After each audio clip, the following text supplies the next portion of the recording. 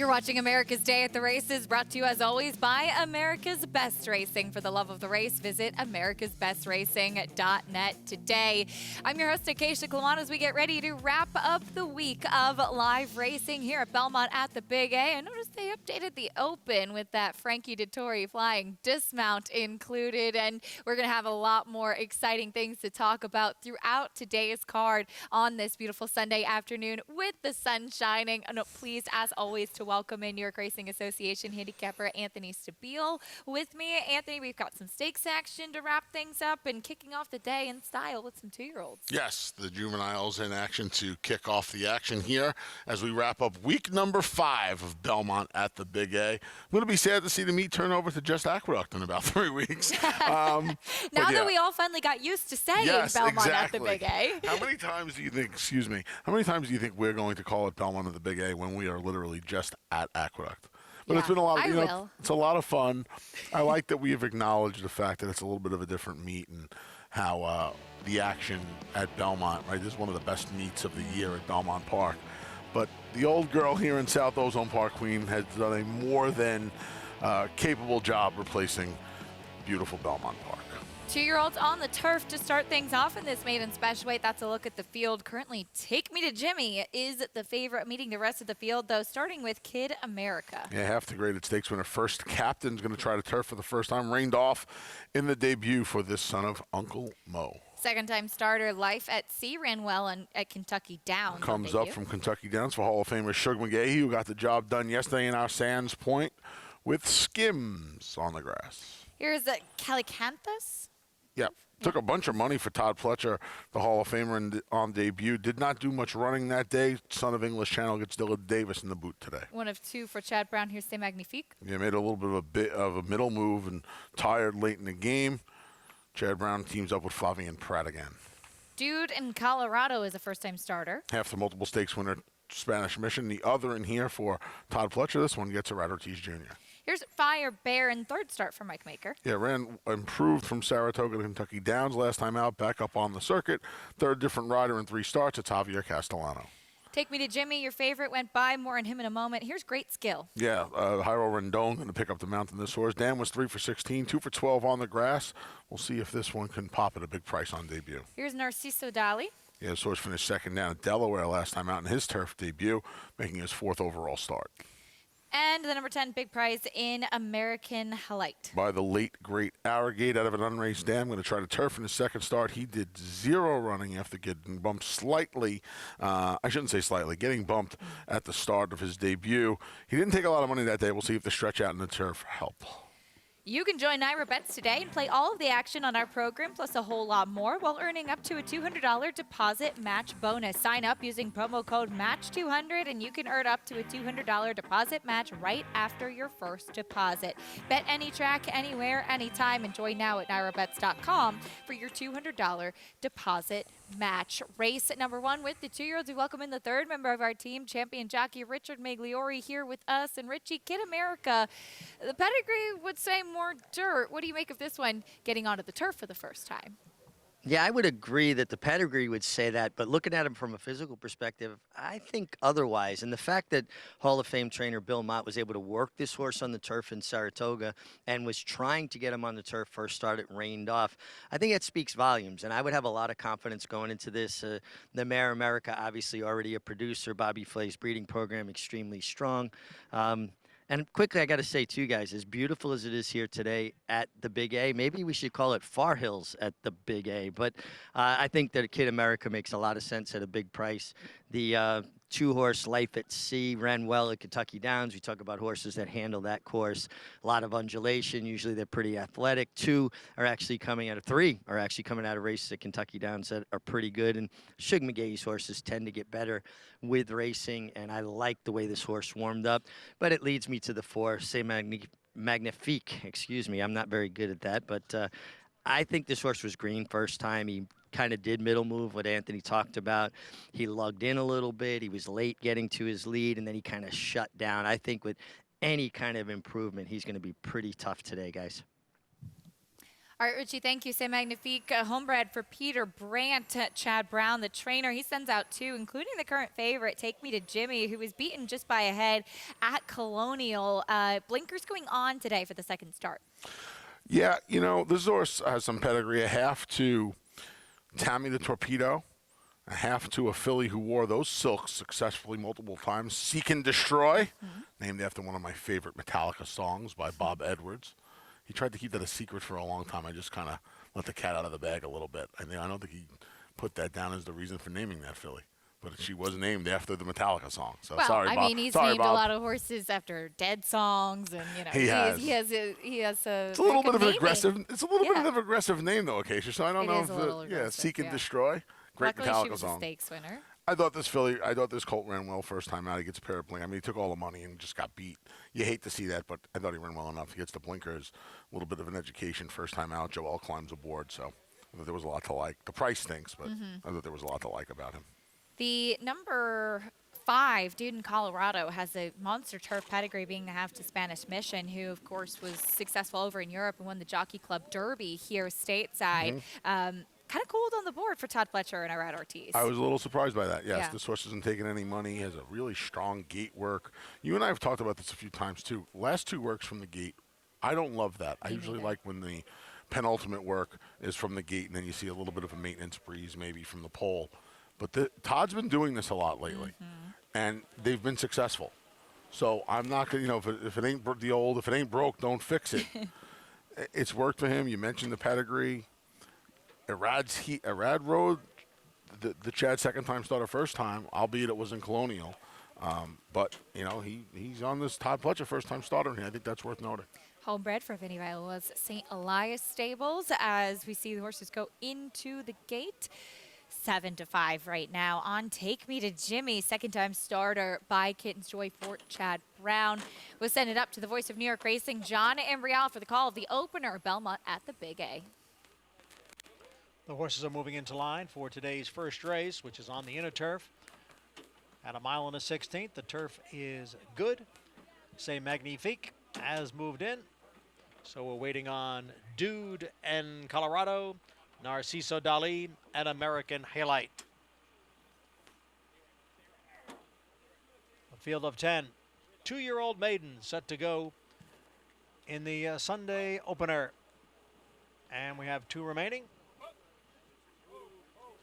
The 9, Narciso Dali, still behind the gate, along with the 10, American Halite.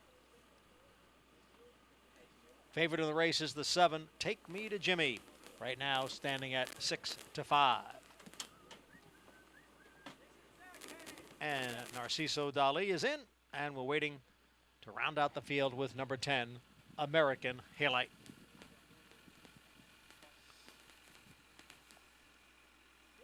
American Halite stepping up with Jose Lascano, and American Halite not yet in there, and now is in the gate. We are ready for the start.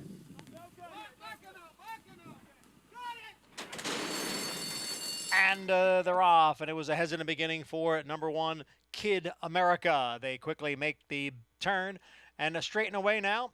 And on the outside is Dude and Colorado. And on the inside is Cali Canthus. And American Halite now ranges up on the outside. So it's 3 of them across the track for the lead. Life at Sea is down at the rail and racing in 4th. And then comes Narciso Dali, who is in 5th. It's almost 3 lengths. Back to a Great Skill, who runs in 6th, being passed there by C'est Magnifique. And Fire Baron is in 8th. On the outside, Take Me to Jimmy runs in 9th here in the early going, and Kid America is in 10th. They are spread out as they head up the backstretch after a quarter in 23 and 1/5 seconds. And the leader is Cali Canthus. Cali Canthus by 2.5 lengths now, with American Halite giving chase in 2nd. It's a break of 3 lengths to the first-time starter, Dude and Colorado, who's in 3rd. The half mile, 49 seconds. Life at Sea runs in 4th as C'est Magnifique gains some ground down towards the inside in 5th. And that move is followed by Take Me to Jimmy. So the favorite is still 8 or 9 lengths from the lead. And the leader is Cali Canthus with American Halite in 2nd. 2 big long shots are 1-2. as the field comes for the top of the stretch. Dude and Colorado in third. On the inside is Say Magnifique, who is coming on now. It is Cali Canthus, and now kicking in on the outside is Dude and Colorado, along with Say Magnifique. They are both gaining ground. Then Take Me to Jimmy and Life at Sea. But it is still Cali Canthus who has the lead and is going to pull off the upset. Cali Canthus at 30-1 as we get things rolling on a Sunday. Belmont at the Big A. Todd Pletcher, 30-1.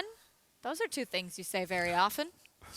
I believe, Acacia, this was a Todd Pletcher exacta as well as I think Dude in Colorado, the first to, finished second. This horse survived a little bit of a pace duel in here. This horse was 3-1 first time out. At Saratoga, going 1 mile and a 16th on debut. Yeah. And was let go at 30-1 on the button in here in just his second start. This does not make sense, and I misspoke. It was, in fact, Say Magnifique who split the Todd Pletcher runners. This race finished Pletcher, Brown, with a 30-1 shot in the mix. So what a day what a Sunday to be alive and playing at Belmont at the Big A. These are big balloons here. Dylan Davis gave this horse a flawless ride, 49-second half mile. I guess having a little pressure didn't matter to Cali Canthus today. Now, we did see a couple of races on the turf yesterday, back on the turf today, given a lot of rain that we had last week. The stakes race in the Sands Point yesterday was wired on the turf pretty comfortably. We see this 2-year-old wire on the turf. Would you think after the rain we had, being forwardly placed and able to get comfortable on the front end would be an advantage? 5 inches in the last 2 weeks. An inch alone Wednesday night into Thursday, to the point where we lost all the action on Wednesday and on Thursday and Friday, I should say. Yeah, I mean, so far from what you've seen, right, because the horses that rounded out the exacta, the Tri, and the Super did make up some ground in here. But we saw a couple of races yesterday where they kind of left the gate. And one of the races, they hit the wire 419. They left the gate 491, and they hit the wire 419. The stakes race Skims, and we'll talk about it later, got a flawless ride from Hall of Famer John Velasquez, but it was a little bit of a middle move ride where he got to the lead when he could and was able to maintain it. So, yes, I think being forward is certainly an advantage on this turf course. Dylan Davis with a good ride and bringing home a 30-1 shot for Hall of Fame trainer Todd Pletcher. Cali Canthus, big prices to start off the day. Coming up a little bit later on, though, that mare Too Sexy, she won't be a big price today in the Floral Park. She looks to defend her title, having won the race last year. Can she get back on track and get her first win since then? We'll talk a little bit more about the feature after this. Warfront. On the racetrack, his accomplishments included this victory in the Vanderbilt at Saratoga. It will be Warfront to win it by 2.5 lengths. Now this son of Danzig ranks among the world's elite sires. With over 100 stakes winners, Warfront's progeny includes some of the world's most talented runners, both at home and abroad. Ranked #1 by percentage of lifetime stakes winners, graded stakes winners, and Grade 1 winners. Warfront, standing at Claiborne Farm.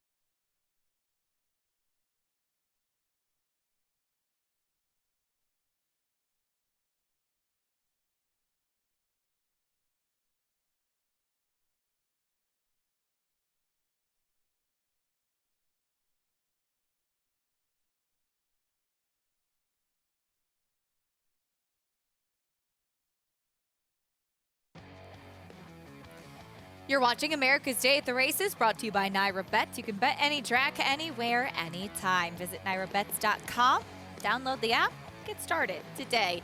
Race 1 in the books. It was a big price, 30-1 on Calicanthus after he was 3-1 on debut. Hopefully you stuck with him. If you did, you were well rewarded today. Absolutely.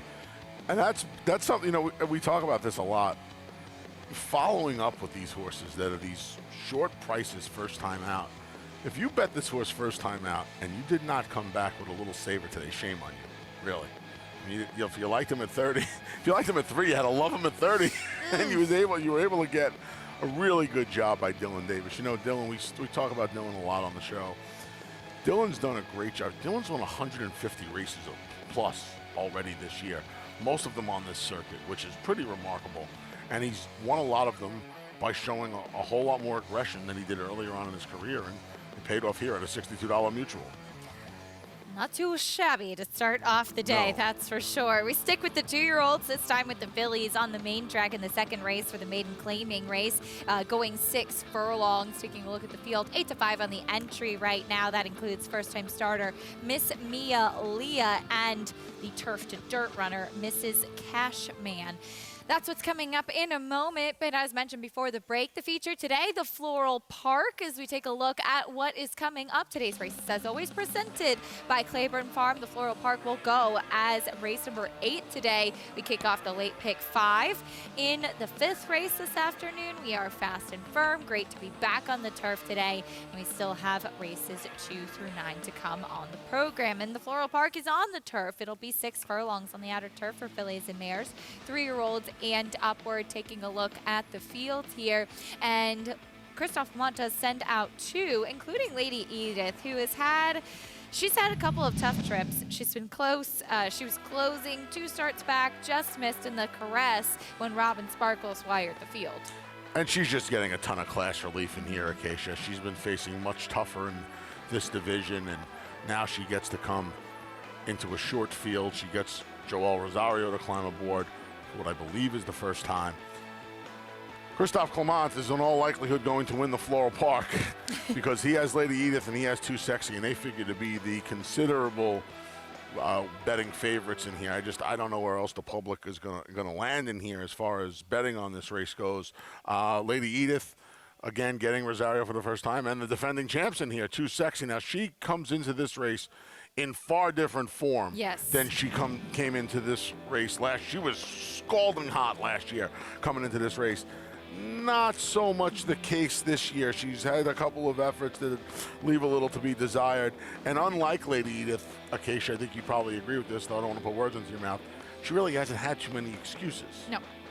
No, she came off of a layoff, 2 starts back, tried the license fee, disappointed as the favorite. And I remember speaking to Christophe that day and saying she probably wasn't 100% fit, and she didn't look at either stablemate Miss J. McKay, the one that was sharper at that time as well. We didn't see her again until the Smart and Fancy, a disappointing effort that day behind Caravel, and we'll see if she can turn things around. Dylan Davis will climb aboard. He has ridden her before in success in an allowance race last year at Belmont. She obviously has some class.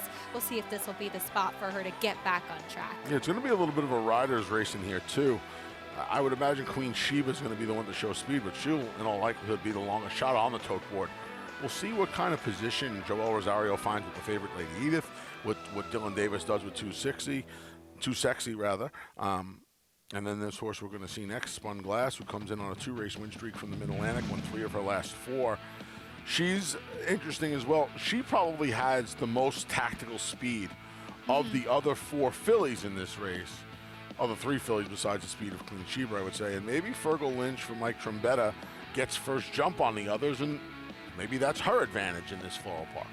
She's coming out of a win in the Camptown. This was against fellow Maryland-bred types, this mare. So she is stepping up to face open company once again here, which she has not been able to be successful doing so in stakes company. So that's going to be the class test versus the 2 others that we talked about, and just versus the company they've been keeping. Yeah, it's an interesting race because of the dynamic, the speed dynamic. Queen Sheba looks like she's going to be the speed, and the fillies who have the best chances on paper I don't want to say they're hindered by the lack of speed in here, but it becomes a little bit of a rider's race. So that's always fun to see in these 6 furlong races, right? Riders' races, distance doesn't really matter. People say, "Oh, mile and a half's a rider's race." Well, you know what? This is going to be a rider's race as well. It's a short field that does not have a confirmed or spectacular front runner, if you will. So be curious to see how it all shakes out. Looking forward to that Floral Park a little bit later on today. That's the feature of the day. We'll continue leading up to the Breeders' Cup with our spotlight. The question that everyone's asking, can anyone beat Flightline? Nobody's beaten him yet as he comes off of that dazzling effort in the Pacific Classic. Talk a little bit about him and his preparations after this.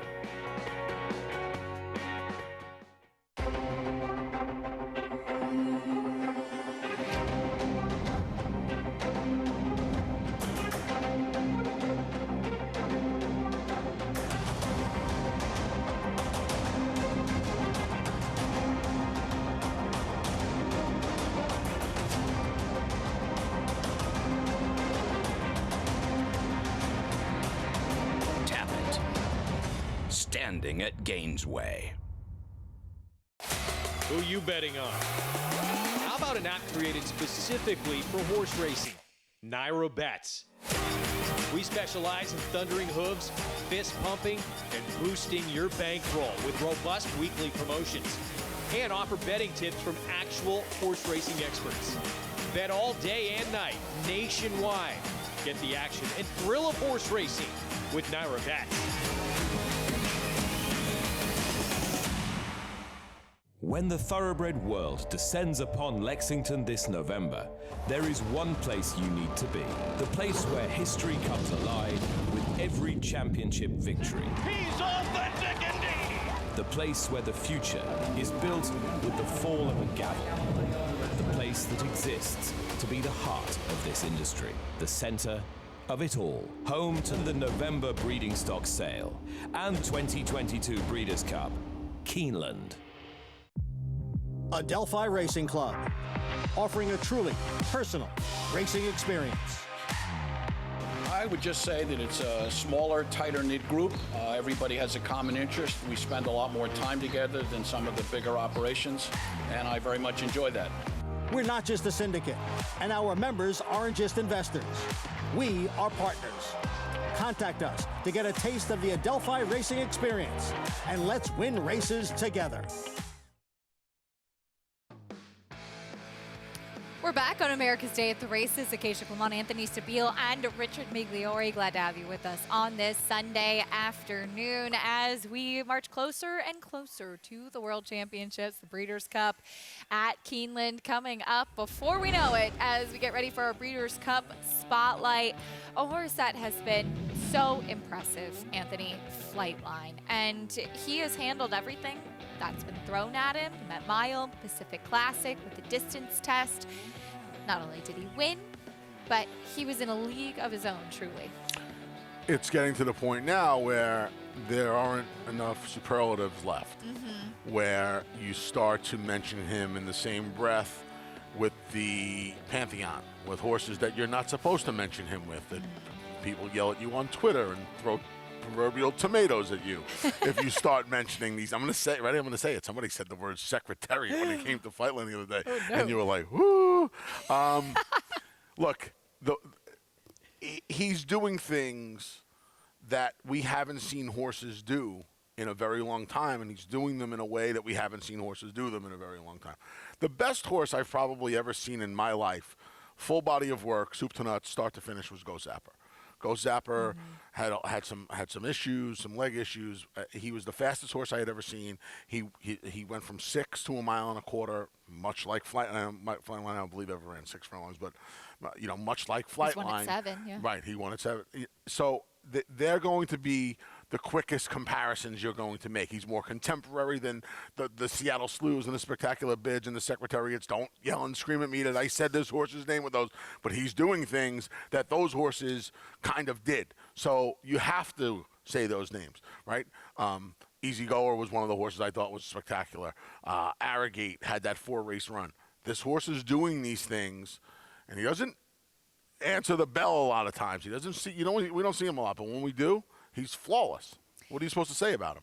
He has. He's done everything so impressively. As we bring Richie into this conversation, Richie, we saw Flightline with a big work yesterday out in California. Regular rider Juan Leyva aboard, and as we've been following his preparations, what were your takeaways from this workout this weekend?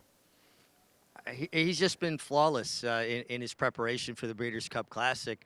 You know, he's working in the dark. He's got the blinking light on so they can kind of keep track of where he is, down the backstretch. And what keeps impressing me is how easily he does things. He doesn't look like he's doing anything, and yet he's going fast. He's, moving as well as a horse can move. His mechanics are incredible, and it looks to me like he just cruises along, waits on his rider, in this case Juan Leyva, a Breeders' Cup winning rider himself. He knows his way around a good horse as well. And then when he's asked or given a bit more rein, he finds more. It almost seems like it's bottomless, the amount of gears that he can find. And I'm with Anthony.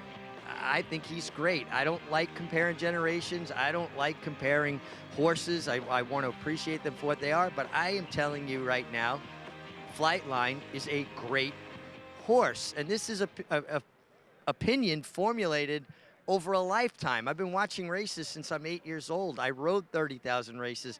I've seen the best of generations, and we should just really appreciate that. We are witnessing a great horse. And I'm at this point, Anthony, I'm going to get tomatoes thrown at me, proverbial tomatoes and rotten eggs, and people, are going to impugn my opinion and assassinate my character. I don't care. I know what I know. We rely on your opinion so much, Richie.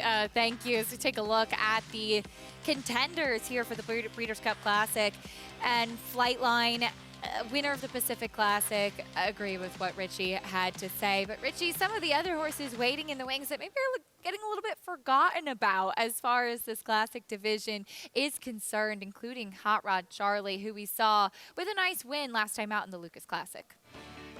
You've got to admire and appreciate Hot Rod Charlie. Now, from the work, I think you've got to take the fact that he has incredible mechanics as well. I love the way he rolls over his shoulder and finds and reaches out more ground. Now, he is a very good horse that you always have to respect, also because he likes a fight. Now, he may not be the greatest. Let's say Flightline's the greatest. He floats like a butterfly, stings like a bee. He's Ali. But you got to say, Hot Rod Charlie's an Ernie Shavers who packs a heck of a punch. And if you're not careful, he can catch you with a knockout punch. So you got to respect and admire a horse that brings it every time, like Hot Rod Charlie.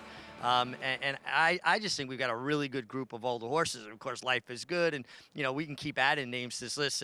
Epicenter going to take on Elders. I think we are very privileged as people that cover racing and racing fans to witness a very deep group of horses. The handicap division so strong this year, and I love that analogy as far as Flightline versus Hot Rod Charlie. Hot Rod Charlie game in victory last time out in the Lucas Classic. As we turn our attention back to today, we have race 2 coming up next, Belmont at the Big A. Again, this maiden claiming for the 2-year-old fillies, 6 furlongs on the main track here. The entry currently 9-5, and they're both kind of unknowns here, Anthony. One a first-time starter, one going turf to turf. Yeah, Miss Mia Leah, the number 1, is the first. Is Dylan Davis looks to sweep the early double here. Belmont at the Big A, and Mrs. Cashman dropping in for a tag for the first time, trying a different surface. So yeah, this was one of those races where not a lot of positive form to go off of. In fact, only the number 7, there she is, Maria from Miami. Kind of self-explanatory, that name, I believe. She's also dropping in. She's the only horse that's ever hit the board. She ran 3rd in her debut. She was part of the entry where the winner was Apple Picker. And so she was part of the winning entry. And it's the only time anybody in this race has ever hit the board. 8-day turnaround for the filly by Candy Ride, who didn't run a step after being steadied at the start last time on the turf. Back to the dirt today. You can play against your friends and fellow fans with the Showdown, a free-to-enter handicapping contest that follows the New York racing on our program. Place your picks now and watch your name climb the leaderboard to earn real prizes. Get started at NYRA.com/showdown. 2-1 on the entry, 3-1 on Maria from Miami. The number 4 Magic Miss is 7-2, and while she didn't do much running on her in her first race, she is taking a drop in class and a second-time starter, keeping Jose Ortiz. The entire field is dropping in class, except the first-time starters. Every filly that has raced in this race has run in some sort of maiden special weight race, either open or in those restricted races, either on dirt or turf or long or short. They are all dropping down, except the filly making her debut. That is part of the entry. Miss Mia Leah, the first-time starter. Dylan Davis on a 30-1 shot. In the first race, he's on a 2-1 shot here. Yeah, not a lot of pedigree for this one. Barn not known for winning first time out, though they do have a positive ROI over the last 22 months. We'll see if Dylan can sweep the double. The other one for the barn, here's Mrs. Cashman. And if Dylan can't, Mrs. Cashman drops in, tries the dirt, didn't take much money in debut, and did not do much running in her debut. Here's Super Caro. Yep, we've seen this team, Mike Denny win some races, as well as Madeline Rowland put over some big prices. We'll see if they can do it again. Here's Magic Miss taking that drop in class. Yes, sloppy track try first time, didn't take much money. We'll see if a fast track and the drop help. First time on the dirt for Extessa. Yeah, rider change to Orlando Moreno Hernandez. We'll see a couple of turf tries if the dirt helps. Number 6, Graceful is next, also turf to dirt. Yeah, cutting back in distance. She went short on the dirt, then long on the turf. She's going to try short on the dirt for the tag today. And Maria from Miami. Yeah, reluctantly the top pick in here. Like you mentioned, Acacia, coming back off just 7 days. She had 8 days. She had plenty of time between her last 2 starts. She didn't do much running on the turf last time out, so I'm assuming Rudy just figured to wheel her right back. The number 1, Miss Mia Leo, going to be ridden by Dylan Davis. He won the first race, again on a big price. He has a date with Too Sexy coming up a little bit later on in the Floral Park. And this filly sold for just $20,000, debuting.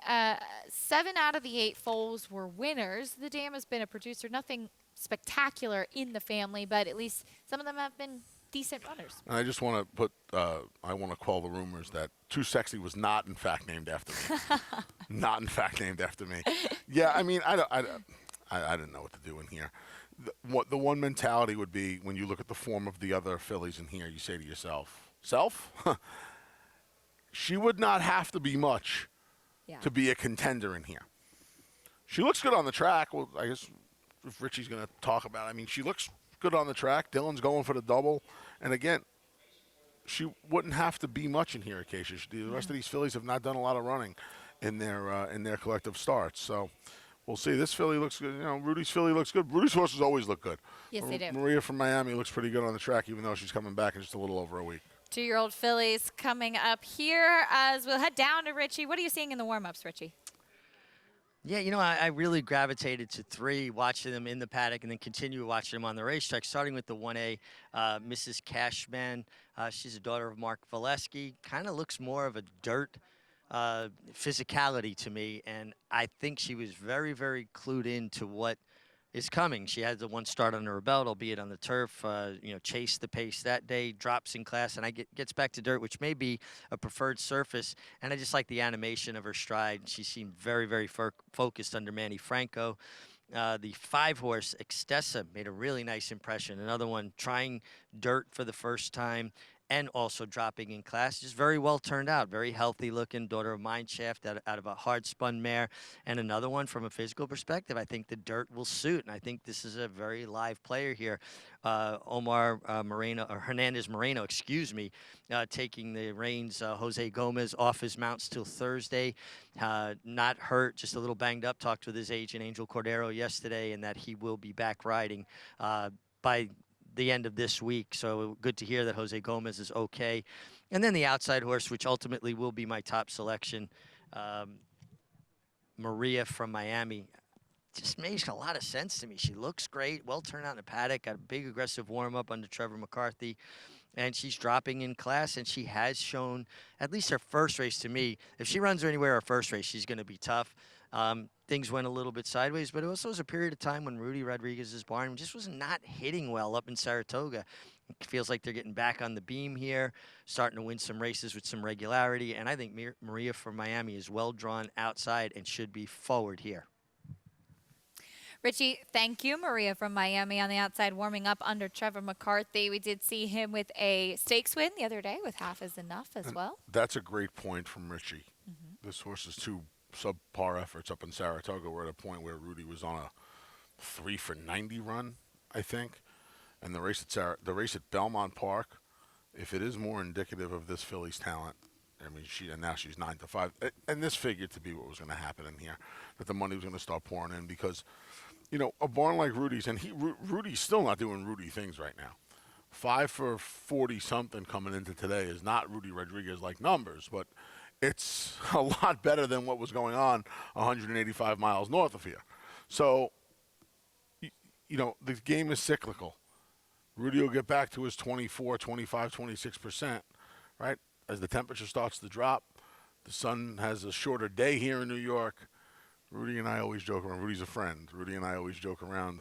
We're two rare birds that don't mind the winters here in New York because Rudy wins a lot of races and makes a lot of money, and I don't mind the cold. So I look forward to winter. And now, I mean, I know you don't. All the money is just pouring in now at 7 to 5. I struggle in the cold weather. I have more natural insulation than you do occasionally. Dylan Davis, as mentioned, will be aboard Too Sexy in the feature today. Here's a look at his mounts. He's already off to a good start.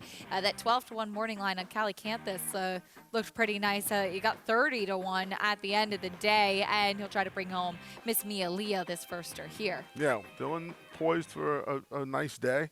You know, Too Sexy is the kind of mare that she probably has the best races of anybody in that race. She just, if she can still find one of those races. And if she can, she's going to be formidable today. If she can't, well, maybe time to be a mommy next year. But probably the case anyway, right? Career winding up, 5 years old, 5-year-old mare, kind of off form a little bit. It's nice to have that option, though. She's already a stakes winner. She's worth some money as a brood mare. You know, when she was at her peak. She has a big pedigree, too. She does She's have a the big half pedigree. to Slipstream, graded stakes winner on the turf as well. Yeah, by Quality Road, it was, in my opinion, a real Beautiful underrated mare, racehorse. well put together. Yeah, I'll be excited to see what the future has in store for her, but hopefully one more stakes winner before she goes off to that next chapter. 6 to 5 on Maria from Miami in the second. 2-year-old filly sprinting on the main track. We'll send it up to John and Brielle for the call.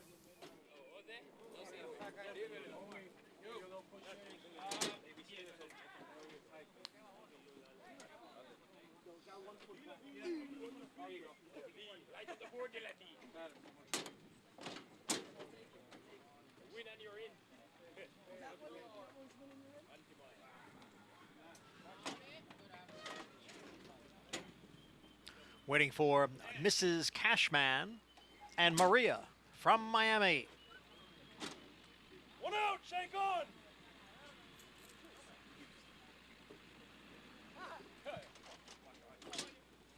Maria from Miami moves in, and we are set for race number 2.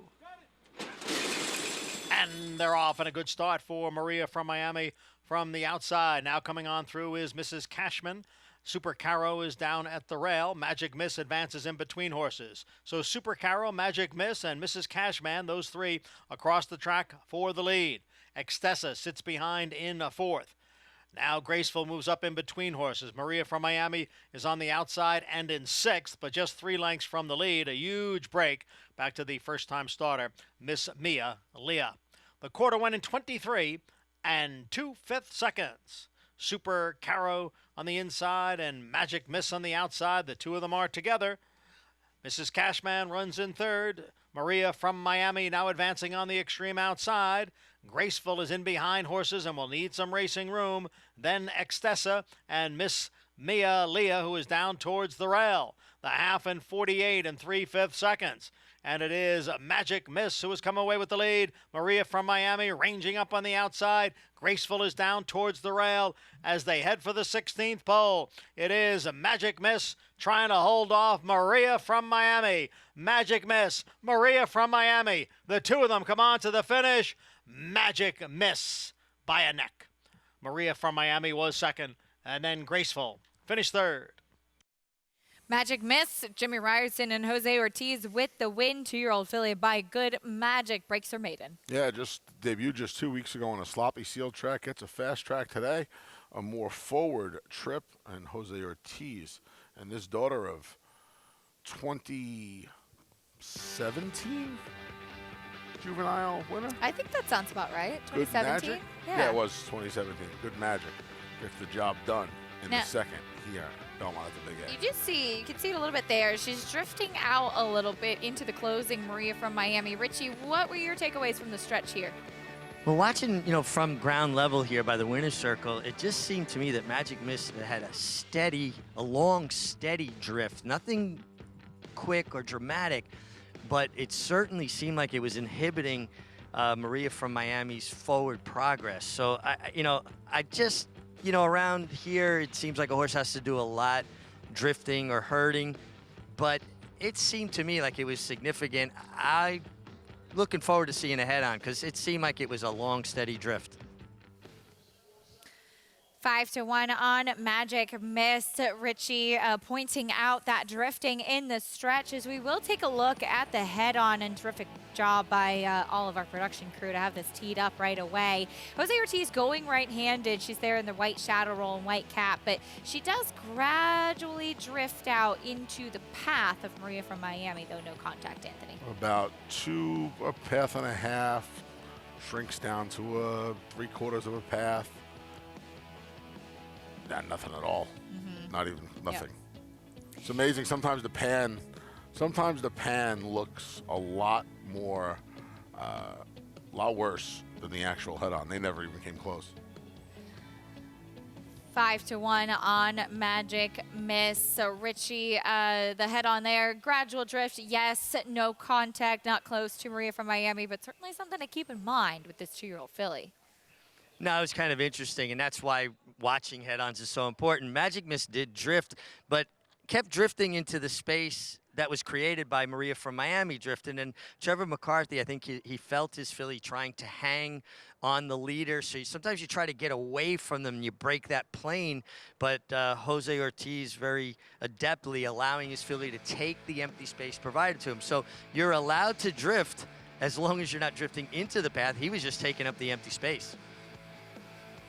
Richie, thank you. Magic Miss, as Jose Ortiz does continue to urge her along right-handed, trying to kind of guide her in a straight course more than anything else. But I think Richie's point is well taken that Trevor McCarthy aboard a filly who doesn't necessarily have a winning habit, wanting her to kind of re-engage with company next to her. He was also, Trevor McCarthy, going to left-handed urging. So to Richie's point, trying to maybe get away from Magic Miss. Did not work. Yep. The winner, Magic Miss over Maria from Miami. This 2-year-old filly getting the win by Good Magic. $12 winner over your even money favorite, number 6, Graceful, at a big price, checking in third at 37-1. We turn on to the next page. Race 3, sprinting on the main track. 6 furlongs, $20,000 claiming race for 3-year-olds and upward. Here's the field. The number 6, Quick Return, is currently the favorite as she does drop in class for Gustavo Rodriguez. Picked up for 16,000, 2 starts back. They got a little over-ambitious last time out. Yeah. 2-1 morning line favorite. He's a little dull on the board right now at 5-1. Favoritism right next door. In Sky We Trust. First off, the Carlos Martin claim. A little bit of an equipment change. And that Arado Ortiz Jr. guy. He kind of tracks some money at the windows. And clearly, I numbered my past performances incorrectly. So the 5 is the favorite in this upcoming third race. When we come back, we'll talk about horses helping humans, Second Chances Farm, but the Thoroughbred Retirement Foundation, and all of the good they're doing for both human and equine. An obligatory goes by the ball. And Winston. Here comes Malathaat. Here comes Clariere on the outside. They're coming to the finish, and it's going to be Clariere. Nest, much best, the best. She won by better than 10 lengths. Cody's Wish on the outside. Cody's Wish with the upset in the Fargo. Malathon grabs the lead in deep stretch, and Malathon has won the Personal Ensign Stakes. Curling, the classic sire.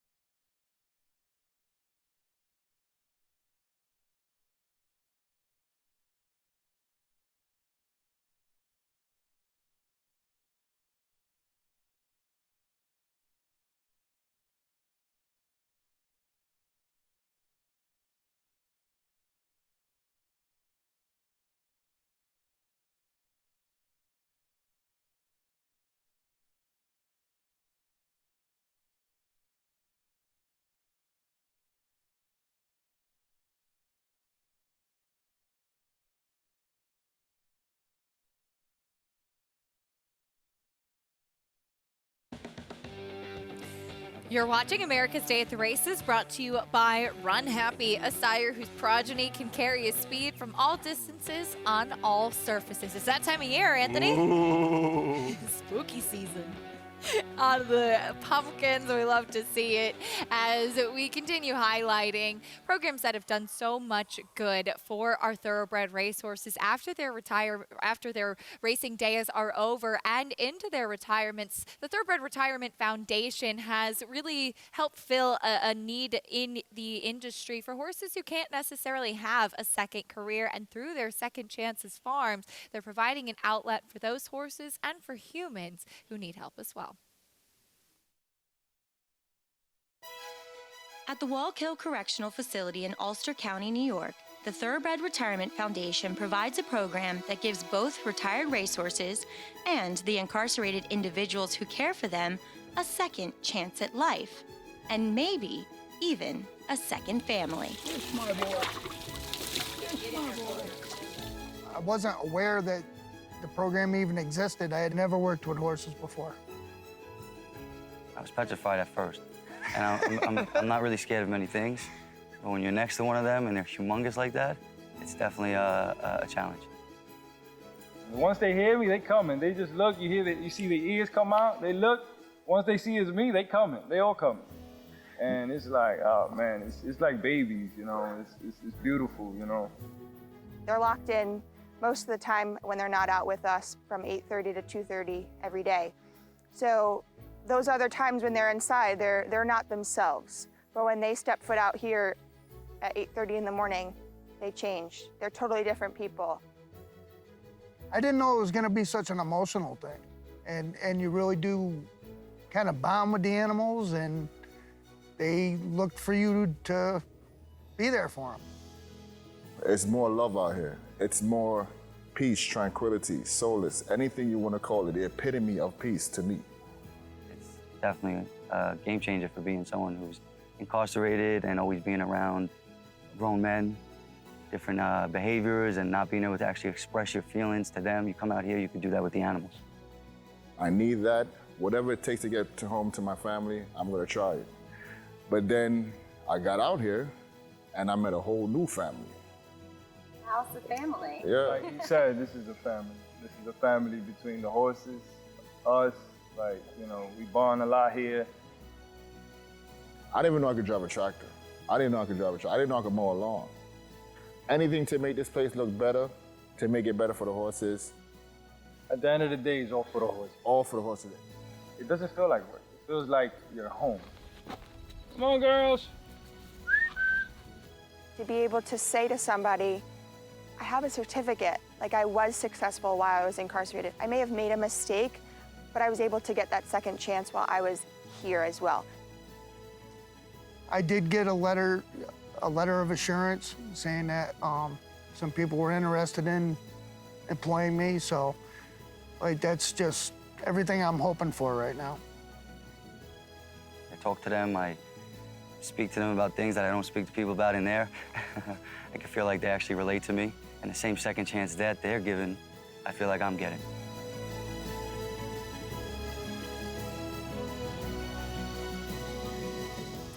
The TRF and the Second Chances programs, just such incredible groups of people that make these programs possible, and so grateful to it, because seeing just what they do day in and day out, Anthony, is really amazing, and can't say enough good things about the Second Chances programs in the TRF. Tireless work done by all the people involved, right? And it's great to see the rehabilitation process.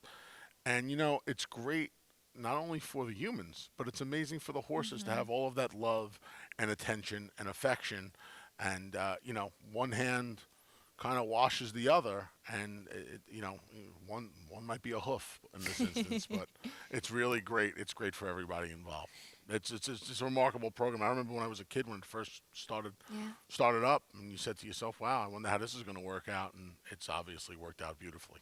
And you're absolutely right. Those horses are so spoiled. I've not had the privilege of meeting the ones at the Wallkill facility, but I've been to Lowell in Ocala, and those are the most spoiled, loved horses you'll ever be around. So terrific job on Maggie Wolfendale and the team with that feature on the TR facility at Wallkill. When we come back, we'll take a look at the highlights from yesterday. Skims wiring the field in the Sands Point. Big win for that filly for trainer Shug McGahee. We'll reflect back on the Saturday action after this.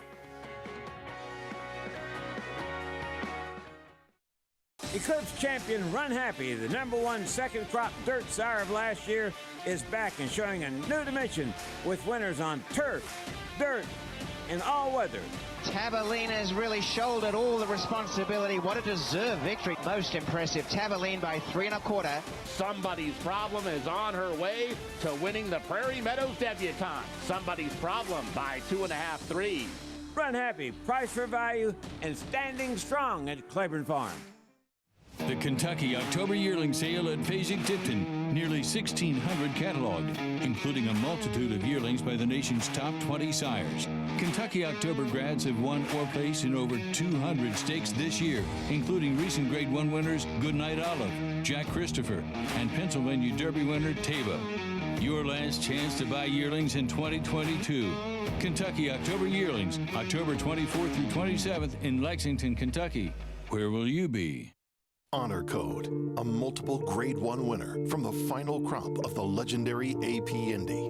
Never off the board in 11 starts, he was crowned champion older horse before retiring. Now he is living up to the promise of his pedigree, with progeny like Grade 1 winners Honor AP, Max Player, and Maracuja, and multiple six-figure yearling sales. Honor Code stands to continue his sire's legacy at Lane's End. Racetrack Television Network brings you every race, from every track, on every screen, every day. With monthly packages starting as low as $5, RTN gives you great value and access to more live HD streaming and race replays than anyone. Visit RTN.tv today to sign up and watch on almost any device, including Roku and Amazon Fire. RTN has packages that start at $5 per month.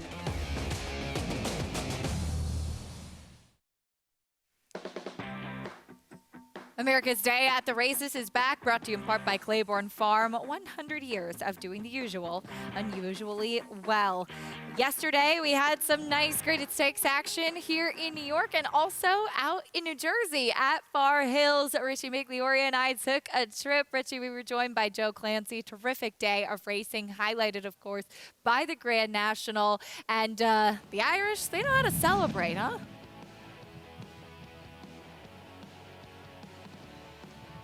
Well, we'll get a chance to hear from Richie in a moment. The Grand National yesterday, it was Hewick with the win for The Shark has Richie back with us here. I know you were right trackside for this big performance from the Irish horse. It was a tremendous performance. And like you said, John, the Shark Hanlon, talking about an emotional and exuberant celebration afterwards after winning the American Grand National. And Hewick, for a horse that could stay 3 miles or more, he won going 3 miles and 5 furlongs. When he was laying up so close to the pace and traveling as easily as he was and jumping as beautifully as was, you knew about a mile into the race, he was going to be very tough to beat. And the interesting thing is horses that have been steeplechasing run against hurdles, the fear is they'll jump too high and be less efficient because they're spending too much time in the air. Well, speaking with the Shark previous to the race, he said, no, we schooled him over hurdles, and he really took to it, and he certainly did. As efficient a jumper as you're going to see, and that was a spectacular performance and a spectacular day of racing. It really was so much fun to be there. Hewick, winner of the Grand National yesterday, a horse that John Hanlon had purchased for less than $1,000 US, $991. And now winner of the Grand National, amongst many other successful races. The Irish flag being raised, and it was very cool getting a chance to be there, Anthony, see the excitement, the exuberance from the team, and a really class racehorse as well. Yeah, they were fired up yesterday. They were really fired up. Unfortunately, Snap Decision just didn't. Not to stay. He was the only American-bred runner in that field yesterday. I realized that on our graphic when we were hanging out here with Mr. Lafitte. But yeah, I mean, it was a big win for that horse. Like Richie said, I mean, these races are they're multiple miles, but you kind of saw the cadence this horse was in early on in the race, and he just looked like he was relishing what he was doing out there. The Irish bred hanging out in Jersey for the day. He got the job done. He got the money, and he got that big Grade 1 victory. Oh, they enjoyed themselves in Jersey, let me tell you that, as did everybody else there at Far Hills. We were so privileged we got a chance to be there and cover the races. So much fun, and hope to get to experience it again next year. Yesterday here at Belmont at the Big A, it was the Sands Point, the feature. Skims able to use that speed down to the inside to her advantage under John Velasquez. She got a great ride from Johnny, who kind of made that middle move to take the lead away and just draw off. Kind of a reversal here with Vergara. The last time these two met was down at Kentucky Downs in the Dueling Grounds Oaks, and they flip-flopped roles yesterday. One was the hunter, one was the hunted. Huntress, I guess, in this instance. But yeah, Johnny, Hall of Fame ride, took the initiative. We talked about this earlier. You want to be forward on these courses right now with all the giving them and all the rain we had occasionally. So Johnny kind of recognized that. And for a filly who had often been the bridesmaid and rarely the bride, she got the job done yesterday. A nice performance from Skims. Pizza Bianca making her first race since trying the coronation at Royal Ascot. And while we did see the race wired, she made up some ground to be fourth late. Yeah, widest of all in the stretch, and we'll see how she does in her second start from the Ascot try next time she faces the starter, Eminent Victor, round out the try. It was easy as 1, 2, 3 yesterday in the Sands Point. Indeed it was. Earlier on in the day, meanwhile, a race I know you were really excited about, Holy Matrimony making her first start since April 2019. Excuse me. Yeah, for you Talking Horses fans, it was an 8-lunch day for the Big A yesterday. I got 8 of my lunches back, 5 of them with Holy Matrimony. April 18th, I believe, was the last time Holy Matrimony had seen the starter here on the circuit, on any circuit, in fact. Broke his maiden first time out, came back about 3.5 weeks later. And those were 2 races against State-Bred Allowance and Maiden Special Weight Company. This was against $16,000 claim. It was claimed by Oscar Barrera III out of this, but a 3.5-year layoff, 40 months to be exact. And Holy Matrimony said, I do, to the question, were you ready off the layoff? I've used that on back-to-back days, and I'm equally embarrassed on back-to-back days. Well, like I said yesterday, joking, but it's true. Holy Matrimony, his last race, I wasn't even working for NYRA yet. I was talking to the legendary Johnny I about this. there have been so many changes in the world and in my life since I was 140 pounds heavier the last time Holy Matrimony. And Rob Actress, I mean, you know, Lafitte said to me off air, best training job you can think of. The layoff, and everybody says DeHaas and Michael Dickinson. I mean, he won the Breeders' Cup. He won the Breeders' Cup Mile in 2 of 3 starts with a money allowance race somewhere in the Mid-Atlantic. I think Carlos Marquez Jr. rode him. That's the answer to the trivia question in between the 2 Breeders' Cup Mile victories. And of course, on that level, I mean, it's a Breeders' Cup race, and you're winning one of the toughest Breeders' Cup races every year. It oversubscribes, the Europeans, the sprinter stretching, the route horses cutting back. I get it. But you win with a horse off a 3.5-year layoff. I don't care if it's a nickel claimer in the middle of the night at Charlestown, if it's a 16 claiming here, or if it's the Breeders' Cup Mile. It's a fantastic training job. A big deal, for sure. Holy Matrimony back to the winner's circle. Is first time in a long time seeing the racetrack, and right back to get the win for Rob Actress, who does send out Winning Drive in this upcoming 3rd race. The number 2 in here, first off the reclaim, I should say. Always an intriguing prospect when a trainer dips back in, as we'll head down to the paddock, and starting there, check in with Richie. Yeah, we'll start right there. The 2 Winning Drive, son of Flatter, who has over the years thrown a beautiful horse, and it's a good-looking horse. Rob Actress horse always well turned out, making the first start off the Rob Actress claim. He was well beaten last time by Quick Return, but from a physical perspective, really got to like what you're seeing from him. The 3 Pianza starting for the $20,000 level, dropping in class here. Is a sharp-looking horse. Horse that carries pretty good weight, but you start to discern which trainers' horses carry a little bit more weight, and it's not a sign that they're unfit or they're not as tight as they should be. It's just that's their trainer's style. They get horses that carry a little bit more weight, pack the groceries in them, and his coat could not be any more resplendent. And the 6 would be the Paddock check mark for sure. Quick Return horse that won back-to-back races, 12-5 level, 16 level. Was in over his head last time and didn't disgrace himself. And he continues to make a nice impression physically. I liked this horse in Saratoga over the summer, and I continue to like him now. All right, Richie, thank you. Horses leaving the paddock for this 3rd race. Fast main track, sprinting, going 6 furlongs here. Stepping onto the course, the number 5, In Sky We Trust, with Irad Ortiz, the favorite still. Here's Gandy dancing, taking a drop back down in class. Yeah, he opened up short. The last time he took a bunch of money, he galloped in Saratoga, 2 starts back. First start in about 7 weeks. Rob Actress's runner, Winning Drive, is next. Yeah, like we talked about, he dipped back in for Winning Drive, who found some good form in the middle part of this year. We'll see if he can find it again. Here's Pianzi. Drops in from the State Bred Stakes ranks, gets Manny Franco to substitute for the off his mounts Jose Gomez. Cut back in distance for FF Rocket. Yeah, a little bit of a drop in class from the starters as well. This horse has only won some condition claiming races. Popular at the claim boxes, In Sky We Trust. And popular with the windows, 2-1 right now. Blinkers off. Irad Ortiz Jr. on. As consistent as his horse has been, he has not won all year. Dropping back down for Quick Return. Yeah, claimed by Gustavo Rodriguez for 16. They took a shot in the state bred ranks, now back in for the open 20. Here's long-term thinking, 14-1. 13 second-place finishes in his career. It took him a long time to win, but he's got 4 wins since that day. And biggest price on the board, here's Musical America. Once upon a time, Musical America would have been odds-on favorite to win this race, but he has fallen through the claiming ranks, and he is currently the longest shot on the board. We talked a little bit about Rob Actress and bringing Holy Matrimony back. He's got Winning Drive here, standing by with Richie. Yeah, okay, so let's talk about Winning Drive first. And one thing that stands out to me, Rob, is your horses always look good. And I think that's a sign of a good feed program. But also, you must have a really good group of grooms. We do, actually, yeah. We have a lot of guys that, have been around for a long time. They've worked for a lot of good guys, and they're very responsible, and they take a lot of pride in their work. So that's definitely a key.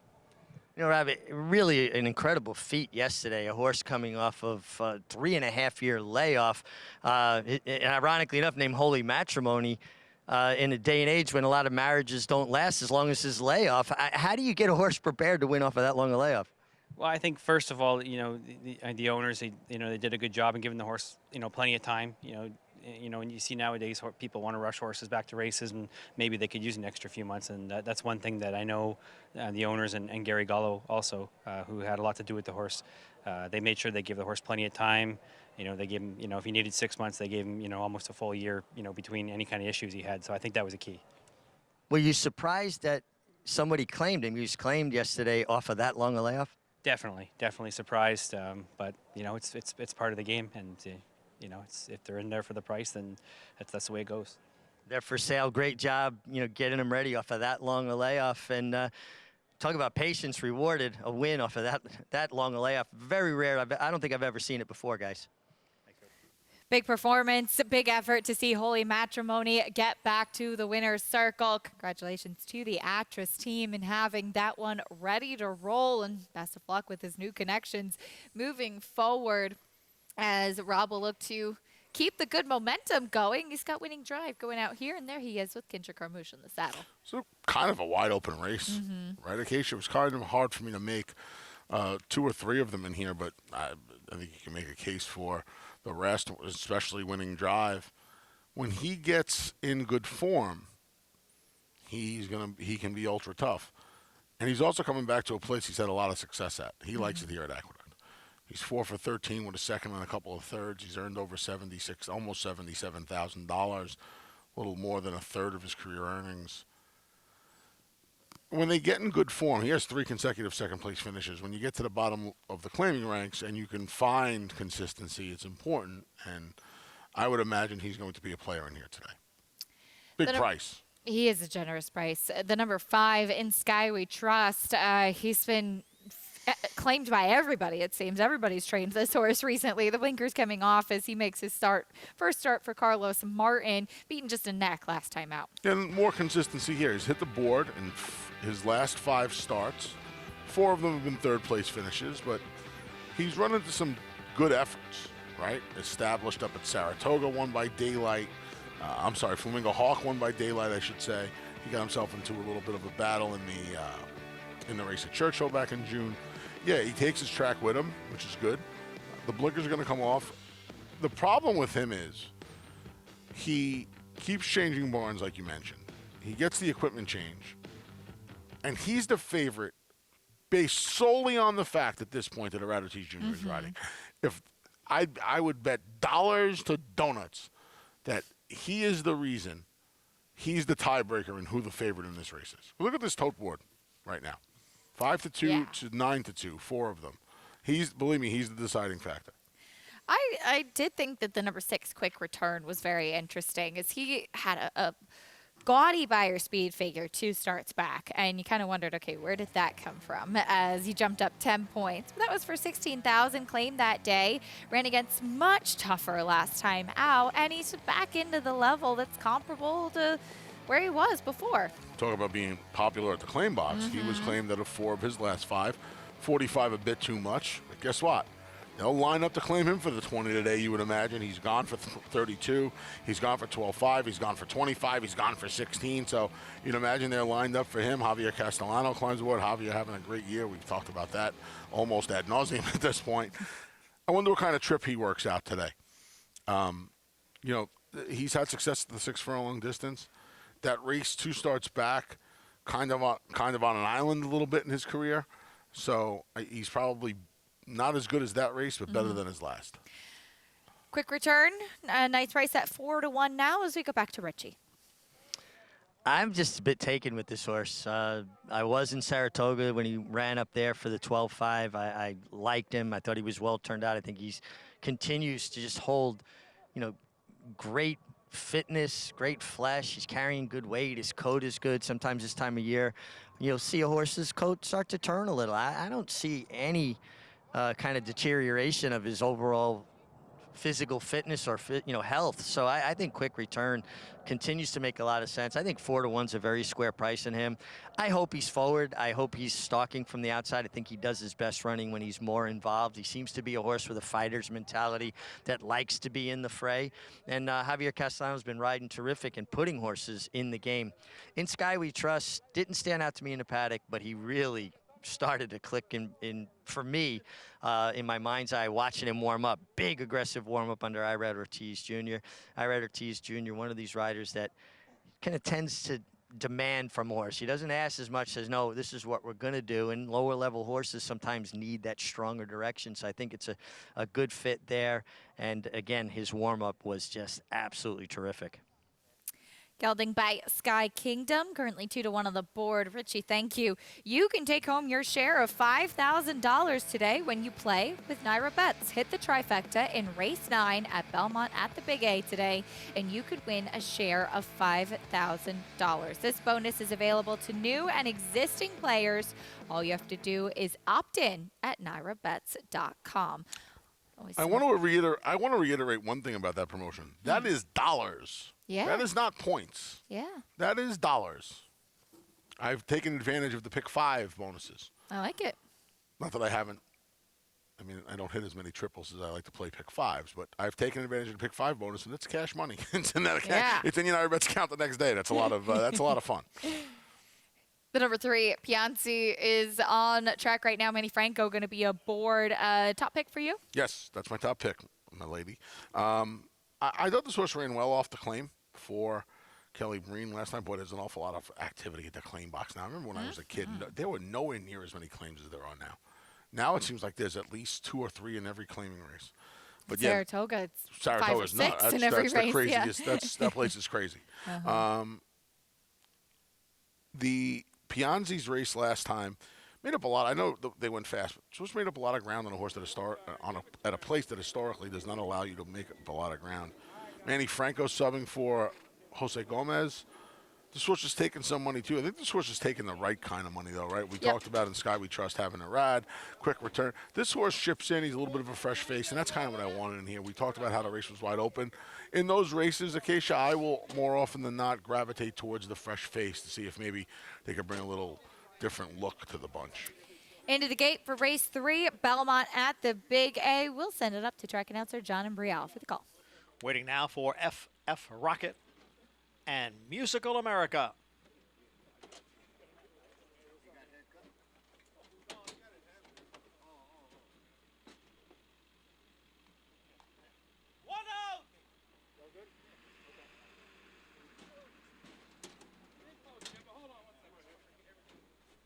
Just about set for race 3.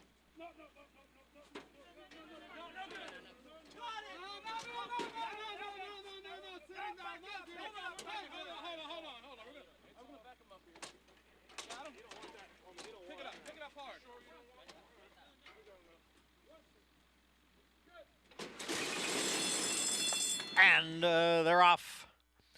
Gandhi Dancing from the inside post is out for the early lead with FF Rocket and Quick Return right together, second and third. Winning Drive is next in fourth. Far outside, Musical America runs in fifth. Then Pianzi in sixth. And between horses, In Sky We Trust and Long Term Thinking trails the field in eighth. Gandhi Dancing leads here by a half length with FF Rocket and Quick Return. Quick Return moves into second. FF Rocket is in third, and Musical America fourth. The opening quarter mile, 23 seconds. And now they're midway around the far turn. Gandhi Dancing on the inside, and Quick Return right alongside. Musical America is in third. FF Rocket now back running in fourth, followed by Winning Drive. Long-term Thinking in the white blinkers as the field comes off the turn and enters the stretch. In Sky We Trust is widest of all, but is now gaining some ground out in the middle of the track. Here is Quick Return to take over the lead. In Sky We Trust continues to move up on the outside. It is Quick Return and In Sky We Trust. Quick Return is in front. In Sky We Trust is second. Quick Return is the winner here by 2 lengths. In Sky We Trust was second, then FF Rocket and Gandhi Dancing. Quick Return with the win. We talked about some of his merits. Second off the claim for Gus Rodriguez, and he's able to hold off In Sky We Trust. Yes, very nice effort today. 111 and 1 the final time. In Sky We Trust came with a big late rally, but Quick Return. An insurmountable lead was built off of the far turn. Gets the job done as your 3-1 second choice. Favorites finish 1-2 in inverted order. Harvey Pack used to love love to say that. He would say that at least once or twice a week. I like it. 3-1 on quick return. A nice top pick by Mig, as it was 6-5, 4-1 in the third race. Belmont at the Big A. Quick return, Javier Castellano. We have been singing his praises pretty much nonstop, it seems, over the last 4 or 5 months or so, and rightfully so. He just continues to win. The renaissance of Javier Castellano. My PPs say 125 wins, probably a couple of days old. Say he's going to be close to 130 wins with 2 months left in the year, 10 weeks left in the year. I would imagine 150 wins, not out of the realm of possibility. That's pretty remarkable for for a guy who people were starting to write off a little bit. Absolutely. With the win, with quick return dropping back down in claiming price. Wonder if he's off to a new home today. Third race at Belmont at the Big A in the books. We'll continue recapping the action from yesterday. It was British Champions Day, and it was an upset across the pond. Baid tasting defeat for the first time as Baybridge picked up the big win for trainer Sir Michael Stout.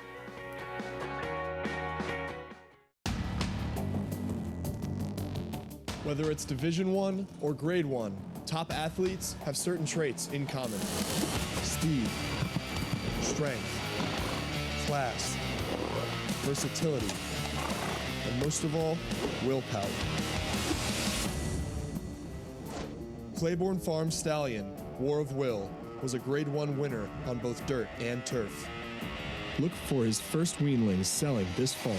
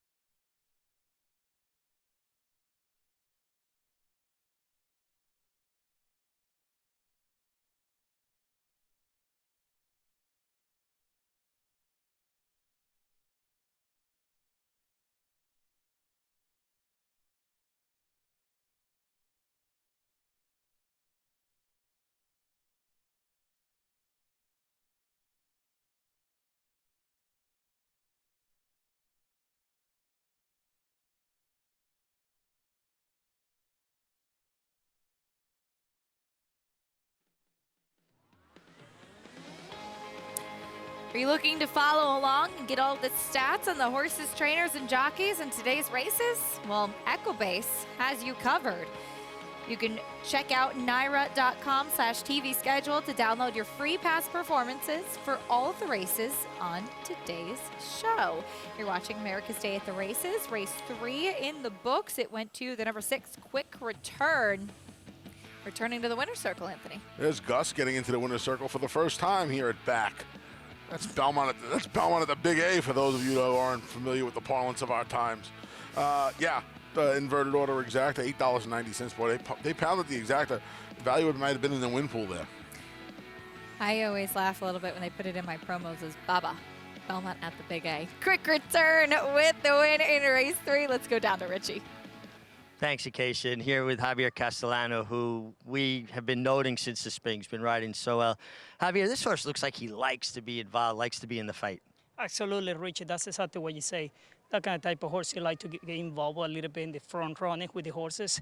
And I think the kid was pretty good out of the gate. Get a good position, let him step, and let him finish. That's exactly what I did. The horse, I know the other horses that try to get a bit horse come from behind. My key was letting get possession, letting settle, and save something for the end. I think that's what the key is success. Well, you did it to perfection and were able to hold off those. I'm always amazed, and I understand the mentality, but for people out there, you've done everything. You're in the Hall of Fame. You won multiple Travers, all kinds of leading rider titles, and yet you ride a $20,000 claimer with the same enthusiasm. Explain the motivation that you still have. It's a very competitive game. I think I don't take anything for granted. In this game, and a lot of young generation, you have to be competing the high level. And the only way you can compete the high level, you have to be very dedicated. You have to be consistent and do your homework. And you gotta ride hard. You gotta ride hungry. And that's exactly what I show the people. I want to do in the game. I want to be competing. I want to be in the top. Well, you're showing it to everybody and doing a great job, and we're really enjoying watching it. And guys, I remember when Javier was the young guy coming up, and I was the old guy on the way out. He's still young. You're still on the end, Richie. So always love when Richie has an opportunity to catch up with the jockeys. You can see just the mutual respect and admiration, and you really see them kind of open up a lot and sharing some of the motivations with Richie and somebody that's been there, done that. You see Javier waving to the crowd. Still have a lot of Javier Castellano fans among the Big A faithful, I can tell you that. Belmont, the Aqueduct faithful. There's no crowd like it. What did I just? Did I say the Belmont faithful? You said the Belmont at the Big A faithful. I did. Well, that's what it is. That's where we are. I'm committed to it, Acacia. I mean, I'm committed, all right, but I'm committed to it. I appreciate the commitment. King Angelo, the favorite in race number 4 coming up. The big favorite yesterday on British Champions Day, though, was Baid, who was undefeated coming into the Champions Stakes. And he was there in the white and blue striped cap, Anthony, and just didn't have it today. Bay Bridge with the win. Connection to Baid saying that they thought the ground was up against him. Yeah, you know, you watch this race, and it kind of like, you hate to make excuses for these horses in their swan song and trying to stay undefeated, and right. I mean, I thought all the Frankel talk was ridiculous to begin with, but it did look like he struggled with this ground yesterday. It looked like, you know, and it's funny too, occasionally, because I mean, obviously from here, he doesn't look like a big heavy horse, but he looks like he was just falling into that ground almost, and he wasn't getting his hooves out of there. Yep. And you know, I don't care how good you are, if you can't take to a turf course, you know, that's something. Listen, he wasn't running against a bunch of slouches yesterday either. No. That's the thing. That's no slouch right there. No, it's Bay not. Bridge, yeah. Sir Michael Stout, the trainer of Bay Bridge, a big win for him. Talented runners. Disappointing, of course, to see Baid taste defeat, but that's the name of the game. I mean, you just heard it from Javier Castellano. It's a very competitive game. No question about it. At Best Keeneland, game outdoors. Exactly. At Keeneland yesterday in the QE2, Gina Romantica, just a couple of races back, had switched the turf and now picks up a win in the QE2. And this would be the 5th win in this race for trainer Chad Brown. Yeah, this was a fantastic ride, too, from Flavien Prat, saving the ground, splitting horses, waiting. McCulloch came with her run, just was second best on this afternoon. Gina Romantic is actually leaving her rivals, the last football field or so. Yeah, big effort. Really nice effort for a filly who's only made 3 turf starts now, right? The family was more dirt. Gift Box won the big cap back in 2019. Chad originally had Gift Box in his career. John Sadler wound up winning the races with him out in California, the big ones. Gift Box was kind of a bridesmaid around here for a long time, right? He never really got the money, and then he went to California and became a graded stakes winner. Little Sis, she gets it done on the lawn. Grade 1 winner now on the turf as well. Gina Romantica picking up the victory in the QE2. Flavien Prat in the saddle. Big effort from that filly there in Kentucky as we continue to see just the racing around the country, around the world, as we've been showing. So fun. It's such a fun time of year right now. 5th win for Chad Brown in that QE2 Cup. It's a lot of fun. I did this math when we went to break before. We're 3 weeks away from the Breeders' Cup, and it's crazy that less than really 3 weeks. 3 weeks from today, it'll all be done. We'll be sitting here recapping all the action.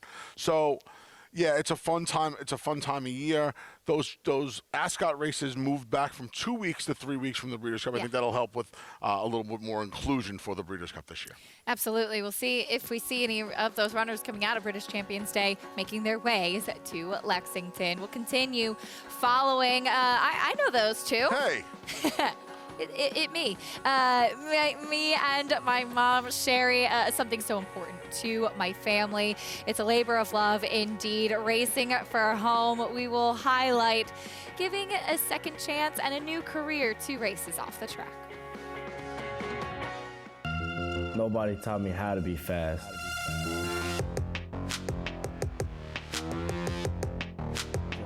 Just win to be fast. Nashville under no stress whatsoever. Simply incredible. Never asked for a thing. Track record. This is one of the most impressive sprint performances that we have seen. Launch your thoroughbred ownership experience with Flying Partners Racing, a New York and Florida-based racing partnership with winning percentages over 20% at Belmont, Lone Rock to win, and 25% at Saratoga in 2021. Ice Princess. Limited opportunities available now, with yearling partnerships coming this fall. It is Tell Your Daddy. Meet the Flying Partners team at our open house. Visit flyingpartnersracing.com to learn more.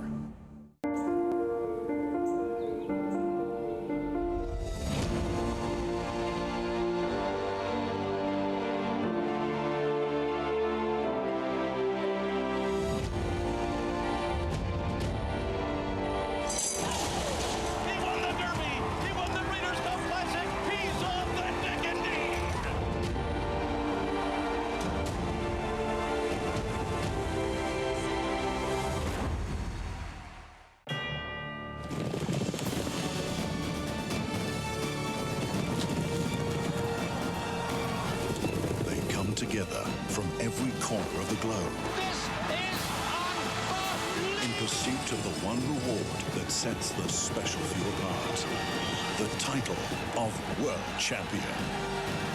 Don't miss racing's ultimate coronation. The Breeders' Cup World Championships at Keeneland. Tickets on sale now.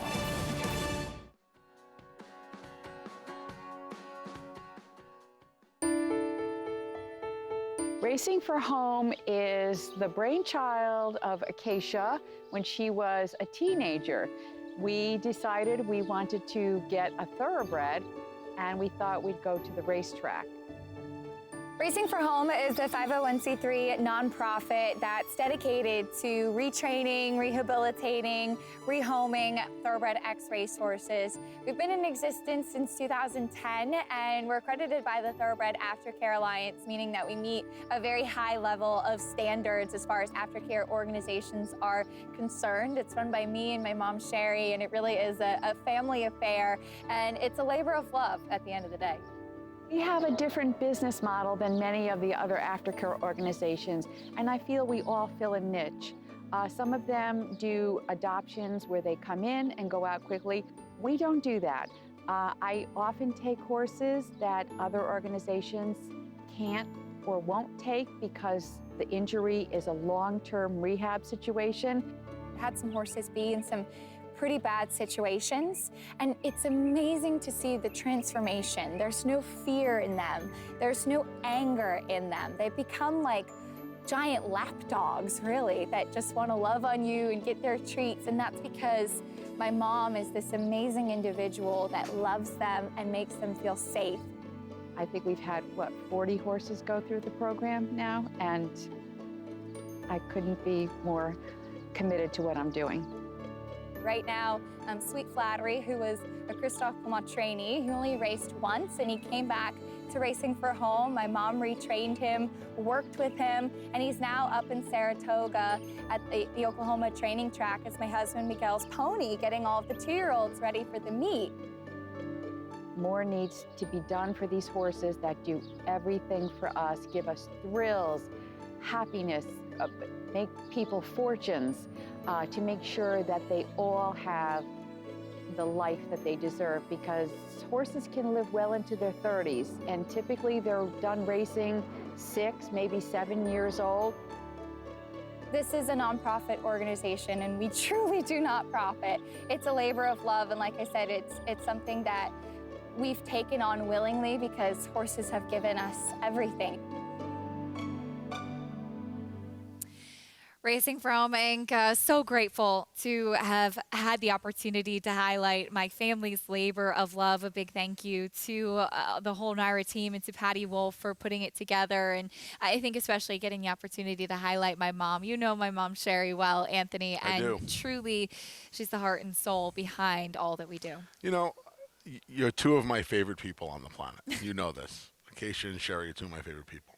And more often than not, this would turn into a big love fest, and I would be all night. I have to say, where was my man Brian Courtney on that feature? He didn't want to do the interview, but he did have a nice cameo at the end. All right. Well, I didn't know about this. I had to stick up for my main man, Brian Courtney, despite the choice of baseball cap that he wears. But Brian does, the whole family does it. And that's not because Acacia's one of my closest friends. Acacia's like my sister. They just do an amazing job up there and do whatever you can for them. And Sherry, it's, Sherry's the kind of woman where it's not just her program. She just wants all of the horses cared for. Her and my mom, I think if they could just build this one big farm, they would just take all the dogs and horses and cats and just put them there and just run around all day and take care of them. Would not deal with another human for the rest of their lives. That would be a dream, that's for sure. You can check out racingforhomeinc.com for more information on our organization. Again, so grateful to have the opportunity to highlight the work that we do each and every day.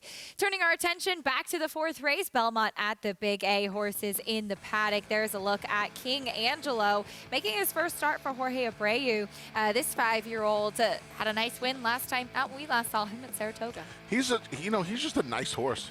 Okay, even money right now, I'm a little surprised at how much money he's taking.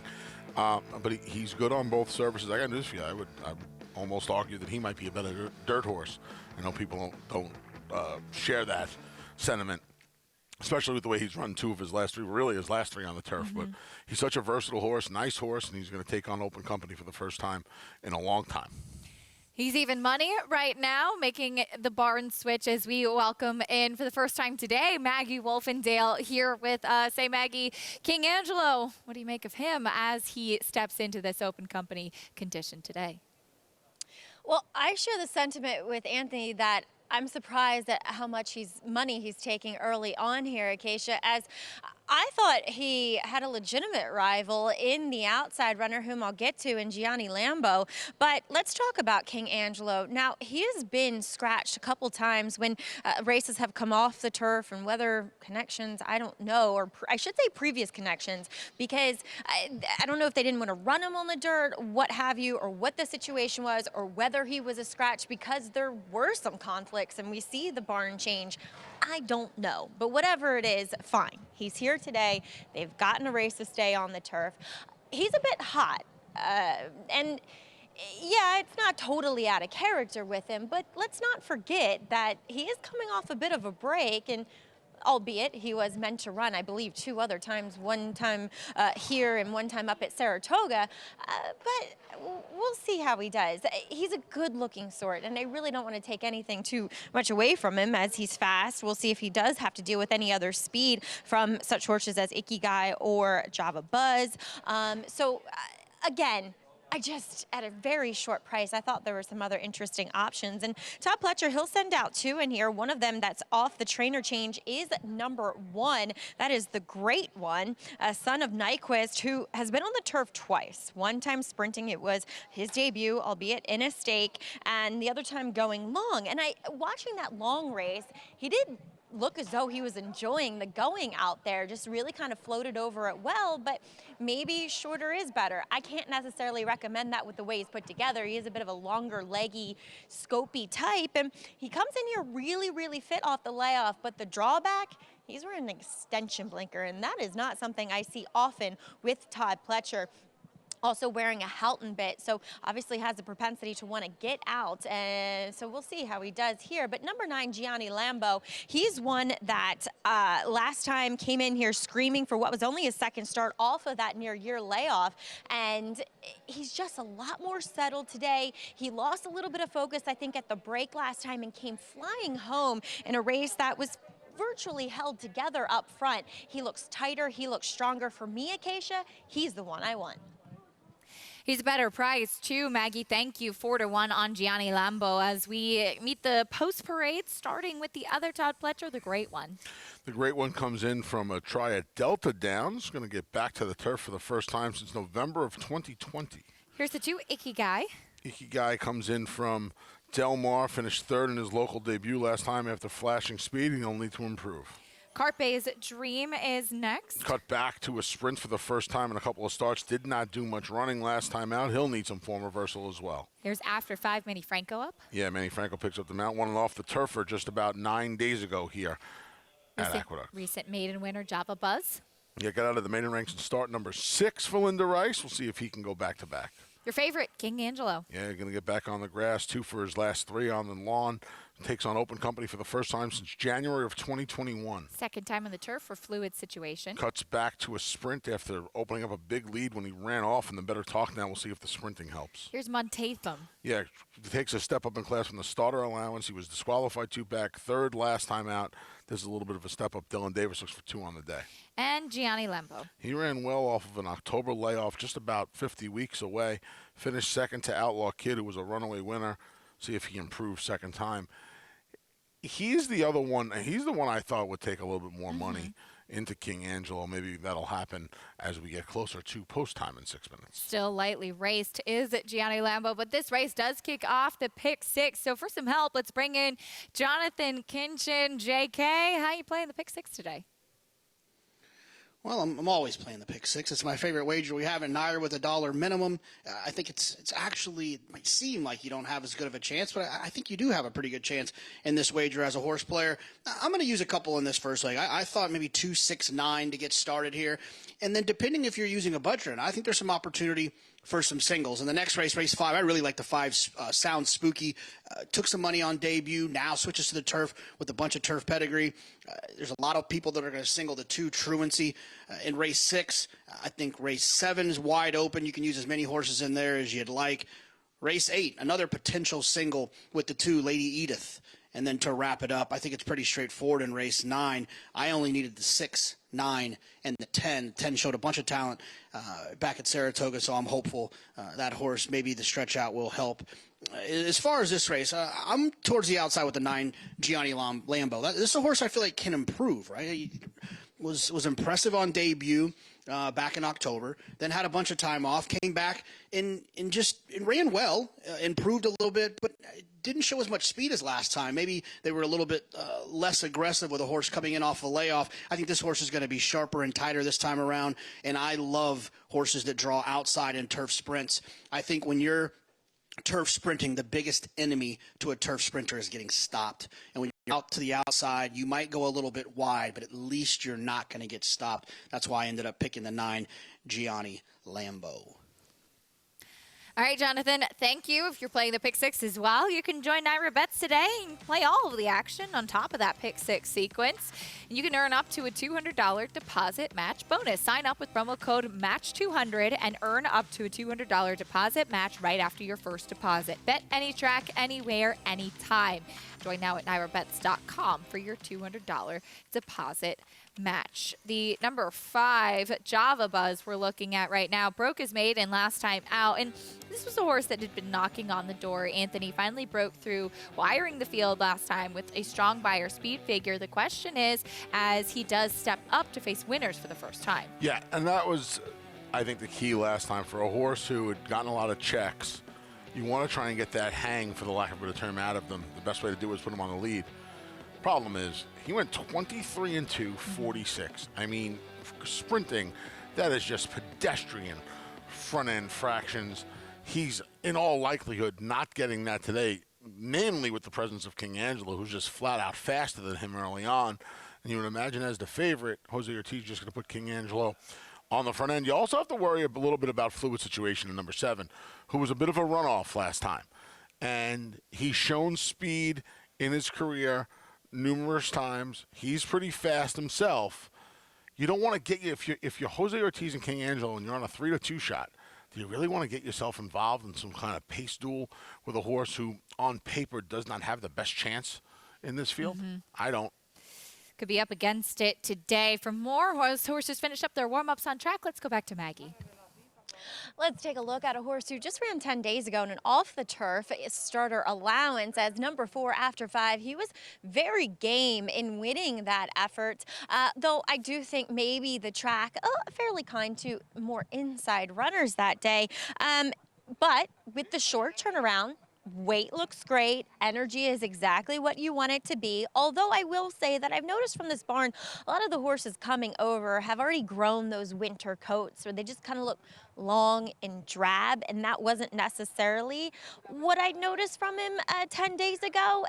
And I do put more credence into that when you're dealing with young fillies and even mares in that tone, but not quite as concerned about it with a gelding. But just something I noticed, again, it was a very game effort, and looking at his races, there's a reason to believe that this horse, while he is stepping up in class and is a big price, could have improved for the barn occasions, getting back to the surface that he does prefer. But I got to say, I loved everything from start to finish with number 9, Gianni Lambo. He is definitely my pick here as the price is drifting down a bit. Still doing better than the favorite, though, Maggie. Thank you. 7-5 on King Angelo. Meanwhile, Gianni Lambo, 3-1, had a pretty exuberant warm-up under Irad Ortiz as well. And I thought the point Jonathan brought up a little interesting. Didn't show as much speed last time, though still running well. He has shown some versatility. Yeah, he's not as fast as the other speeds in here, but he would certainly be the one to benefit. You would imagine, should King Angelo find company with fluid situation or somebody else on that front end, I would imagine fluid situation is the one that could put the most pressure on him, but maybe Java Buzz. You know, there's always intent. You have to include intent. Sometimes a horse might just look faster than the others, but if the intention of one of the peripheral speeds is to be forward, and Java Buzz obviously had the most success in his career, not only visually, but speed figure, an 88 buyer figure compared to a 76 as a career top earlier.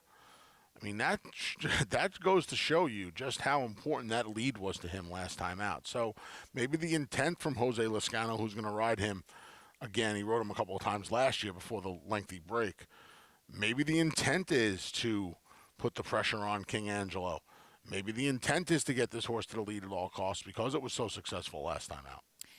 We saw King Angelo out on the track. He does have early speed. Now, it's a different situation. That was a New York bred allowance last time out, and he was the controlling speed in that race and was able to set the pace. So he went quick, and he beat some nice horses that day too, including Battle Station. He has early speed, and you brought up the point with fluid situation, which I think is well met because he did run off getting onto the turf last time, and there is a little turf pedigree. I had noted with him, I mean, he's a horse that doesn't necessarily kind of like reach over the turf. It seemed like he got on the grass, didn't really know what to do with himself, and ran off. And I think they're thinking with cutting back to a sprint, maybe he's going to be able to sustain that a little bit better than going a mile. Yeah, maybe they're hoping that going in the sprint distance, he's just going to be outfooted early. That could happen. You know, King Angelo, when you look at him, you say, well, you know, he's run okay from off the pace. Like most speed horses, he's at his best when he's controlling things on the front end. There are horses that can manage being just off the pace and just being forward. There are some horses that just want the lead. He does his best running when he is in front. And as the 7-5 favorite, I can't imagine Jose Ortiz is going to look to mess around on the front end. But you don't want to get yourself, like I said, you know, you never want to get yourself involved in a pace duel. You certainly don't want to do it as the 3-2 favorite. No, indeed. As 2-1 on Gianni Lambo. Now as they move closer to the starting gate, pick 6 kicking off here. See how this race does materialize. An interesting field for sure. Maggie talked a little bit about after 5 and the good things he has done as he goes back to the turf as well. And they're just simply not betting anybody else. The third choice is Java Buzz at 7-1. Yep. Good luck if you like somebody other than the two favorites. You're going to get paid. Yeah, absolutely.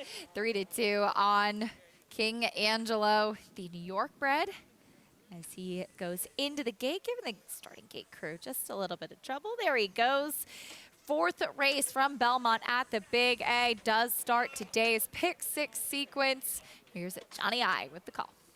Waiting for after 5, Montatham and Gianni Lambeau.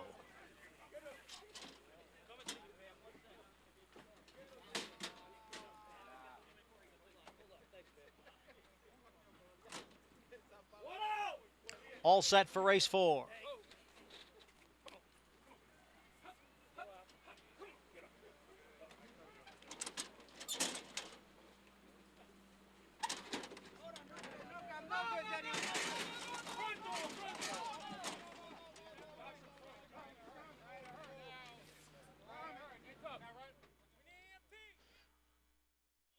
believe the rider is off number 5, Java Buzz, so we're going to have a delay. We'll have a delay.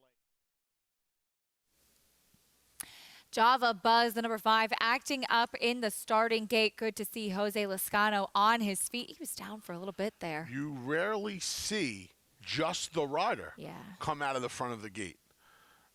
You know, I don't know if we have a replay of this. I think it knocked the wind out of him. Did he go over the top of the gate? Because he didn't go through the gate, obviously. No. If he went through the gate, the horseman went through the gate. Did he actually go over the top of the gate here? No, the gate opened, and the starter did a great job. He went over the top of him. Shoulder. Yeah. He fell right on his shoulder, and Jose's had some trouble with his shoulder in the past. So let's see if he could shake it off and get in. But great job by this gate crew, holding on to keeping a good hold of Java Buzz. And while Jose went forward, Java Buzz was able to stay in the gate, and we'll see. I mean, they're the toughest. They are the toughest athletes on the planet. Yep, going to be a late scratch of Java Buzz. And yes, Jose Lascano on his feet. Terrific news to see. That was a scary situation there. But Java Buzz will be a late scratch after acting up in the gate. So now you see them backing out the rest of the field. They'll adjust the numbers and reload the rest of this field for the 4th race. Yeah, on the side of caution there, Acacia. You know, that's a dicey situation. The horse breaks the gate open. The starter does a great job at keeping them in place. The jock goes over the top. Better safe than sorry. Java Buzz will be in that starting gate sooner rather than later, you would imagine. He looked like he jogged off just fine. Looked like everything was okay. Just a real, like I said, I'm sure I've seen it in the past. It's very, very rare to see the rider go through that gate and the horse not follow, or vice versa, the horse to go first and the jock to come off the back end. To see the jock actually go over the top and the horse stay still and stay in the gate, again, great job by the gate crew. It's a little scary. It is, absolutely. And again, great news to see Jose Lascano on his feet after that scary situation at the gate. So late scratch of Java Buzz. Let's go to Maggie for an update. Yeah, so they'll give everybody a moment to adjust wagers in here. We see them moving the numbers on the gate. I see Java Buzz, who is unsaddled, coming back here to the paddock. He will be picked up by his groom of Linda Rice's barn, and he'll be kept here in the paddock. But it's all about momentum. I think, you know, Jose Lascano was thinking that the gates opened and the momentum was going forward, and yet the assistant starter was able to hold Java Buzz, and all of his momentum was going forward, and that's why we saw him just come over the top of him. I've been there before, Acacia. Not a fun place to be, Maggie, but again, great to see Jose Lascano on his feet. Java Buzz, late scratch in this 4th race. Back into the gate, we reset. Let's go back to Johnny I once more. Field of 8 now set to go 6 furlongs on the outer turf, which is good. Gianni Lambeau, the last to load. And we're set for the start of today's pick 6. And they're off. Hesitant beginning for number 3, Carpe's Dream, and he trails. Gianni Lambeau from the outside Ikigai now moves up to challenge Ikigai and Gianni Lambo, and they are heads apart for the lead. Fluid Situation races in third. After 5 is down on the inside, and in fourth, King Angelo is fifth at this point, almost 5 lengths from the lead. Then comes Montatham in sixth, the great one down on the inside, and Carpe's Dream, the trailer. The quarter in 22 seconds. Ikigai 22-1 leads here by a half length. Gianni Lambo in second with Fluid Situation moving up on the outside now from third. After 5 is next in fourth, and then King Angelo in fifth, still about 4 lengths off the lead. And farther back is Montatham off the turn and into the stretch. The half mile in 45 and 4. Here is Gianni Lambo in between horses. Fluid Situations on the outside. Ikigai is now back running in third. Then it is After 5 and King Angelo with Montatham as they head for the 16th pole. It is Fluid Situation who has the lead. Fluid Situation by 2. After 5 and Montatham giving chase. Fluid Situation. 2 in a row for Javier Castellano, and a big price here. Fluid Situation, longest shot on the board, 23-1. A big price in the fourth race. Fluid Situation cutting back in distance, closing on that left lead, and it didn't even matter, Anthony. He was out sprinted early. He didn't make the lead today. I think we were kind of surprised, but the two that were in front of him, it was Gianni Lambo and it was Ikigai who were in front of him. They decided to rate King Angelo today. That's news to me. And Fluid Situation able to sit third off the early speed and hold by about a length and a half over a couple of more long shots in After 5 and Montatham, who were on the money for the place. It's going to be a big price trifecta. It was 7, 4, 8, 1. King Angelo off the board today. 23-1 shot. Fluid Situation can be a big price. Super indeed. Fluid Situation with the win. Javier Castellano going back to back, picking up another victory. We've seen some big prices on the turf today. Yeah, and Javier went from being one of the favorites in the dirt race to the longest price on the board to kick off the pick 6. Fluid Situation, big price winner in the fourth Belmont at the Big A. We'll bring you prices after this.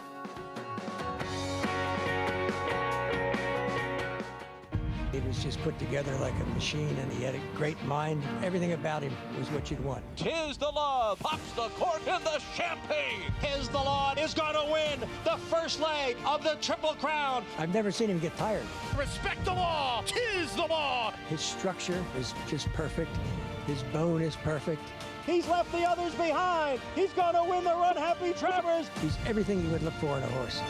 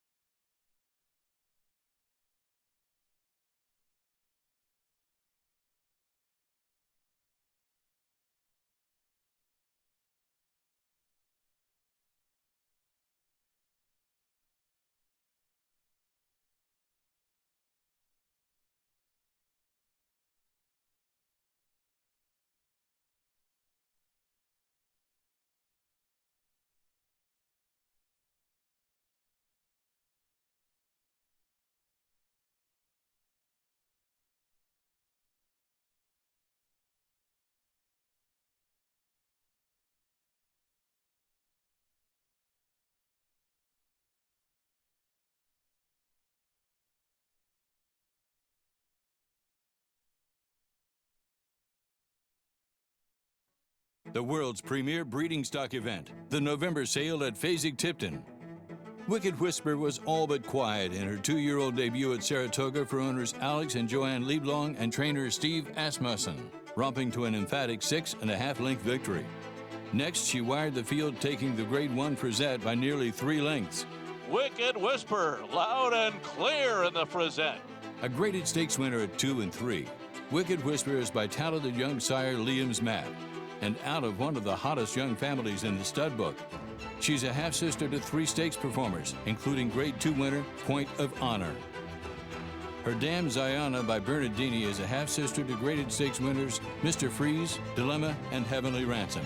Wicked Whisper sells in foal to top sire Curlin on a highly rated cross that has already worked in the family with Point of Honor. Grade 1 winner Wicked Whisper, selling this November with Denali Stud Agent. The Fasig-Tipton November sale, the world's premier breeding stock event, takes place on Sunday, November 6th, right after the Breeders' Cup. We call it the Night of the Stars for a reason. Back here, Belmont at the Big A was a big price, fluid situation. He was the star today, cutting back in distance and getting the win under Javier Castellano, trained by John Terranova, who's standing by with Maggie.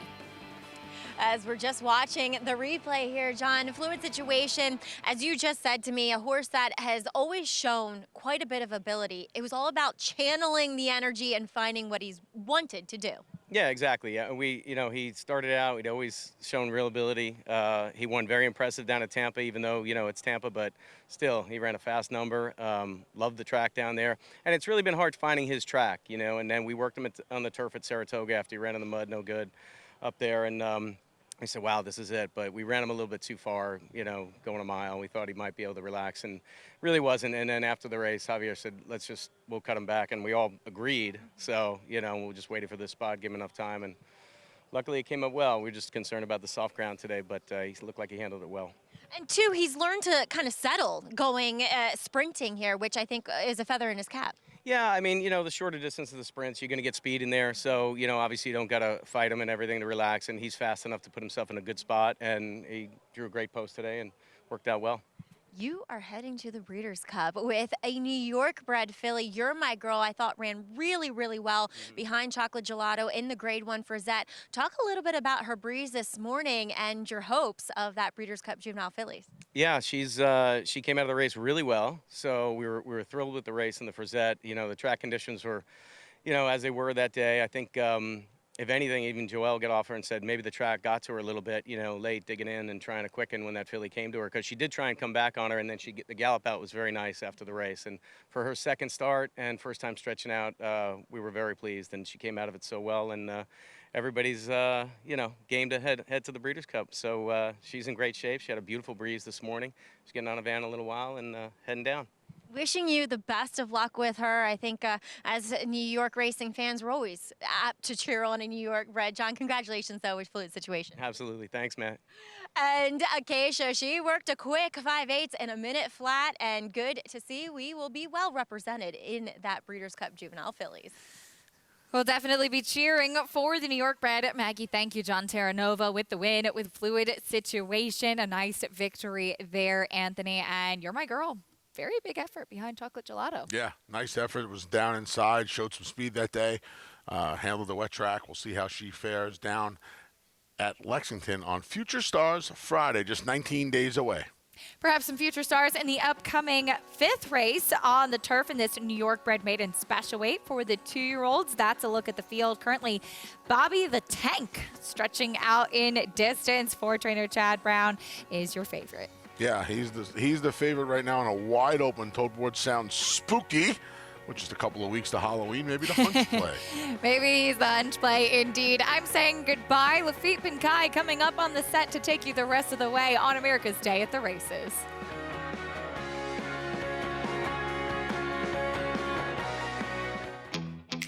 Yes, there's family. If we say La Troyenne, you'll get the picture. And of course, form.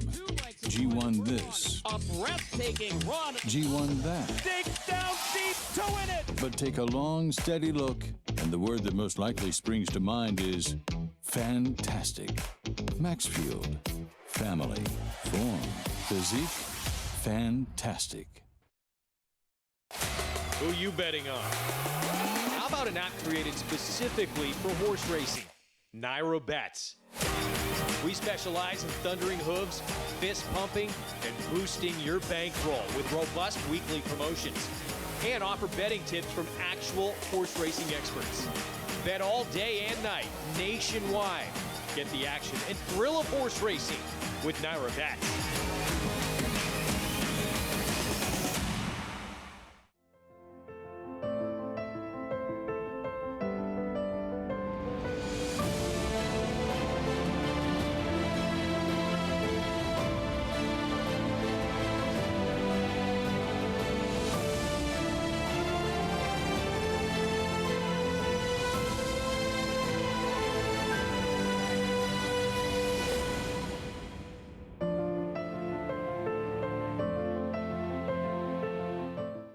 Racetrack Television Network brings you every race, from every track, on every screen, every day.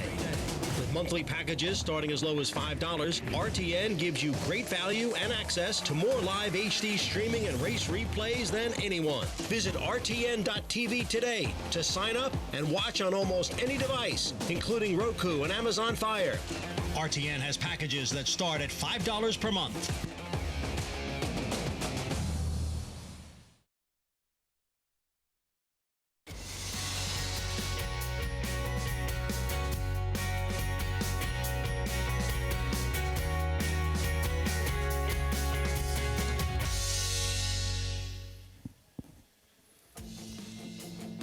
Welcome, everyone, to America's Day at the Races. Welcome back to America's Day at the Races. I'm a salty Dodger fan.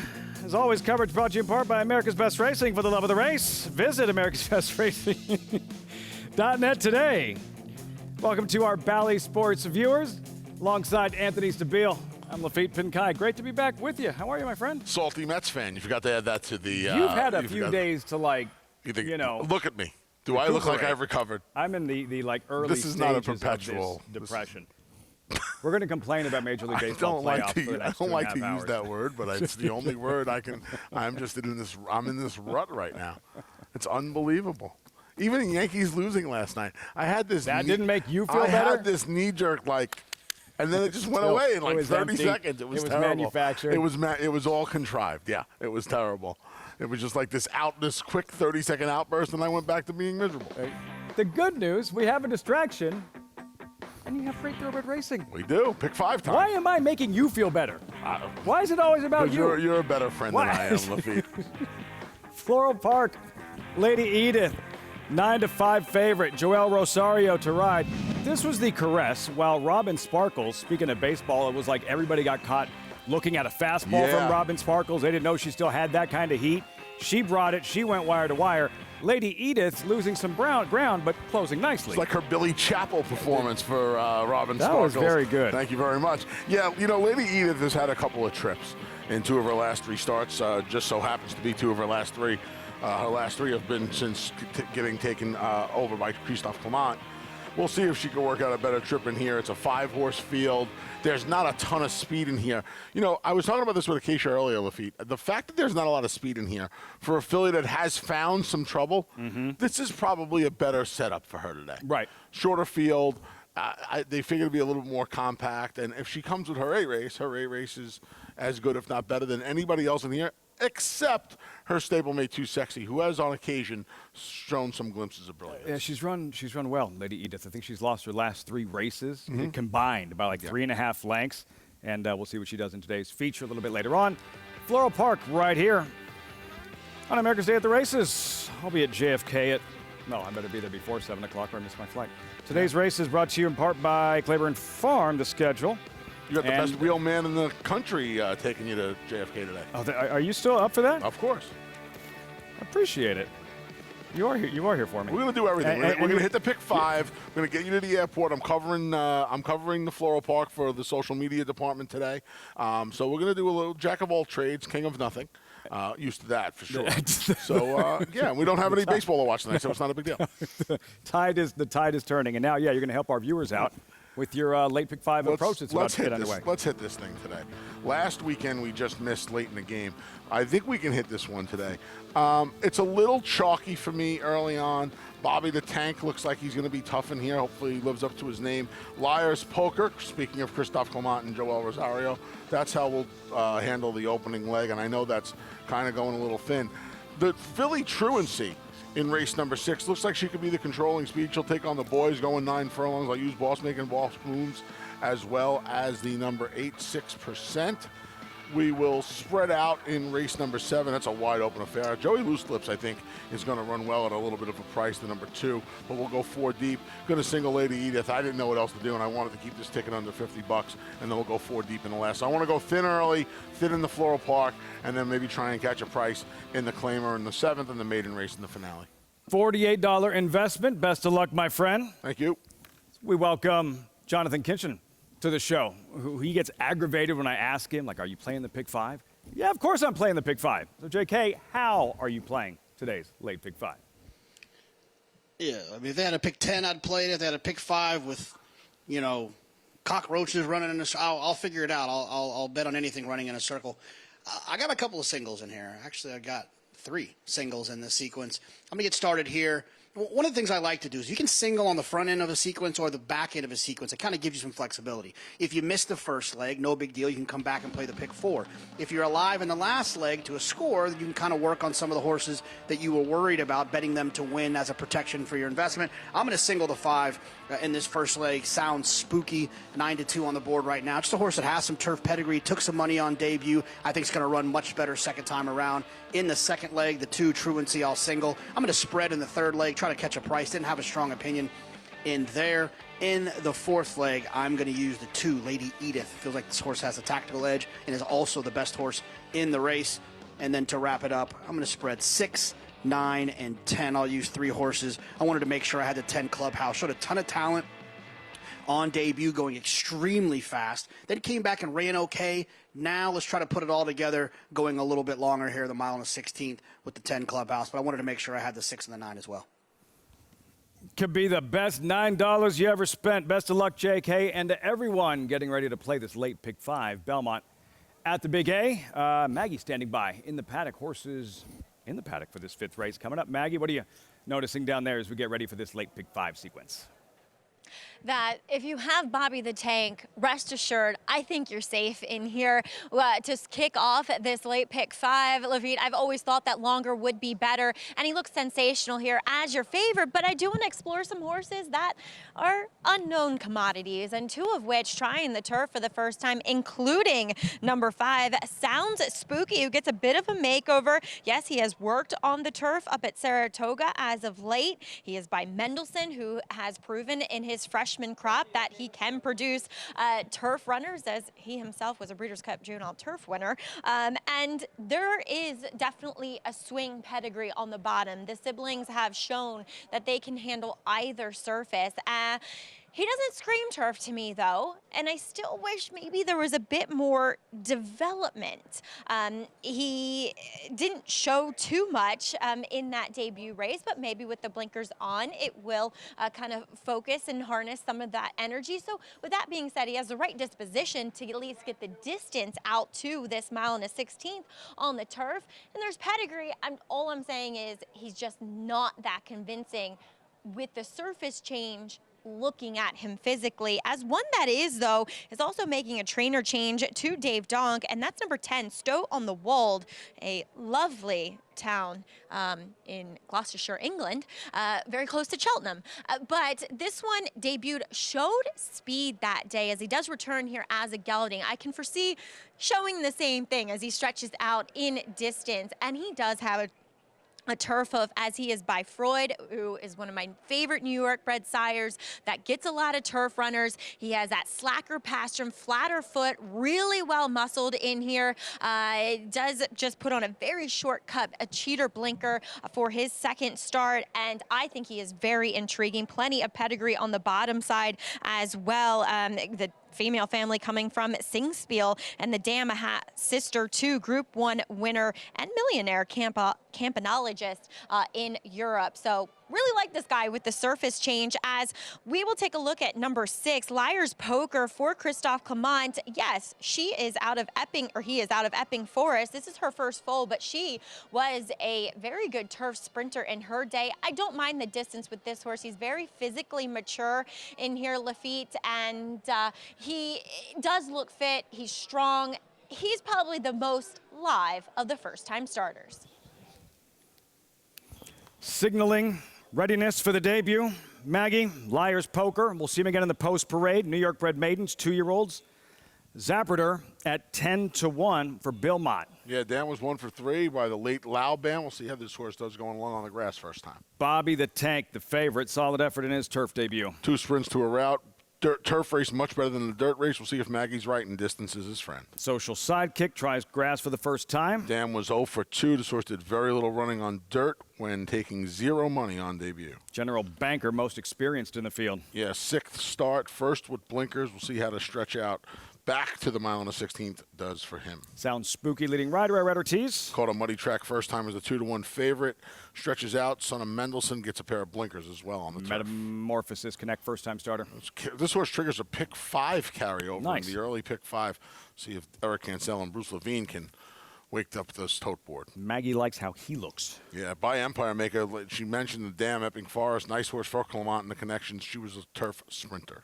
Drake's Passage, some of my favorite silks. Robert Evans debuting homebred. My favorite silks, my boy Tonalist. This one's by Tonalist. Wore those to victory in the 2014 Belmont Stakes. They have more in common than I ever knew. It's scary. Exalted One would be a big surprise. Then number 10, Stow on the Wall. New barn, new surface, new jockey. And the ultimate equipment change. Fresh gelding, the son of Ford, going to try to stretch out his speed on the turf for the first time. Michael Lees at 14-1, a non-factor in his debut. He took a bunch of money, though. Almost, it was less than 6-1. He's by Laubin as well. We'll see if the stretch out and the surface switch help his cause. Super Salvatore, Bloom Racing, first-time starter. Yeah, Bloom Racing. The young bug lady, Madeline Rowland, has had some success here in limited starters on the circuit. We'll see if they can bust up this tote board. This horse is actually taking some money, Lafitte, at 15-1 as John Terranova looks to go back-to-back. Javier Castellano was on Michael Lease, looks for a natural pick 3. He's, won the last 2. Haven't joined just yet? Offer still stands. Sign up, NYRaBets.com. When you do so, use that promo code MATCH200. Earn up to a $200 deposit match after your first deposit. Bet any track, anywhere, anytime. Join now, NYRaBets.com, to earn your $200 deposit match. Another look at Bobby the Tank. 5-2. Jose Ortiz rides for Chad Brown. Improved in that first race on grass. Take a look. Closing weekend, Saratoga. Bobby the Tank, Anthony, runs well, but still has a lot to learn. Yeah, you see him in that red hat. He's kind of all over the place. He's veering in, veering out. You know, you kind of hope, Lafitte, that horses like him, who look like they have some talent and running these spots, that not only does experience help, but the added distance helped them to work out the kinks, for the lack of a better term. And I would imagine that's what it's going to do in here for him. I'll tell you another thing. He's coming out of 2 sprints, and those races were pretty fast early on. There's not a lot of speed in here. Stow on the Wold showed some speed first time out. That was going 7 on a sloppy sealed track. I would imagine from the inside draw, Jose Ortiz is going to be forward with the son of Carpe Diem today. Let's see how much he learned from his latest effort. Bobby the Tank favored 2-1. Jose Ortiz, his brother, leading rider, is right next to him. JK, sounds spooky for Todd Pletcher. Pletcher won on like a $60 horse earlier today. Yeah, sounds spooky. It's a kind of a hunch play. It's the month of October. I've been having to watch a bunch of Halloween movies. Not my favorite. This is a horse that took a lot of money on debut, and that was on the dirt. It was a sloppy racetrack. But still, there had to be some talent there for this horse to take this type of money at Saratoga. And the horse is by Mendelssohn. There's a bunch of turf in the family. There's been 3 siblings to try the turf, 3 siblings to win on the turf, puts the blinkers on. I think we're going to see a completely different horse than you saw last time with that slow speed figure. I'm looking forward to seeing Sound Spooky here, and that's why I decided to single in the pick 5. I felt like that was an opportunity to pick up some value here in this situation, getting started here. If I don't use just the 5, I'm going to have to use a ton of them. And one of those horses I might have to use would be the one Zapruder. Help us out a little bit, Maggie. I don't know if you need to use him first time around here, JK. As Zapruder, yeah, there's a little bit of turf pedigree. Lauband's not the greatest influence, but there is a half who is by Freud, Thunderbird Cafe, who won on the turf sprinting. But most of the production from the family has been done while sprinting on the dirt. This horse is a half to Blind Willie McTell, Duquesne Whistle. It's mostly a dirt sprinting family, but I gotta say, he does look more like Thunderbird Cafe than the other two siblings, other two brothers for that matter. Very long, lanky, looks as though there's some development to be had. You know, just a bit lighter behind, so that's fine for the turf, but still I think will benefit from getting a start. He is taking some nibbles on the board though, that's for sure. As we'll also take a look at the outside runner. As Anthony was pointing out, Super Salvatore is another one taking some nibbles. And despite being by Super Saver, who's not a positive influence when it comes to the turf, this guy looks all turf. He also is another one, like Zapruder, looks as though he's going to need to develop a bit more. We'll see what kind of trip Madeline can work out from the outside. And with her success here, we've seen her put horses on the front end. I don't know if that's necessarily going to be the gig of Super Salvatore. He doesn't strike me as one that's going to be fast.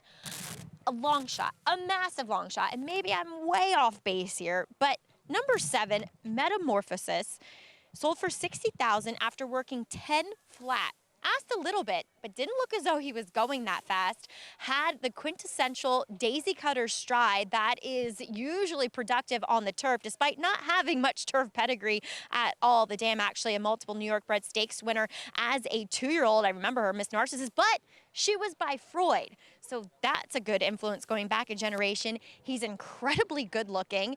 He's well prepared from the fitness standpoint of things by Bruce Levine. Lafitte, I don't know, maybe one that we can work in underneath.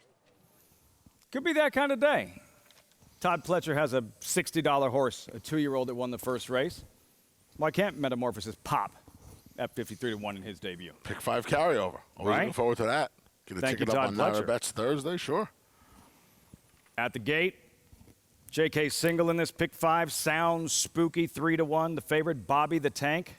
Some background, go ahead. 2s and 6s for me. Zapruder, yeah. Number 1. Named, or Johnny I, the legend, thinks, knows that Abraham Zapruder accidentally filmed the Kennedy assassination. He had an 8mm camera, and it was focused on the motorcade, and from the grassy knoll, correct? It caught the assassination on 8mm film, silent film. Johnny I is just a fount of great information. Stuff from Johnny I. Yeah, great stuff from Johnny I. And here we are on a. He tried to pay me. He tried to give us credit. He was like, "Yeah, you and Lafitte might be the only ones on set today." I was like, "Gee, thanks." A little backhanded compliment. Who Zapruder? I know I have to do your homework for you. Know who Zapruder is? I was like, I have no clue who Zapruder is. Zapruder. Let's see what he does in his debut. For the Hall of Famer Belmont, the 7 there acting up a little bit. Metamorphosis, who Maggie said could outrun those odds, 46-1. That kind of race. 2-year-olds, New York bred, mile and a 16th. The great Johnny I standing by with the call. Time for the late pick 5 on this Sunday. Belmont at the Big A.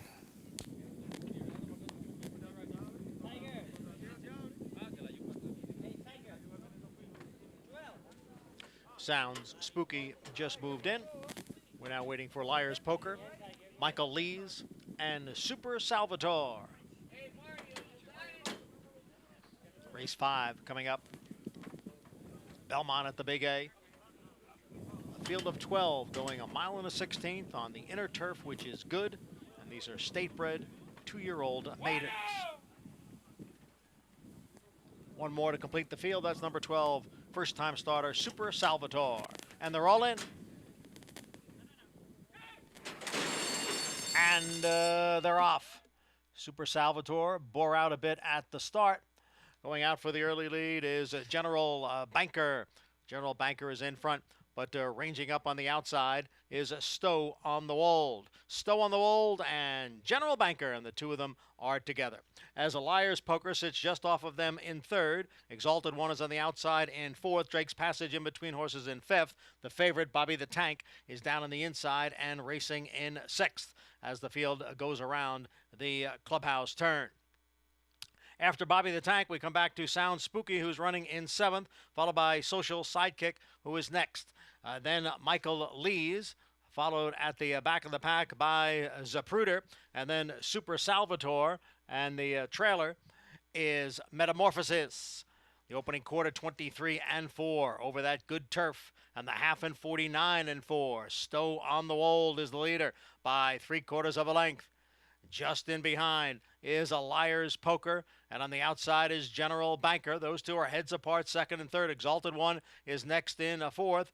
Bobby the Tank down on the inside, passed there by Drake's Passage as they go around the far turn. And there goes Sound Spooky, who is on the move on the outside, and Social Sidekick is gaining some ground. 3/4 in 1:14-4. They're at the head of the stretch. Stowe on the Wold on the inside, and General Banker on the outside. General Banker, Stowe on the Wold, and Liar's Poker looking to come on through. General Banker has come away with the lead.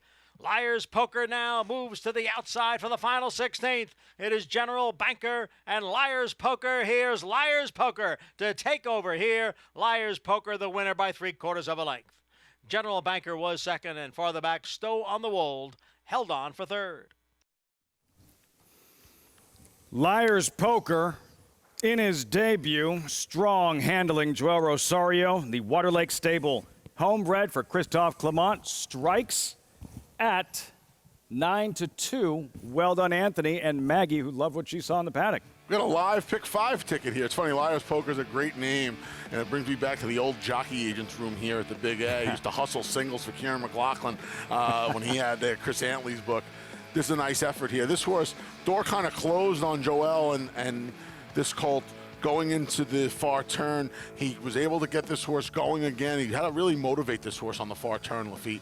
Got him outside of horses, and then it looked like General Banker and his experience were home Jerome, but was able to reel him in late in the game. 6-4-10. General Banker digging. Liar's Poker had other ideas right here. General Banker, you're right, still going strong. Wrong lead, though. Rosario angles out. Liar's Poker, he's on his wrong lead as well. It's in the funny. end, didn't make a difference. Switched right there and accelerated late. He ran a mile and a 16th on paper today. Probably ran closer to a mile and an 1/8. And the experience was probably worth 3 races in the one this afternoon. Was I? What was I just told? Jose.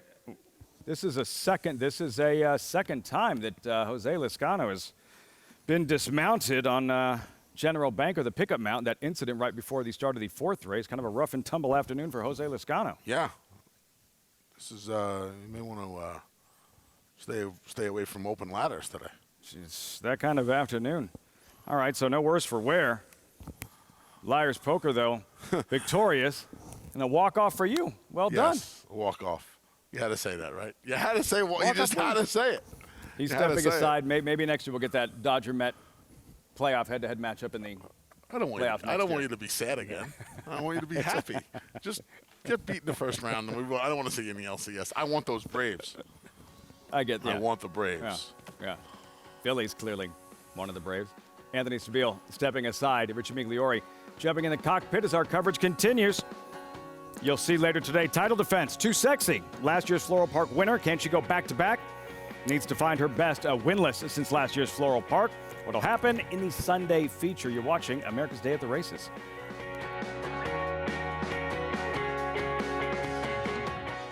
Eclipse champion Run Happy, the #1 second crop dirt sire of last year, is back and showing a new dimension with winners on turf, dirt, and all weather. Tabalina's really shouldered all the responsibility. What a deserved victory. Most impressive. Tabalina by 3 1/4. Somebody's problem is on her way to winning the Prairie Meadows debutante. Somebody's problem by 2.5, 3. Run Happy, price for value, and standing strong at Claiborne Farm.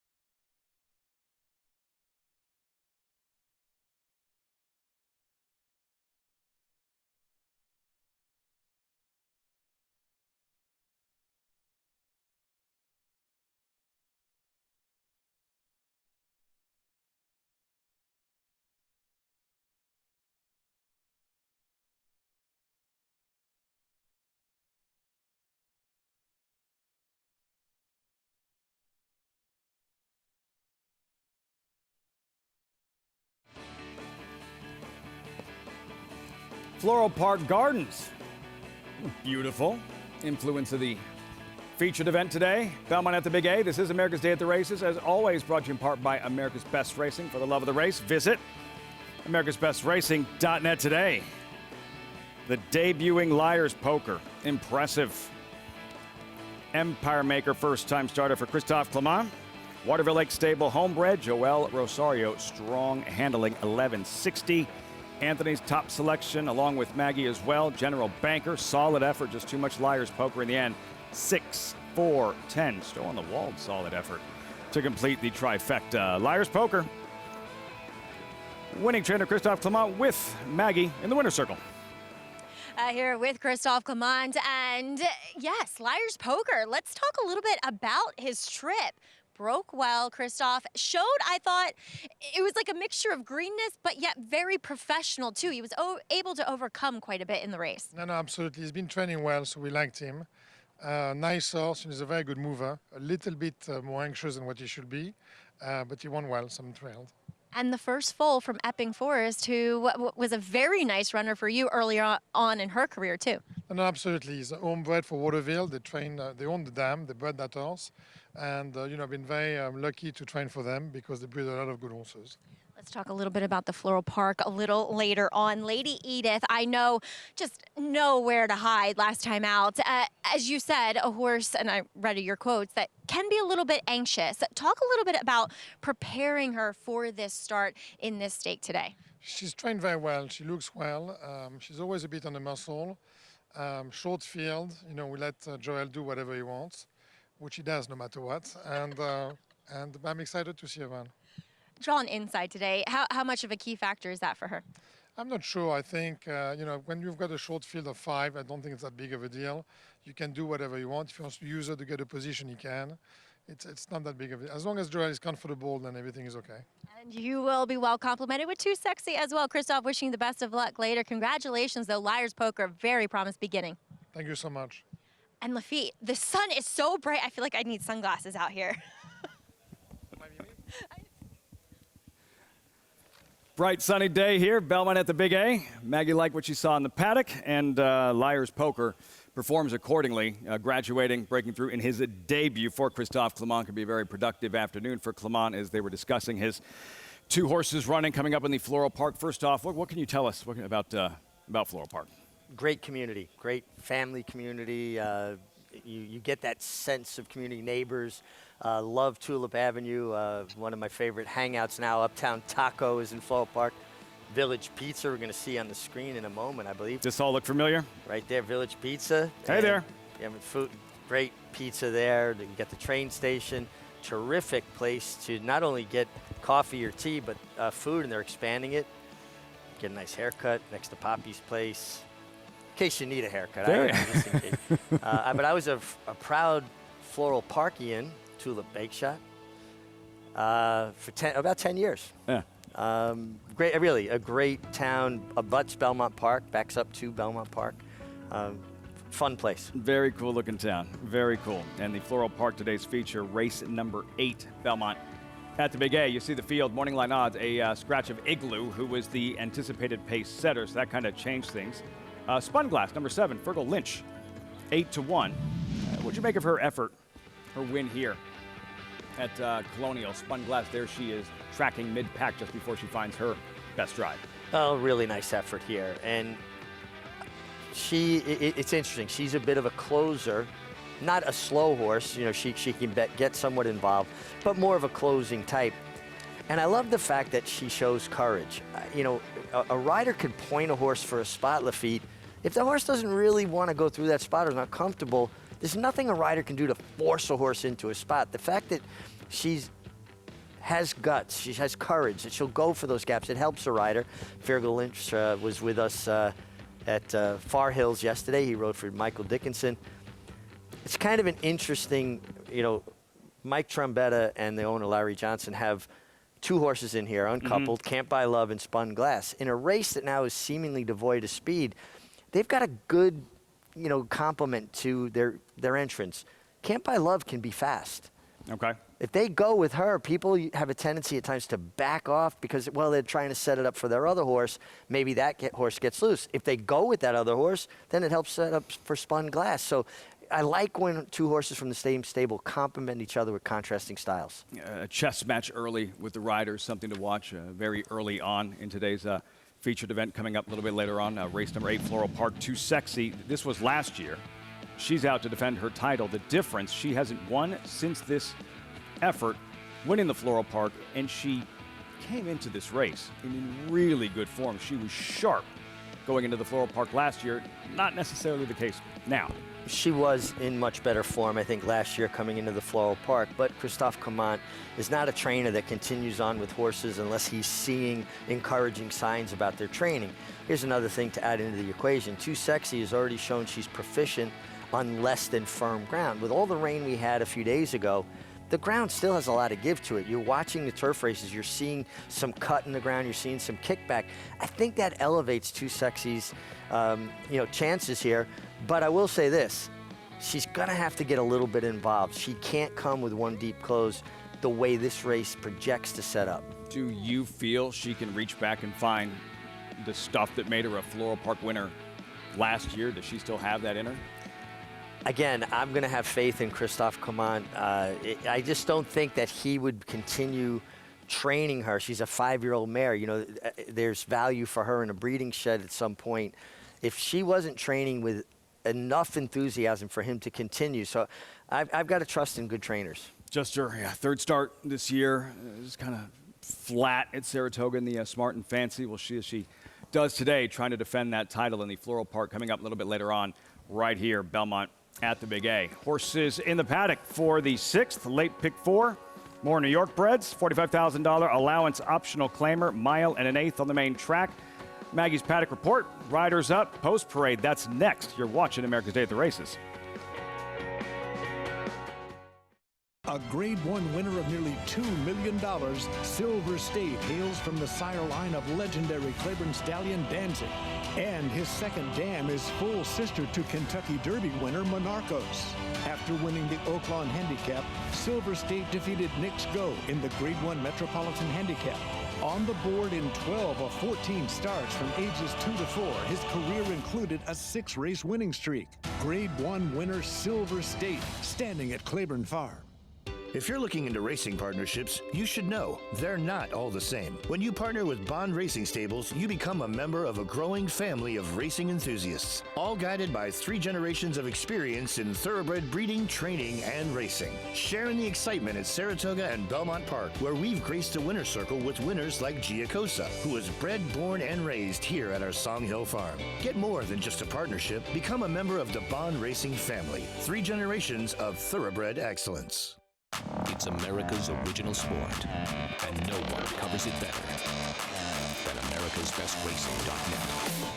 From the sport to the lifestyle, the best races, horses, and destination venues, cocktails, gambling, fashion, and more.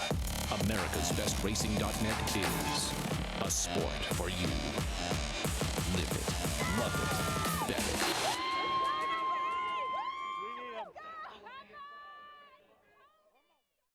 Now more than ever, it's time to get with the program.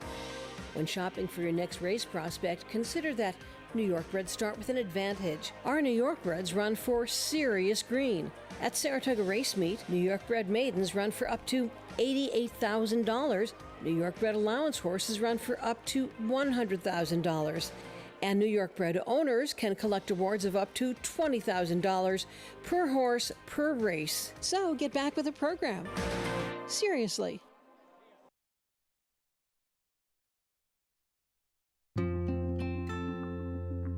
Silver State is a son of Heartspun out of an Empire Maker mare named Supreme. He was bred by Stone Street. It was a $450,000 yearling. He's a really good-looking horse. He was a winner of the Grade 1 Met Mile last year at Belmont, defeating Horse of the Year Knicks Go.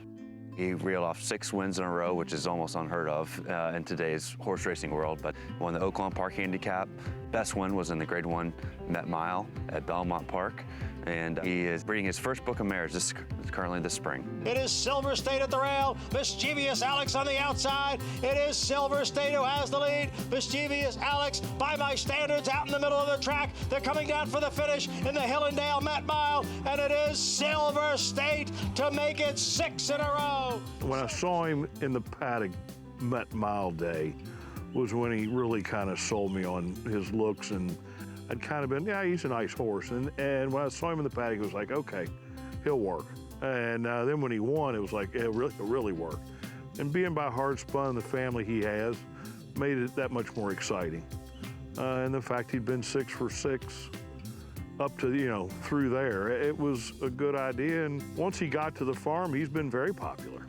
I had a pretty large wager on him to win the Met Mile because I thought 5 to 1. I mean, I knew Nick's Go was in the race. He's obviously a very good horse, but I just thought Silver State was, it looked like he was on a roller, and it looked like he was going to continue, which he did.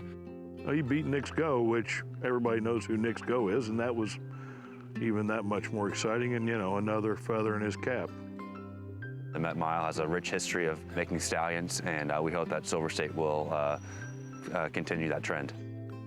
The day we started showing him, he came in here and looked like $1 million, and everybody that came to see him fell in love with him. Well, I don't know what they expected, but once he got in here, I mean, he probably came in and got off the truck and looked as well as any horse we've had come in a long time. You know, he's such a good-looking horse. He's about 16'3". Everyone that has come to look at him has just loved his physique and physical. He's a gorgeous horse. He's dappled out right now, looks tremendous. He's got a great book of mares that we're excited about, and he's gonna have a really big chance of making it as a stallion. Walker getting down on Silver State in the Met Mile. Great stuff. Coverage is always brought to you in part by Claiborne Farm, 100 years doing the usual, unusually well. Trick or treat racing fans, we have a late pick 4 for you. New York breds in the paddock, $45,000 allowance optional claimer, mile and an eighth, 3-year-olds and older. There is the favorite, Boss making boss moves at 2 to 1. Maggie, good work in the last race with your paddock report. Who stands out in the 6th?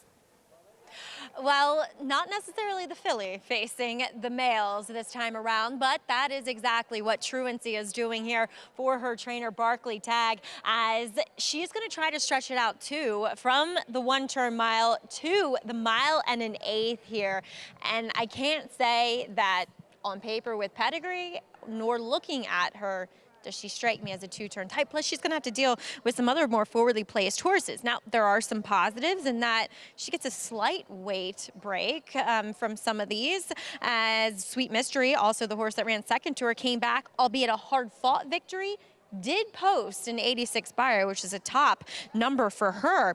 But I just can't wholeheartedly say that I feel like Truancy is a horse that's going to relish going around 2 turns. She's developed and she's gotten stronger with each subsequent start, but she's definitely not built to be that type. Now, Linda Rice, when she is on a roll with a horse, it's pretty evident in the way that they look. And I have never seen Curlin's Wisdom look this good as he comes back off of a 10-day break, riding a 2-race win streak into this one. He is uber confident. He is doing so well right now. And this is when Linda's really, really good. I mean, you think back to Princess Fawzia, same time last year, where she rattled off 3 in a row, I think within the span of 20 or 21 days, something like that. Curlin's Wisdom has never, ever in his life looked this good. Now, he's going to try to go 9 furlongs for the first time, but there has never been any doubt in my mind that he's a horse that at least physically can handle it. Then we'll check in with your favorite, Boss Making Boss Moves, whom I did see down for the Greenwood Cup going 1.5 miles. And, you know, sometimes it's all about who you're facing to assess how you look on that day. And he looked a little out of place against those sorts. He just looked smaller. He is a 3-year-old, albeit. And I mean, the winner riding with Biden is this big, scopy, galloping, very striking horse that, I mean, he just dwarfed Boss Making Boss Moves. So he's back with state breds, and he fits quite nicely in here. And two, he's just a bit more relaxed, not having to ship quite as far down to Parks, back to a distance where he has been successful and run some of his best races. And furthermore, that track down there at Parks that day was very kind to pace and early front runners, and it feels like today, Lafitte, he might get the pace to run at. Table to be set for Boss making boss moves. At least that's how it looks on paper. Rick Schosberg on the right, just having announced his retirement. Get a chance to spend more time with us on the set here. And the guy on the left, he's not retiring anytime soon. Irad Ortiz, defending Eclipse Award winning jockey, just secured yet another Saratoga riding title. I'd be smiling too. His afternoon, his mounts thus far, still seeking a first win and the leader in the clubhouse in terms of the chase for a Belmont at the Big A riding title. He seems really on pace to win the Eclipse Award this year as champion rider. I mean, he's been consistent throughout the year. He rides every race with urgency, and he's got such a competitive fire, and I think he's so talented. I was teasing him the other day, I'm going to tie his elbows in. But other than that, I mean, the same reason you have to admire him and his desire and his talent is sometimes what gets him into trouble. And I have talked to him about this since he was an apprentice. He is so talented, and he's riding a level of horses that sometimes you just got to evolve and modify things a bit. My question for you is, and you look at the standings, clear of Jose Lezcano. Jose Lezcano just stay in the saddle this race, man. Javier Castellano, another bang-up meet. Ortiz, my question is, there are athletes, and I guess football players, the first that come to mind, Bill Romanowski, who won multiple Super Bowls playing with the Niners, playing with the Broncos. He was a linebacker who always pushed the envelope. He was often getting flagged for personal foul and unnecessary roughness and hitting a quarterback late. And when he would be, these things would be discussed with him, like you're an all-pro linebacker, all-world talent, right? You're an intimidator, but can't you dial it back? He's like, no, that will take away from my game. That's who I am. I live on the edge. That's how I play. Is there any synergy there? Two completely different sports, but maybe he feels if he's not as aggressive that he wouldn't be as good as the all-world talent that he is. I think absolutely that's what it is, that he's got to go flat out and take every edge. The reality is it's not the truth with racing. You know, with football, a contact sport, you are paid to hit people, and you're paid to put that fear and intimidation in them. And even that game has evolved and changed. Guys that would have been successful years ago would be sitting more often than not. Now, you just roughed the quarterback from that chair. Right. Yeah, no, well, I mean, and I think it's gotten a little bit extreme yeah. there as well. Now, I understand the mentality because there was certainly a long stretch of my career where if I was riding well, that's when I was getting suspended. That's when I was getting hurt because I was hitting non-existent gaps and trying to make room maybe where there wasn't. So I understand the mentality, but the reality of it is learn from people like me that had to learn the hard way, that there's more than one way to be successful. And when you're riding the level of horses that he's riding, sometimes you're better off just ride your horse and let the horse do the talking. Irad Ortiz, highly decorated, as we mentioned, securing another Eclipse Award. Another Saratoga riding title in front in the standings here at Belmont at the Big A. We had a delay. The issues with the tractor, mechanical issues with the tractor, I was told. Yes? All situated, squared away now? Must be. Riders up. These New York breds, $45,000 allowance optional claimer, boss making boss moves. And a conversation will expand on how odd it is, Richie, to have a 3-year-old filly, Truancy, as Maggie mentioned, facing older horses, facing the boys. Well, it is an oddity. And the fact that she's not only facing the boys, but 4-, 5-, and 6-year-old boys as well, yeah. Truancy, 5-2, co-favored. See her in the post parade. There's Wild Banker, a little bit one-geared, has trouble finishing when it counts. Yeah, he's a horse. I think that's a good way to put it. One-geared or one-paced.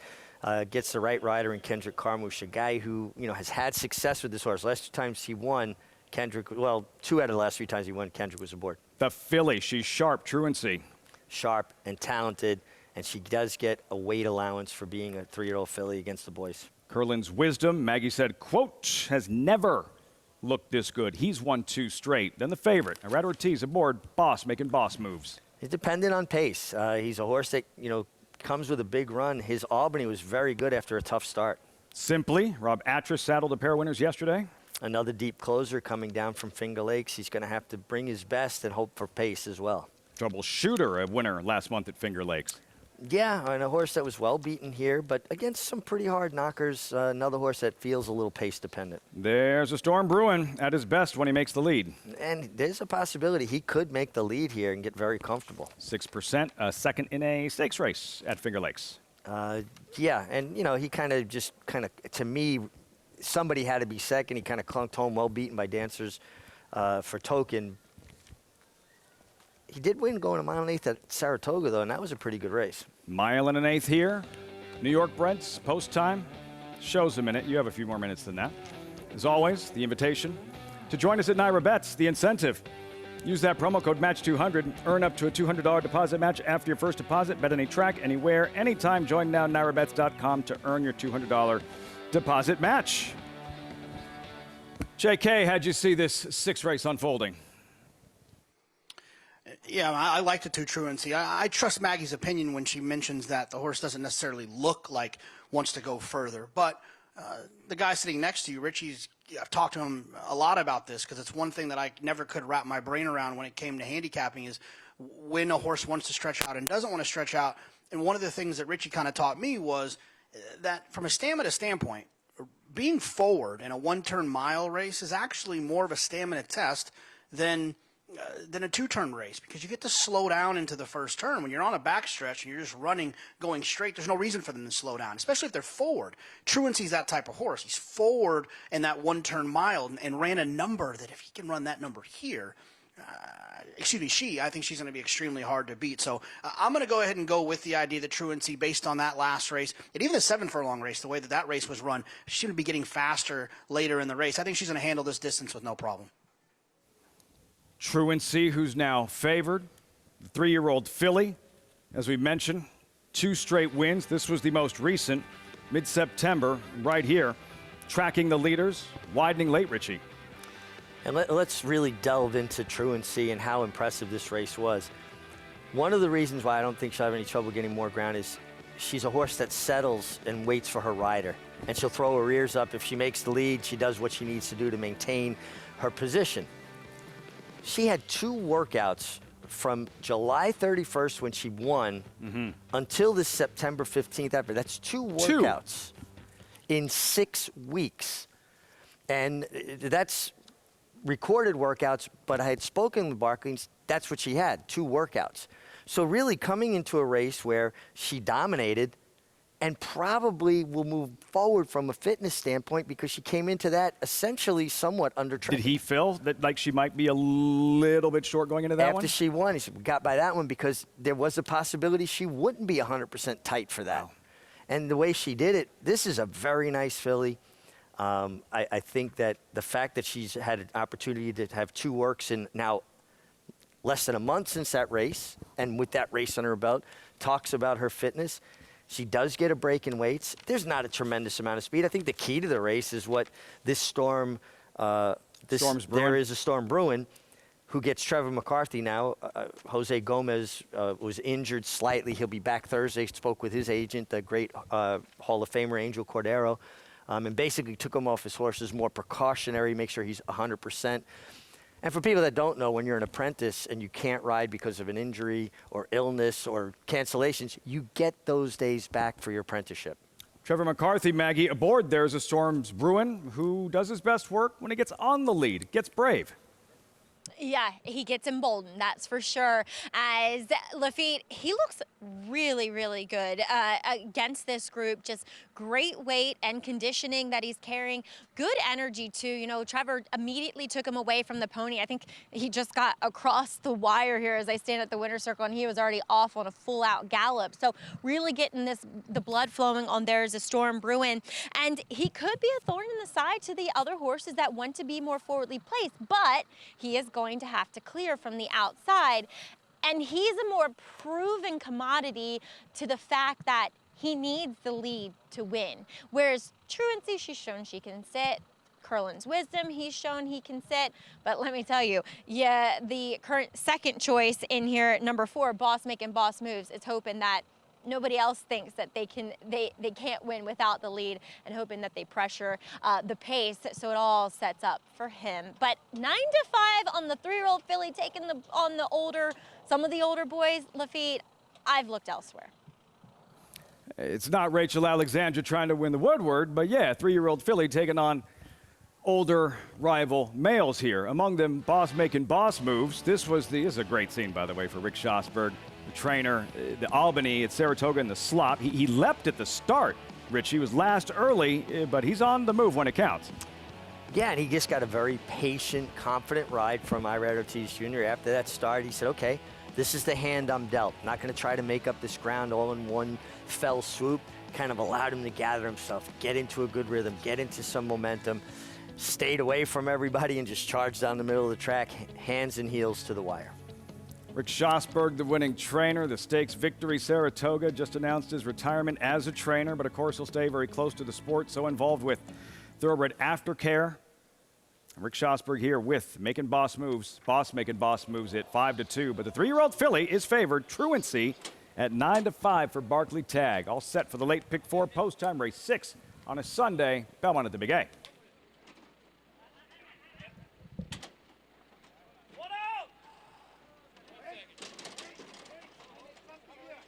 There in the gate for race 6.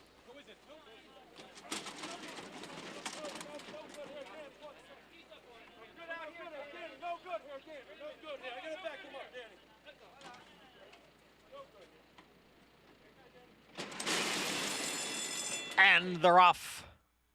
There is a storm brewing. Truancy. Those two go out for the early lead. Curlin's Wisdom not far behind in third, and Wild Banker is down at the rail in fourth as they go into the clubhouse turn. There is a storm brewing, has cleared and is in front. Truancy has gotten off the rail. It is on the outside and racing in second. And then Wild Banker down at the rail on the outside, moving up is 6%. 6% going up to challenge for the lead. Wild Banker is at the rail, now in fourth. Curlin's Wisdom is alongside in fifth. Almost 3 lengths back to Boss making boss moves. Alongside is Troubleshooter, and Simply trails the field in eighth. The quarter 24 and 2/5 seconds. And now they're midway up the backstretch. There is a storm brewing by a length. The filly, Truancy, sits in second. On the outside is 6% next in third, with Wild Banker in the blue blinkers down at the rail. And alongside is Curlin's Wisdom. Then a break of 4.5 lengths. Back to Boss making boss moves. Troubleshooter and Simply. They go into the far turn, the half in 48 and 2/5 seconds. There is a storm brewing. Truancy. There is a storm brewing by ahead. Truancy now moves right alongside. 6% is on the outside end in third. Then Curlin's Wisdom in fourth. Farther back is Wild Banker and Boss making boss moves. They're at the quarter pole. And it is Truancy who has come away with the lead. 6% on the outside in second. It is Truancy with the lead. 6%. And out in the middle of the track is Curlin's Wisdom, who is coming on now with a furlong to the finish. Truancy on the outside. Curlin's Wisdom. 6% is in between those two as they pass the 16th pole. It's Curlin's Wisdom. Truancy digging down on the inside. They come for the finish. Curlin's Wisdom got it narrowly over Truancy. 6% was third. Simply came from last to complete the superfecta. I was ready to say Rachel Alexandra raises the rafters, Belmont at the Big A. But the filly Truancy not able to hold on as Curlin's Wisdom lengthens his stride in the stretch by 2-time Horse of the Year Curlin and strikes at 7-1. Jose Lascano, a winning ride. He stayed in the saddle. He's going to wind up in the winner's circle. He took a very awkward fall earlier, so it's really good to see Jose, okay, and, continuing his good riding. Just been a gem of consistency and riding so well, and produces Curlin's Wisdom at the right time. We got to give high marks to Truancy. She basically was the last lady standing, if you will. She took on all comers. She was outrun to the lead by There Is a Storm Brewing, rated just off of him. Fought off 6%, and then just was ripe to be picked up by Curlin's Wisdom. Really interesting tactically to watch the start of this race. And we talked about There Is a Storm Brewing being a horse that wants the lead. Watch Trevor McCarthy, who picked this mount up. He left the gate with a plan. Perfect. He was going to make the lead, broke sharp, and was aggressive and was able to take the track away from Truancy. Truancy was able to ease back and then get in the clear and work out a decent enough trip. I will never fault a rider for being aggressive, trying to execute a plan. I'll criticize a rider for being passive and being victimized, but he did what he needed to do to win. If you bet there's a storm brewing, you got to run for your money. That's what you wanted to see. Now the 3-year-old filly turns up the heat, but out where he is most comfortable when he gets brave. Now he's been collared. Truancy goes on by. Dylan Davis going to work. And again, that quote from Maggie about Curlin's wisdom in the paddock, never looked this good. Ran to his looks, ran accordingly at a price. Have to pay attention. When Maggie talks about a horse looking better than they ever looked before, you've got to upgrade that horse in your selection process. He got a terrific ride and a terrific setup. Truancy, very, very game, fought all the way to the wire. When 6% came to her after she kind of had to put away, there is a storm brewing, you could see her bear down and brace for the fight, and she fought him off, just didn't have quite enough left to hold off your winner, Curlin's Wisdom. Good filly, good story. Just because you don't see it very often, the 3-year-old filly taking on older. She did everything she could, but too much Curlin's Wisdom in the end. Results, reaction. When we come back, as our coverage continues on this Sunday, Belmont at the Big A, Curlin's Wisdom. Jose Lascano for Linda Rice in the 6th.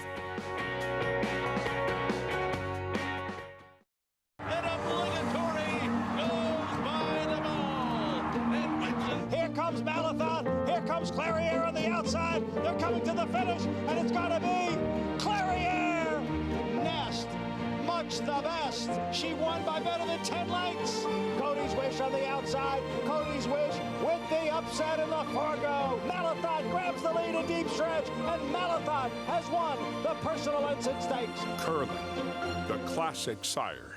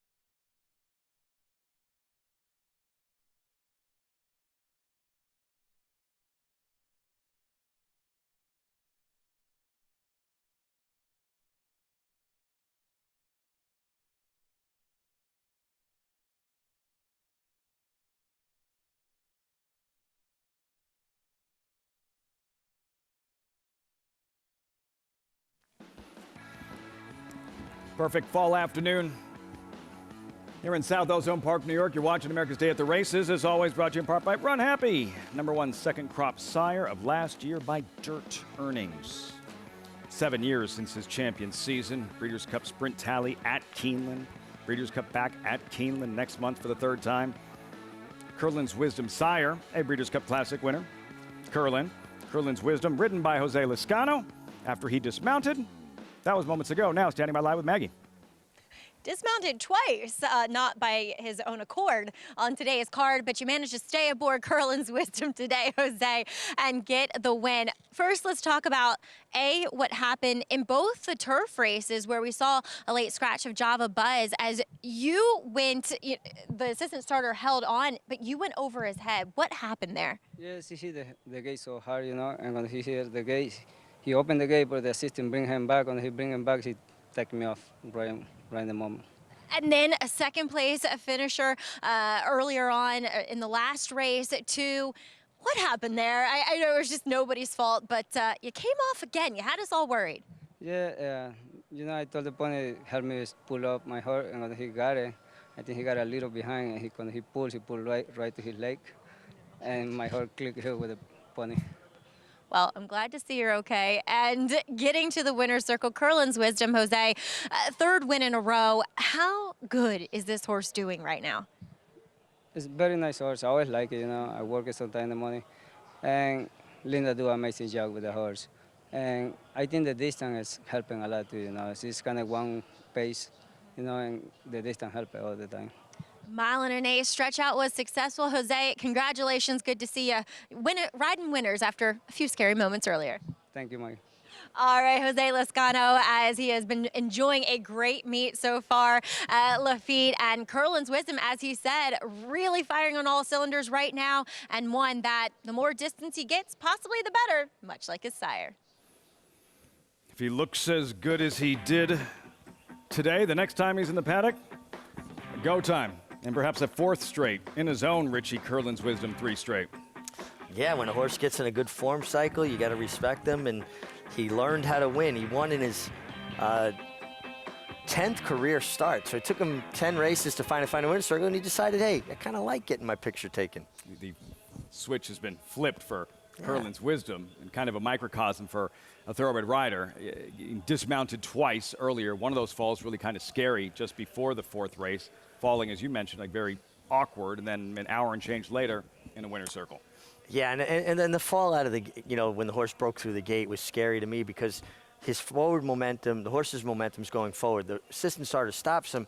Now, Jose, there's nothing there to break his fall, and he's going to drop about 6 feet, and you know the impact's coming, and you don't want to put your arm out because that's how you break a hand or an arm, and you kind of got to take it a little bit on the chin, turn, land on your shoulder. And it was just an awkward-looking fall, so I was really kind of nervous for a second, so happy to see him get up. And obviously, these men and women are so tough. They shake it off, and they just go out and do their job again. I mean, it's pretty remarkable, really. Short memory going out there. Everybody kind of flinched when it first happened. No worse for wear. Jose Lezcano had that big weekend last weekend, the win in the Vosburg, the Grade 1 Joe Hirsch Turf Classic, Warlike Goddess, a victory there. Curlin's Wisdom in a zone. Late pick 5 thus far. Liar's Poker, the first-time starter, 1160. Curlin's Wisdom, as sharp as he is, still 1640. 3 left. 3 very intriguing races left. You have the feature coming up, Floral Park. Spendthrift 2-year-old race of the day to close the show in this deep, competitive $25,000 claiming event. Non-winners to lifetime, all for sale, all one for something, 7/8 of a mile. The lukewarm favorite, Joey Looselips, 3-1 with about 18 minutes to post. When we come back, yesterday's headline event, Andrew Rosen's homebred Skims flips the script on Vergara in the Grade 2 Sands Point.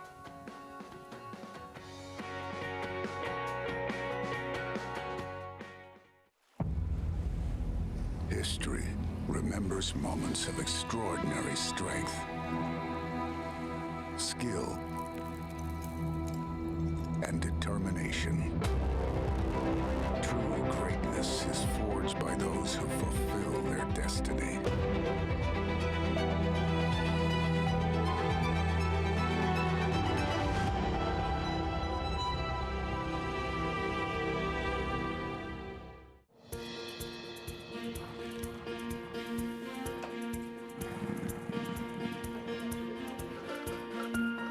We take pride in what we do. For me, it's more of a passion than actual work. I'm an assistant trainer. Carpenter. I'm a peace officer. I'm a jockey. I'm a gardener. I'm a groom. Clocker. Assistant starter. Trainer. ESL teacher. I love what I do. There's so many jobs that come together every day. It's a collective effort that really makes this ball go round. We are New York Racing! I couldn't imagine working anywhere else. For me, riding horses in the morning is the best thing I can do. New York Racing helps support my small business. It's extremely important to the New York economy. Like my dream come true. This is like a big family. We are New York Horse Racing. The Kentucky October Yearling Sale at Fasig-Tipton. Nearly 1,600 cataloged, including a multitude of yearlings by the nation's top 20 sires. Kentucky October grads have won or placed in over 200 stakes this year, including recent Grade 1 winners Goodnight Olive, Jack Christopher, and Pennsylvania Derby winner Taba. Your last chance to buy yearlings in 2022. Kentucky October Yearlings, October 24th through 27th in Lexington, Kentucky. Where will you be?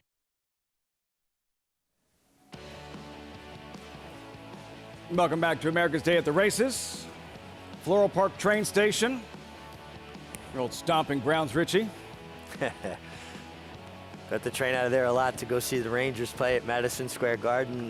Just a hop and a skip to Manhattan. Just a really lovely village in Nassau County of Long Island. And again, so convenient to Belmont. Really enjoyed living in Floral Park. You're pretty fired up about your Rangers, yes? I'm very fired up about my Rangers. Even when they're not a good team, I'm fired up about them. And it looks like they're very promising this year. Won 2 out of their first 3. Looked a little flat the other night. They're back-to-back games. But they're playing tomorrow night. You know where I'll be. In front of the TV anyway. His Twitter account, an automatic must follow, especially during NHL playoffs. And the Rangers are in the mix. We have 3 races left on our Sunday program. The schedule brought to you by Claiborne Farm. This 7th race started the late pick up, the pick 3, 13 minutes out. Floral Park is the featured event. Race 8, main track is fast, a turf course listed as good. Field coming up for the Floral Park. And the defending champ is here. Number 3, Too Sexy. Dylan Davis to ride, 4-1, not quite as sharp coming into this year's edition. Lady Edith, though, the 9-5 morning line favorite to be ridden by like Mr. Turf Sprint, Joel Rosario. You know, he does so many things well, Joel Rosario, but his turf sprints are extraordinary because of how he'll get horses to settle. He almost puts them to sleep, but when he produces them with that run, it's so intensified because they've used no energy whatsoever. And he seemingly, sometimes you go, oh, he's giving them too much to do, he's waited too long, and they get there. His timing is uncanny. We'll have a chance to see that a little bit later on. The Turf Sprint Floral Park featured event on this Sunday program. As always, we invite you to join us if you haven't signed up just yet at Naira Bets. When you do so, use that promo code MATCH200. Earn up to a $200 deposit match after your first deposit. But any track, anywhere, anytime. Join now, NairaBets.com to earn your $200 deposit match. As for yesterday's feature, a very good edition of the Sands Point and 3-year-old fillies going 1 mile and an 1/8, very competitive. And Johnny Velasquez with Skims, who had finished second in the Dueling Grounds Oaks at Kentucky Downs, defeated by Vergara, going to turn the tables on her nemesis here. Skims in front, digging to the wire. I really liked Johnny Velasquez getting aboard Skims. I feel like this is a perfect union, rider and horse. Johnny's so good at getting horses in a good rhythm, keeping them going forward, and Skims just kept finding under him, took advantage of that good inside position that is so important in turf racing, and we've seen it consistently. Shug McGahee, Hall of Famer for a reason. His horses continually get better with racing, with age, and she was very good. Little Green coming across that gap there. She kind of on her left lead, gets over to her right lead, finds more to hold off for Gara. Pizza Bianca didn't get a lot of help from the pace, and was coming on steadily at the end, but Skims, nice to see her get it done. And Andrew Rosen, you know, such a vaunted history in the game, going back to his father, Carl Rosen, Chris Everett, Philly Triple Crown winner, Chiefs Crown. You know, just, you know, a family that has been involved with racing for so many years, since I can remember. And actually, Chris Everett went out and had a match race with Miss Musket. Wasn't much of a match race. It was like 100 lengths or something. Crazy something. Yeah. Not much of a match race there. But good to see her dig in, because the book on Skims had been that winning punch, that killer instinct seemed to lack from time to time, as we saw in the Dueling Grounds Oaks. When Vergara, who looked beat 5 different times, was able to repel her, this time Skims, she got first run, and you could see she was responding to the presence of Vergara in the stretch. Well, she was, but again, I'm going to go back to and belabor the point a little bit, that Johnny Velasquez being aboard, understanding that her strength is her stamina. So better to stretch the race out. Don't try to come and hit somebody with that one run. Kind of make it a demanding test, a test of stamina, and start stretching the field. Make them work to stay with you, because if your horse keeps getting air and stays, you're playing to your strength as opposed to waiting on horses that maybe can outfight you or outfoot you. Johnny Velasquez doing John Velasquez things in yesterday's Grade 2 Sands Point, and then a completely different brand of racing, steeplechase, and one of the most celebrated events in the sport, in the Grade 1 Grand National with Hewick. You were on site. How was Hewick able to make short work of such a deep, competitive bunch? Well, there were some questions about Hewick going into this. He was coming out of steeplechase races, higher fences. Those horses have a tendency to jump higher, so they're actually losing ground in air because they're used to having to clear fences. These are hurdles, they're shorter. But the shark, Hanlon, told me they had schooled him over hurdles. He had done it very well. And the other question was this too short for him? Because he's won as far as 3 miles and 5 furlongs. Too short, everything being relative, too short. 2 miles and 5/8, right? But when he was up close to the pace, traveling as easily as he was, you knew that he wasn't going to tire. And he just kept finding. It was really interesting to look at him after the race. I actually tweeted a photo of him after the race. Lighter framed kind of horse. Interesting kind of body type that, you know, you go, wow, this is what a jumper should look like. A horse that's athletic enough to get over fences, doesn't carry too much weight, lighter on their feet. I was really fascinated, and I felt like I was learning things yesterday as I was trying to present racing from there. It was great to have Joe Clancy on site with us, somebody who grew up in the jump game and really understands the nuances, but an enthusiastic crowd, a wonderful setting, the weather cooperated, and a tremendous performance from the invader, Hewick. Great stuff yesterday from Far Hills with Joe Clancy, Acacia, and the big on-site Hewick in the Grade 1 Grand National. Again, a little bit of everything for our viewers yesterday, from the hurdlers you just saw. As always, terrific thoroughbred racing here, Belmont at the Big A. But Maggie, the day for you started very, very early with coverage from overseas at Ascot, a British Champions Day. Some of your lasting impressions. Well, we all went into the day expecting something formful, and yeah, the first 3 races proved to be that. But after that, things went a little haywire as Baid was riding a 10-race win streak into yesterday's Champion Stakes, and he was upset. He was upset by Bay Bridge for trainer Sir Michael Stout and Jim Crawley. And Richard Kingscott. And he ran well. He was the horse that handled the ground. He hit the lead towards the far side of the course, where most of the good running had been done that day, put his ears flat back and fought off every challenger. And you could see when they turned into the straight with Baid and Jim Crowley went to angle him out, he was already niggling at him. And this is a horse that in all of his races, he traveled to the front on the bridle. You could tell he was just spinning his wheels, could not really extricate his feet from that deeper ground. And that's what his trainer William Haggis went on to say is was the downfall yesterday. And of course, Connections said that he retires with a slightly blemished record, but a horse that gave a lot of people, a lot of fans and his connections thrills throughout the season that he completed. But we'll see some horses that competed yesterday, Lafitte, in the Breeders' Cup, including the sprint winner, Kinross, who might be trying the mile. So really looking forward to what the Europeans do, as always, in the Breeders' Cup.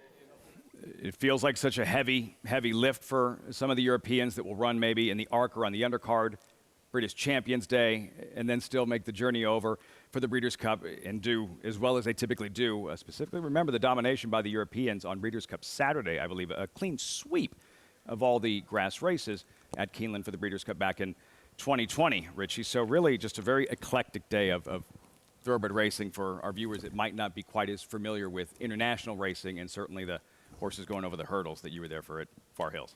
One common theme, the horses. And when they're the stars of the show, and when we get to see horses that are really good at what they do, whether it's jumping fences or running distances or sprinting, I'm a happy guy. Fun day of racing. Fun day of racing all around. And on this Sunday program, we still have 3 left. we mentioned, you got this really tough, challenging $25,000 claimer to handicap. Later, the featured event we've been discussing, the Turf Sprint, race number 8, Floral Park, and the Spendthrift 3-year-old race of the day to close the show. Post parade, hang tight. Jose Lascano looking to go back-to-back. Yeah, for Linda Rice off the claim. Going to need a little pace help because he's a horse that wants to close. Joey Loose Lips and Jose Ortiz rides for the first time. Adds blinkers, and usually horses that add blinkers show more speed. Back to dirt, Bali Shade. I thought he was interesting. Drops to the lowest level and gets back to what I think is his better surface. Maxim Moment, quick 8-day turnaround. Quick 8-day turnaround, also drops in class. That's worked in the past for David Jacobson. Taco Bean, second in his latest at this level. Yeah, coming off a good effort at this level, certainly could be a contender right there. Mr. Candy Ride idle since mid-February. Yeah, where it was a voided claim, now he comes back here. Another horse that's going to need a little help pace-wise. Kingstown, Joel Rosario, winner by DQ, but he doesn't know that. 40 Comets, ponyless, winless in 7 starts this year. Yeah, it just feels like he'd have to find a little bit of a push in the tank, although Jimmy Ryerson having a good meet earlier on the card. Strasbourg, New Jersey Invader, New York debut. Yeah, also turning back in distance here. Field for the 7th, 7/8 of a mile. $25,000 claimer, non-winners to lifetime, and there is Taco Bean. Let's go back to his latest, mid-September, right here. Similar company, Taco Bean, tracking the leaders and really operating in tight quarters. Yeah, you know, kind of dressed up, no place to go, but traveling, moving well. And you can see Irad looking for that seam, didn't want to overcommit to the inside because sometimes that inside horse will drift over, kind of like he did there, finally gets out in the clear. The fact that this horse traveled into the bridle for so long while on pause in traffic, he wasn't checking, he wasn't steadying, but he was waiting. And I thought he kind of flattened out just a touch late, but I like that Irad Ortiz sticks. I think any rider rides a horse better the second time. A little more familiarity, a little more confidence. Irad Ortiz, Taco Bean to his outside. Maggie, Mr. Candy Ride, what are you noticing here from this 5-year-old we haven't seen since mid-February? Well, Lafitte, we've seen some of these horses that were with Linda Rice and moved to Mike Maker have success. Now, this is a horse that in his last start, he honestly, for whatever reason, just looked overmatched against the field. It was a group of fairly gritty kind of veterans, and he just looked overmatched, and then subsequently he was avoided claim after a poor performance, and hence the break. Now, he was competing on 3 consecutive wet tracks. So, yeah, one of them was quite good, but that was at Churchill. And all wet tracks are different, not only depending on how wet they are, but from track surface to track surface. So let's give him a shot here on the main fast track that we have at Aqueduct. He looks solid. If anything, he's filled out a bit. He's very calm. Yes, he might need a tune-up. He might need a race to just bring everything together. They have cut the blinkers back a little bit on him. When he put them on last time, he was wearing a much fuller cup, and now he's just wearing a very, very small cheater blinker. So fairly, you know, from my perspective, on the optimistic side of things, but heeding the fact that it's been a long break. As we'll check in with number 9, Strasbourg, he wasn't facing much, but he got a ridiculous kind of trip. As we see him getting a very exuberant warm-up here beneath Javier Castellano. He broke okay, but he found himself kind of towards the back, going into the first turn and a bit wide. And then he makes this ridiculous move into what was a fast pace, as the outrider actually just had to pull Javier up on Strasbourg. And the fact that he was still able to, you know, pull off the victory, I thought was a feather in his cap. And he does face some tougher foes here, but he makes a favorable impression. He is fairly keyed up, so let's see if he does show a bit of early pace, even though he is turning back to the 1-turn 7/8 from the 2-turn mile and a flat mile at Monmouth. So he's definitely ready to rock and roll, at least in the prelims. As we'll check in with number 1, Hang Tight here. I have not seen this horse in person, did not cover the race at Saratoga. He does not have much early speed, and he has been a listed vet scratch scratch, both for 40 back on September 15th and October 8th. But vet scratch can be numerous things. You know, it could be that he was sick. So you don't want to put too much weight into that. But he looks great, and I was really intrigued to see how he warmed up, and he moved really, really nicely beneath Jose Lezcano as these connections are looking to go back-to-back. And JK, I guess you're hoping to ride the Lezcano-Rice wave, too. Absolutely. I'm going to go to the inside with Hang Tight, like you mentioned. And you mentioned those two entries back on September 15th and October 8th was enter for 40. Now, I'm not going to make too much out of this, but there's a couple of times Linda claimed the horse for 25 and tried to enter the horse for 40. Well, there's the vet scratches, now shows back up for 25. To me, that's at least a little bit of a sign of confidence that Linda liked what she saw from the horse that she claimed for 25. She wanted to run for 40, didn't work out. Now she's back in here for 25. The horse has some speed figures that kind of fit, but you'd like to think this horse is going to take a step forward for Linda Rice, who's a much higher percentage trainer than the trainer prior. And like you said, Jose's kind of seeing the ball correctly. And I think that goes a long way when you're trying to make decisions, especially with a horse that looks like it's going to probably come from off of the pace. I like this horse in here, considering that I used about 6 in the pick 5. I thought this was a very, very difficult race. Challenging handicapping endeavor, JK. Hang tight at 9-2. Richie is trying to smoke out a long shot here, and Bali Shade at 15-1. I just think the horse getting back to dirt, running for the lowest level it ever has, certainly on the dirt. Last time ran for 35 on turf, showed speed going longer, turned back. Rudy Rodriguez's barn is gotten back centered, back on the beam, heating up. I thought this horse was very interesting at a big price. He's always waiting to see his sire really fulfill his promise and his reputation and his ability, Bala Bali, out west, and there was always some issues or physical issues, and never had quite a chance to see that. But his offspring here in Bali Shade, 15-1 for Rudy Rodriguez as they file into the gate. Wide open, tepid 3-1 favorite, Taco Bean choice with Arad Ortiz at post time. Race 7 of 9. Belmont at the Big A. Here's Johnny I.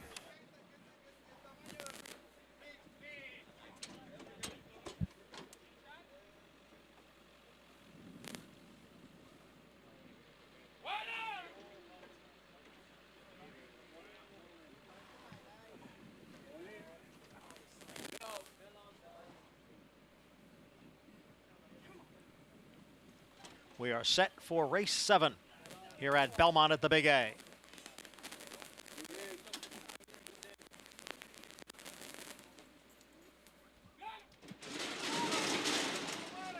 Several horses came out, so we will have a delay here as they broke through the gate early.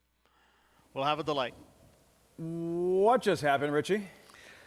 Well, I'm not sure who broke through the doors first, but if the 8 broke through first, he took the 9 with him. If the 9 didn't, he took the 8 with him. And now you can see the outrider was able to help the 9, and the 8's being very difficult to pull up. And I tell you, once they kind of get it in their head to go, Kendrick Carmouche just did some job getting this horse stopped because he wanted to run. They thought the race was on.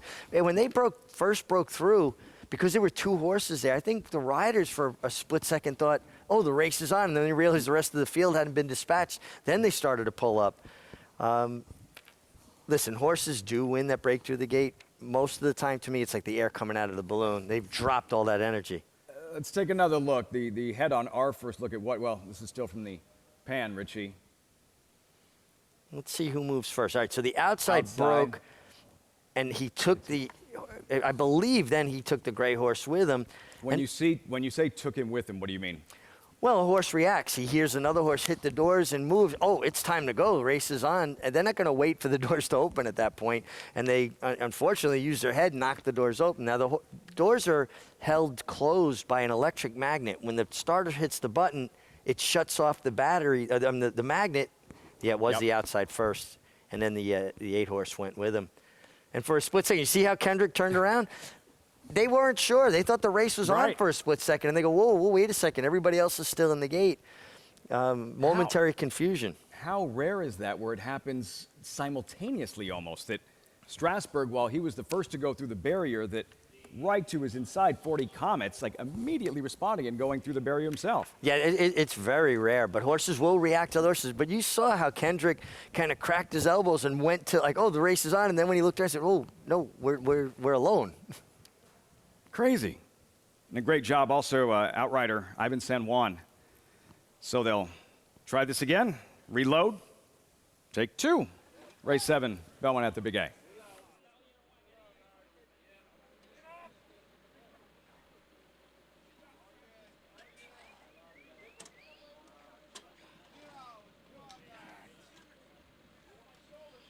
We are once again just about ready for the 7th race.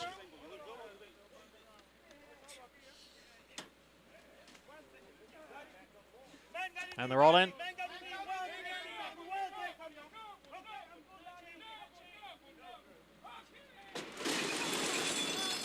And they're off. Awkward beginning for number 1, Hang Tight. And he is the trailer. Taco Bean is in between horses. Now moving up is Joey Loose Lips. And on the outside is 40 Comets. Joey Loose Lips has the lead. 40 Comets runs in second. Taco Bean is now back in third with Kingstown in fourth.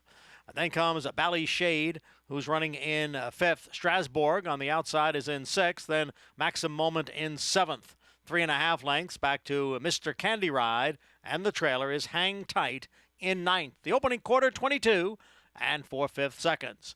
Joey Loose Lips leads here by 2 lengths. 40 Comets is in second. Taco Bean is down on the inside and now moving up a bit as the field goes around the far turn. Joey Loose Lips has a 3-length lead. Taco Bean has moved into second. 40 Comets is back in third. Bally Shade down at the rail and in fourth. Mr. Candy Ride is on the move and up into fifth. Then Maxim Moment and Kingstown, and they're all chasing Joey Loose Lips around the half mile in 46 and 4. It is Joey Loose Lips opening up here on the field. Joey Loose Lips by 5. Mr. Candy Ride continues to gain on the outside. Hang Tight, who was last, has gained ground down at the rail. Joey Loose Lips tiring but still in front. The lead is 3.5 lengths. Hang Tight at the rail moves to second. Joey Loose Lips by a diminishing 2 lengths. Hang Tight was second. Mr. Candy Ride finished third. He's clean. They're all dirty, covered in dirt. Joey Loose Lips in command with Jose Ortiz, 4-year-old gelded son of FNX, second lifetime win. Joey Loose Lips adds blinkers. An aggressive Jose Ortiz shows improved speed and leads them on a merry chase. Flag fall to That's All. And this is the desired effect. When somebody adds blinkers, a lot of times they're looking for this kind of speed in lower level horses. And Lafitte, the kickback has been devastating today. Look at the horses rallying from off the pace, how covered they are. And it's just difficult sometimes when the kickback's coming back so hard and sticking so much for horses to get on track and really finish. So speed, not a bad thing to have from that perspective. Bold late run along the rail from Hang Tight. Yeah, like I said, like Joey Loose Lips, he's clean. They're covered. Yeah, and really covered. You know, sometimes it's less than other times. It feels like there's just enough moisture in the track to make it a little bit stickier, a little bit heavier, and it's really inundating the back runners. And listen, Joey Loose Lips didn't show his customary speed last time. The addition of blinkers, addition of Jose Ortiz, who, you know, won a race early today for Jimmy Ryerson, being aggressive, putting horse on the lead. I don't know when going to the lead became somewhat unfashionable with some riders. Speed is dangerous, always. How much more aggressive typically when you were riding compared to what we see now? How different was that in emphasis on being up in the mix early, clearing early, making the lead? A great deal more. So much so more. When you're competing with Angel Cordero and riders this look who understood the importance of speed and position, and you had to come out of the gate running just so you didn't get shuffled back. Now it doesn't seem like there's that same urgency. So you would love riding now. They'd be having to catch me a lot. It'd be tailor-made for the MIG. This one tailor-made for Joey Loose Lips. Too sexy. She was just too fast in this race last year. The Floral Park title defense looms, but is she good now as she was then? That's next.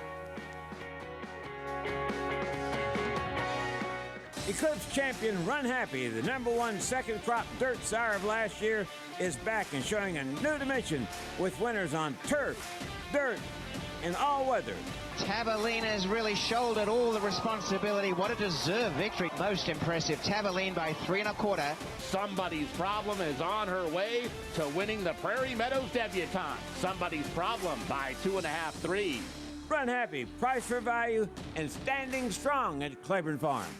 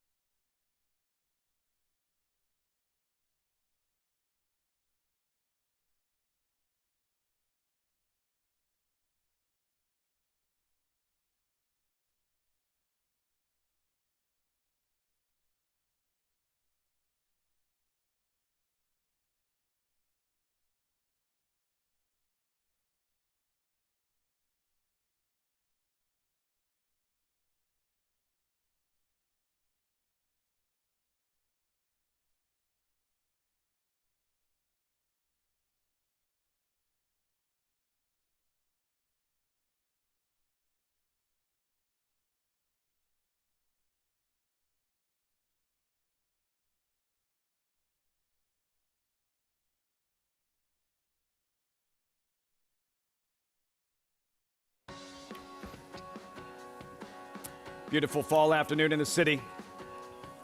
Welcome back. You're watching America's Day at the Races, where we just saw Joey Loose Lips take down the 7th. What will that filly do in the Floral Park? She is the defending champ. Too sexy. Came into that race like a house of fire. Performed at a high level, won the Floral Park, but has not won since. Can she regain her 2021 fall form in the Sunday feature? We'll find out in about 21 minutes. Meantime, Joey Loose Lips, trainer Oscar Barrera, Jose Ortiz, nice and clean, flashed that speed, blinkers on, it all came together. Joey Loose Lips, owned by Jim Gagliano, with Maggie in the winner's circle. Pleased to be here with Jay. And this horse, as I was joking with you usually name your horses, with an Italian type of flair. And this one claimed by you, but still has an Italian flair. That's right, it sure does. He's a nice colt. We're sorry to lose him today, but that's part of the game. And he's been training really, really well. We saw today, Ortiz came out, he says, what's the instructions? I says, not much speed, you're the boss. And he ran well today. We were happy with the win. Talk about Oscar's decision to put the blinkers on him today. Actually, the last time he ran with Dylan, he was coming through horses and he showed to be a little skittish, tiny bit. Yeah. He really should have went through and taken the race, but he came back a little bit, so we figured putting the blinkers on him would focus him just a little more. And two, this is a family kind of affair for you. You always have your son out here. Yes. Talk a little bit about, just making it about the family. I'm going to tell you how it all started, if I can, quickly. Yeah. 1974, my dad, Salvatore, he used to come to the track at Aqueduct, and Saturdays there'd be 50, 60,000 people. And he would have to park in the boondocks, my dad. So one day he comes up all the way to the front, and he looked at the guy and says, how do I get to park over here? My father figured, give him a couple of scadols. He looked at him, and he looks, go buy a horse. So that put a thing in my dad's head.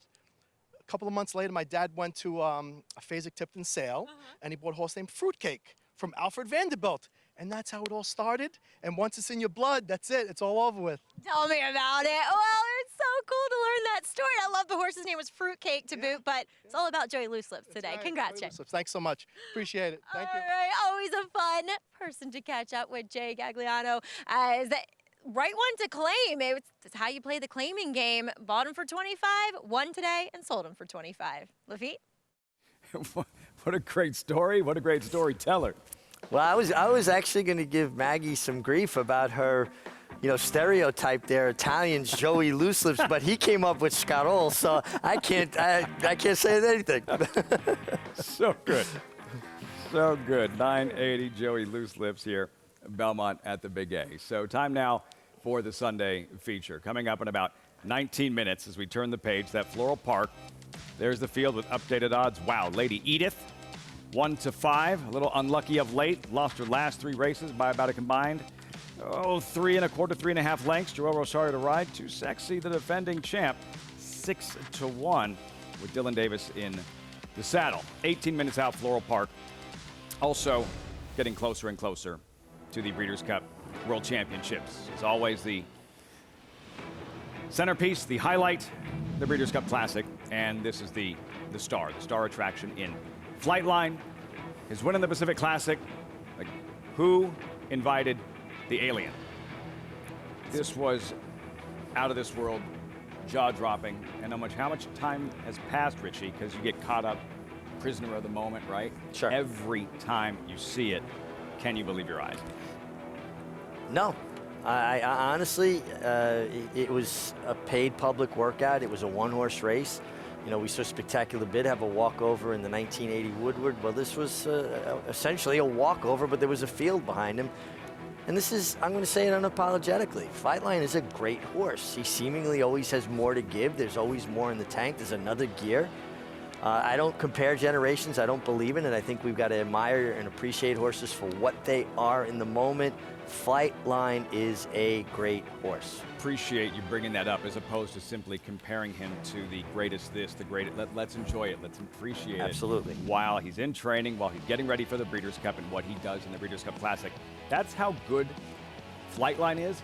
Other horses in the Breeders' Cup Classic are hoping Life is Good. They want to see Life is Good in the Breeders' Cup Classic to potentially entertain Flightline early, perhaps setting up, making their chances better in the Breeders' Cup Classic with somebody out there buzzing around, applying some pressure, if possible, to Flightline. Well, listen, Life is Good got it done last time in the Woodward, but this wasn't his best effort. Was it the racetrack? Was it coming off of top effort in the Whitney?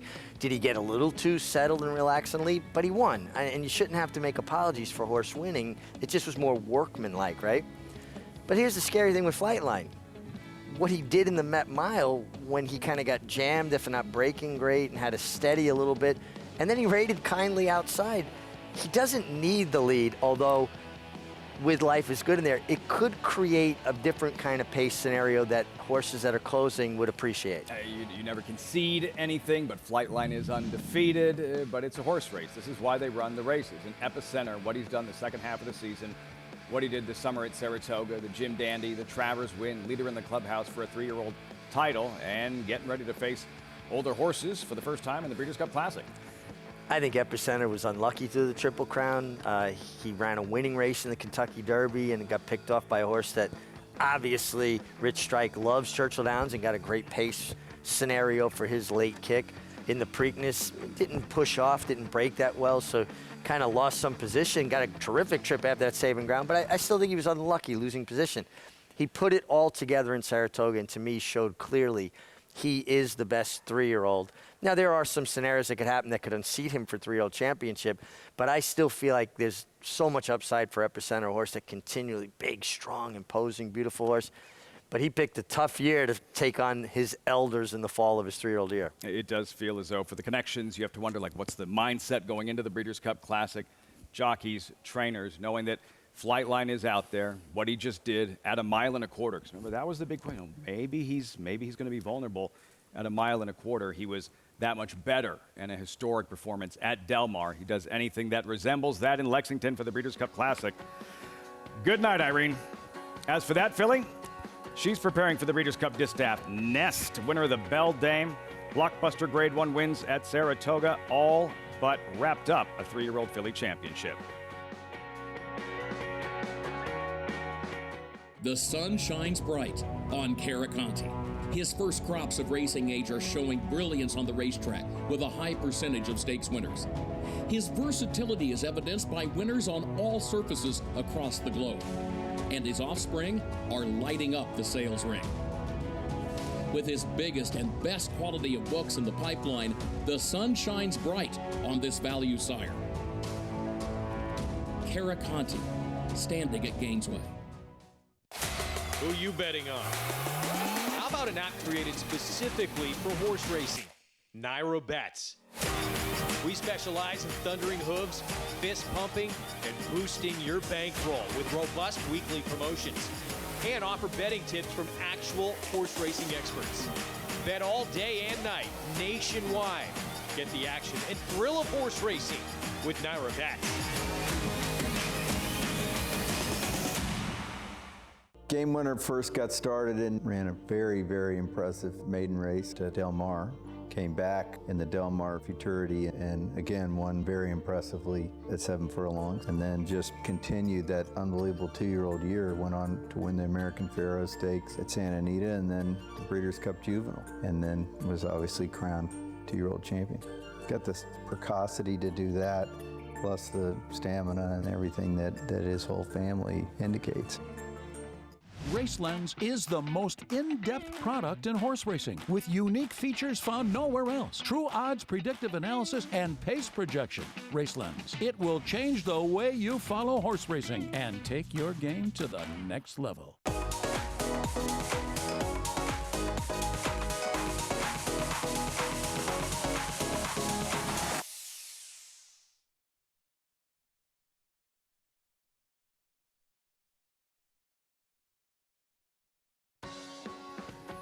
Great to have you with us on America's Day at the Races. As always, brought to you in part by Naira Bets. Bet any track, anywhere, anytime. Get started, nairabets.com. Today, Andy Serling's handiwork on display. You didn't know he was a pumpkin carver as well, did you? Nothing would surprise me. A man of many talents. Renaissance man. Contenders, Breeders' Cup distaff. You see some of the bigger names in the sport in terms of fillies and mares all converging at Keeneland in Lexington for the 3rd Breeders' Cup contested at Keeneland. And Nest, top-ranked 3-year-old filly in the country, trained by Todd Pletcher, on a roll since the Belmont Stakes. We put the spotlight on her. We've gone back to this quote several times because it's that significant. As you look at some of the highlights, the stats thus far, having banked more than $1.8 million, 3-time Grade 1 winner Nest. That Todd Pletcher says of all the 3-year-olds he's run in the Belmont Stakes. He's won it several times. He's run a lot of horses in the Belmont. The first horse to ever, quote, really thrive, coming off of a Belmont Stakes appearance, the filly. I mean, that's all you need to know. That, he's run colts in it. He's won it. I mean, and she blossomed from it. It speaks of her physical constitution, and we've watched her develop and mature right in front of our eyes. And she has become such an ultra-professional, strong racehorse. I mean, she's just fun to watch. I mean, she beat her elders here. Now, listen, admittedly, an easier group of elders than she's going to face in the Breeders' Cup distaff. But I like this kind of prep as your last prep going to the Breeders' Cup. Win it, but use it as a building block, not as a race that you had to get to the bottom of yourself to win. And she just won with consummate ease. Got gliding under the wire, and it's a carbon copy after each performance. Another tour de force, CCA Oaks, Alabama, and there in the Beldame. And then at Malathot, Todd Pletcher with a pretty strong 1-2 distaff punch. And the family, Malathot, I understand we were introduced to little sister this afternoon. Malathot's little sister, 6th race at Keeneland, a Julia Shining, full sister by Carlin out of Dreaming of Julia. Didn't break very well, circled the field, won impressively. Stone Street Stable kept this one. They sold Malathot. And what a family. Dreaming of Julia, Grade 1 winner. Her mother, Dream Rush, Grade 1 winner. Malathot, this filly's sister, Grade 1 winner. You want to talk about a family. So many of those $1 million babies, expensive, that don't quite pan out. Malathot, $1 million purchase, but she's banked, what, $2.8 million, I think it is. And what she's worth as a broodmare now. Coming off of a smashing win in the Spinster over the same surface of which the distaff will be contested at Keeneland. Here, Belmont at the Big A. Maggie standing by with this Race 8 featured Floral Park paddock report. Maggie. Lafitte, this one got really complicated when scratches came out because it's a turf sprint with no speed. Who's going to go to the lead? I'm wondering if they let Lady Edith be a little bit more comfortable up front, considering she's on the inside. Why not? And look, they have done everything possible to keep this filly quiet. She has a pony. She came in with the training saddle on. She's got cotton in her ears. Last time I saw her out on the racetrack, I was on the pony that day. They never even got out of a jog. I'm wondering what Joel Rosario is going to do climbing aboard her for the first time in with regards to the warm-up. But physically, she looks sensational. But why is she such a short price? I'm a little perplexed by that. Yes, she has run fast, but you know, her stablemate isn't a slouch either, but she just really has no early speed. But look, Lady Edith looks sensational, and I will keep my eye on her in hopes that she stays quiet as she is. Now, Mike Trombetta, he is the other trainer with 2 in here, and Spun Glass as Fergal Lynch comes in from the Mid-Atlantic by way of Far Hills to ride her, and she's a good-looking mare. I mean, she's big, she has a size. Yeah, she was facing lesser in those restricted stakes races at Colonial and Laurel from Maryland breds and Virginia certified horses, but she fits really nicely with these. She makes a lovely picture. And Lafitte, the horse, and sometimes when there's no apparent speed on paper, you'd pick the horse that you think is the sharpest, and that was definitely long shot in here, Queen Sheba. Could she steal it on the front end? Queen Sheba, something to watch for early on of this Floral Park post parade. Wow, 2-5, very short. Lady Edith, the favorite. More on her in a moment. And then Too Sexy, the defending champ. Well, she got good, very good last year in the fall of the year. Is she going to come back to that form? Because she's going to need to. Queen Sheba, does she make the lead?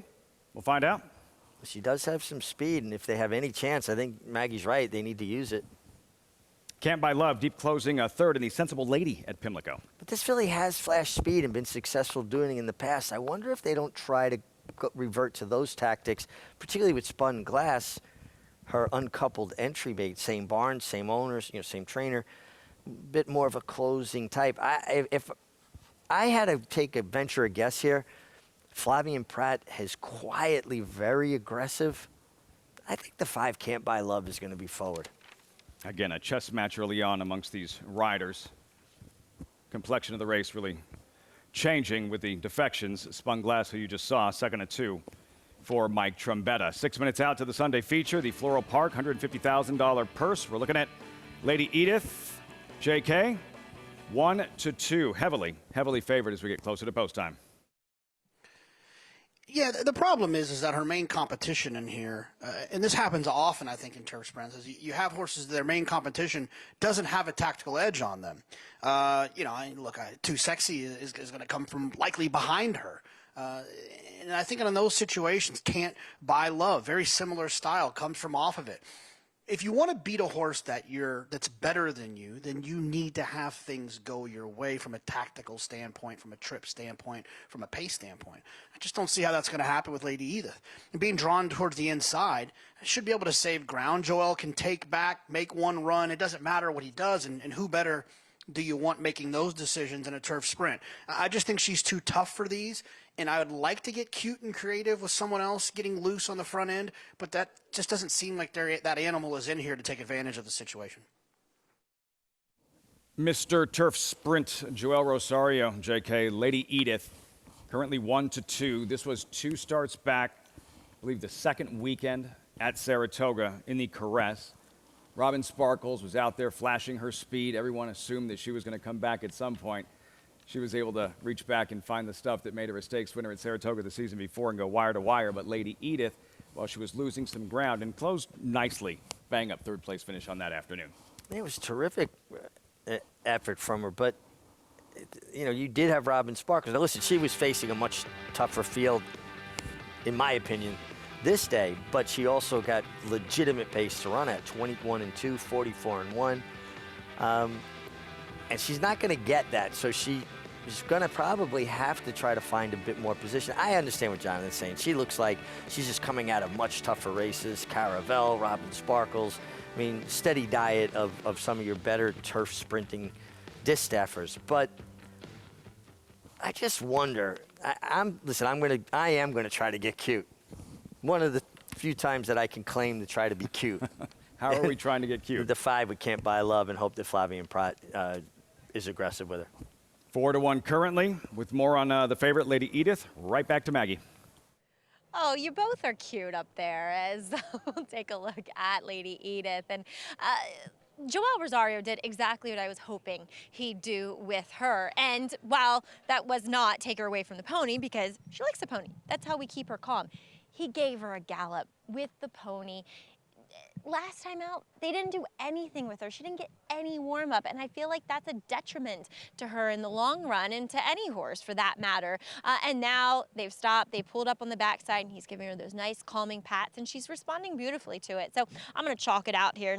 I'm not going to be cute today. But let's talk about those two horses that I think could be pace types, and Mig taking number 5, Can't Buy Love. Now, she came from way out of it in her last start where she flew home going the 5, but a 5 at Pimlico is sharp. They are typically flying around that racetrack, which has very, very tight turns and a slightly undulating type of turf course. This is a little bit more of a pristine, forgiving type of turf course here at Aqueduct. And she is built to be one that should have some speed. She's tiny, not tiny, that's not fair to her. She's just short-statured and a bit more broad. And yeah, Flavien Prat's probably is the most aggressive rider out there when he sees a race with no apparent speed. But at least from dispositions of horses, number 4, Queen Sheba, is the sharpest one in here. And while she's never been on the front end,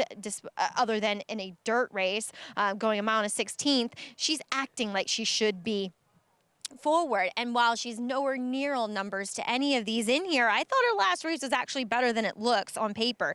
She broke well, she was mid-pack, she was on the rail, and then she was dragged all the way back to last, going the 5.5 at Laurel, and then she split horses and got up. Look, she's a bit overmatched, I get it, but just one that is sharp, I don't know. We'll see how things play out. So all of that, Lafitte's just led me to pick the 2 to 5 shot. In the end, the odds-on favorite, Lady Edith, talking about Queen Sheba, using that long stretch at Laurel to her advantage, and that's how murky the pace scenario is, that you watch her last race, how far back she was. Maggie just told you why she was that far back, and that in the end she could wind up perhaps right on top of things early on in this Floral Park.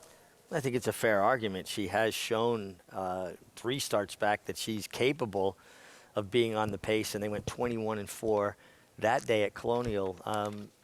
So it's definitely a fair argument. I'm just hoping that Can't Buy Love is able to put herself in a forward position, if not on the lead, at least tracking the 4 Queen Sheba and getting first run. She should be closer. She was really far back, a deep closing third in that Sensible Lady at Pimlico as well. But Maggie made a great point, though. Pimlico, it is a bit more of an undulating course. They call it Old Hilltop for a reason, right? And she finished well. 6 furlongs, a little bit of a different kind of a race here in New York. Your observation about the warm-up specifically, and kind of the philosophy behind warming them up pre-race? I believe in warm-ups. I don't think, even with a nervous horse, you do them any favors by keeping them quiet in their post-parade. And I'm not saying you give them an aggressive warm-up or you light them on fire, if you will, you ignite them. But you need to let them stretch their muscles, stretch their legs, get the blood pumping a little bit, and expel some nervous energy. I don't want to keep that all bottled up, and have it come out in one explosive move. I want horses to have a little bit of a, not necessarily every day a sweat on, but think about boxers don't come into the ring dry. They're primed and ready to compete. These fillies and mares are ready to compete, ready to sprint in the Floral Park. Final check of the tote board reading. 2 to 5, Lady Edith. Number 3, Too Sexy, defending champ, trying to go back-to-back. John Embriel with the call. Sunday feature, Belmont at the Big A, the Floral Park Stakes.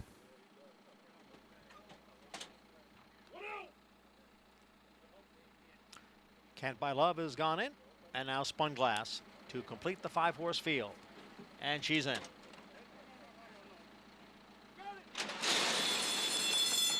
And they're off. It's Too Sexy, and alongside On the outside is a Can't Buy Love. Can't Buy Love and Too Sexy, and they are right together here in the early going with the favorite, Lady Edith, sitting just off of them in third. Spun Glass is next in fourth, and Queen Sheba, the long shot, is at the back of the pack in fifth.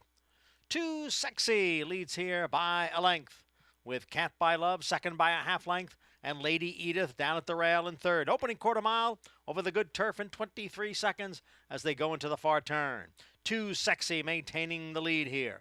Lady Edith down at the rail, and to her outside is Can't Buy Love. Those two right together. Lady Edith a bit tough to handle there as they come for the top of the stretch. Lady Edith is now moving up and is right alongside of Too Sexy, and now Lady Edith has taken the lead from Too Sexy. Can't Buy Love is back running in third, then Spun Glass and Queen Sheba. As they come through the stretch, Lady Edith now opens up here. It is Lady Edith in front by 3.5 lengths, and it will be Lady Edith to win the Floral Park Stakes quite handily and ran the 6 furlongs in 1 minute 10 and 3/5 seconds. Quite handily is right, John Embryo. Joel Rosario gave her her cue. Lady Edith responded, put away the defending champ Too Sexy, and cruises to an easy win. Lady Edith in the Floral Park. Joel had 2 handfuls of horse every step of the way. He was in that pocket position behind Too Sexy, the other Christophe Clement trainee, who showed a bit more speed today. Obviously, Dylan Davis and Christophe are reading the racing form as well. I did get the ride and trip I wanted with the 5 Can't Buy Love. Just no match for the top 2.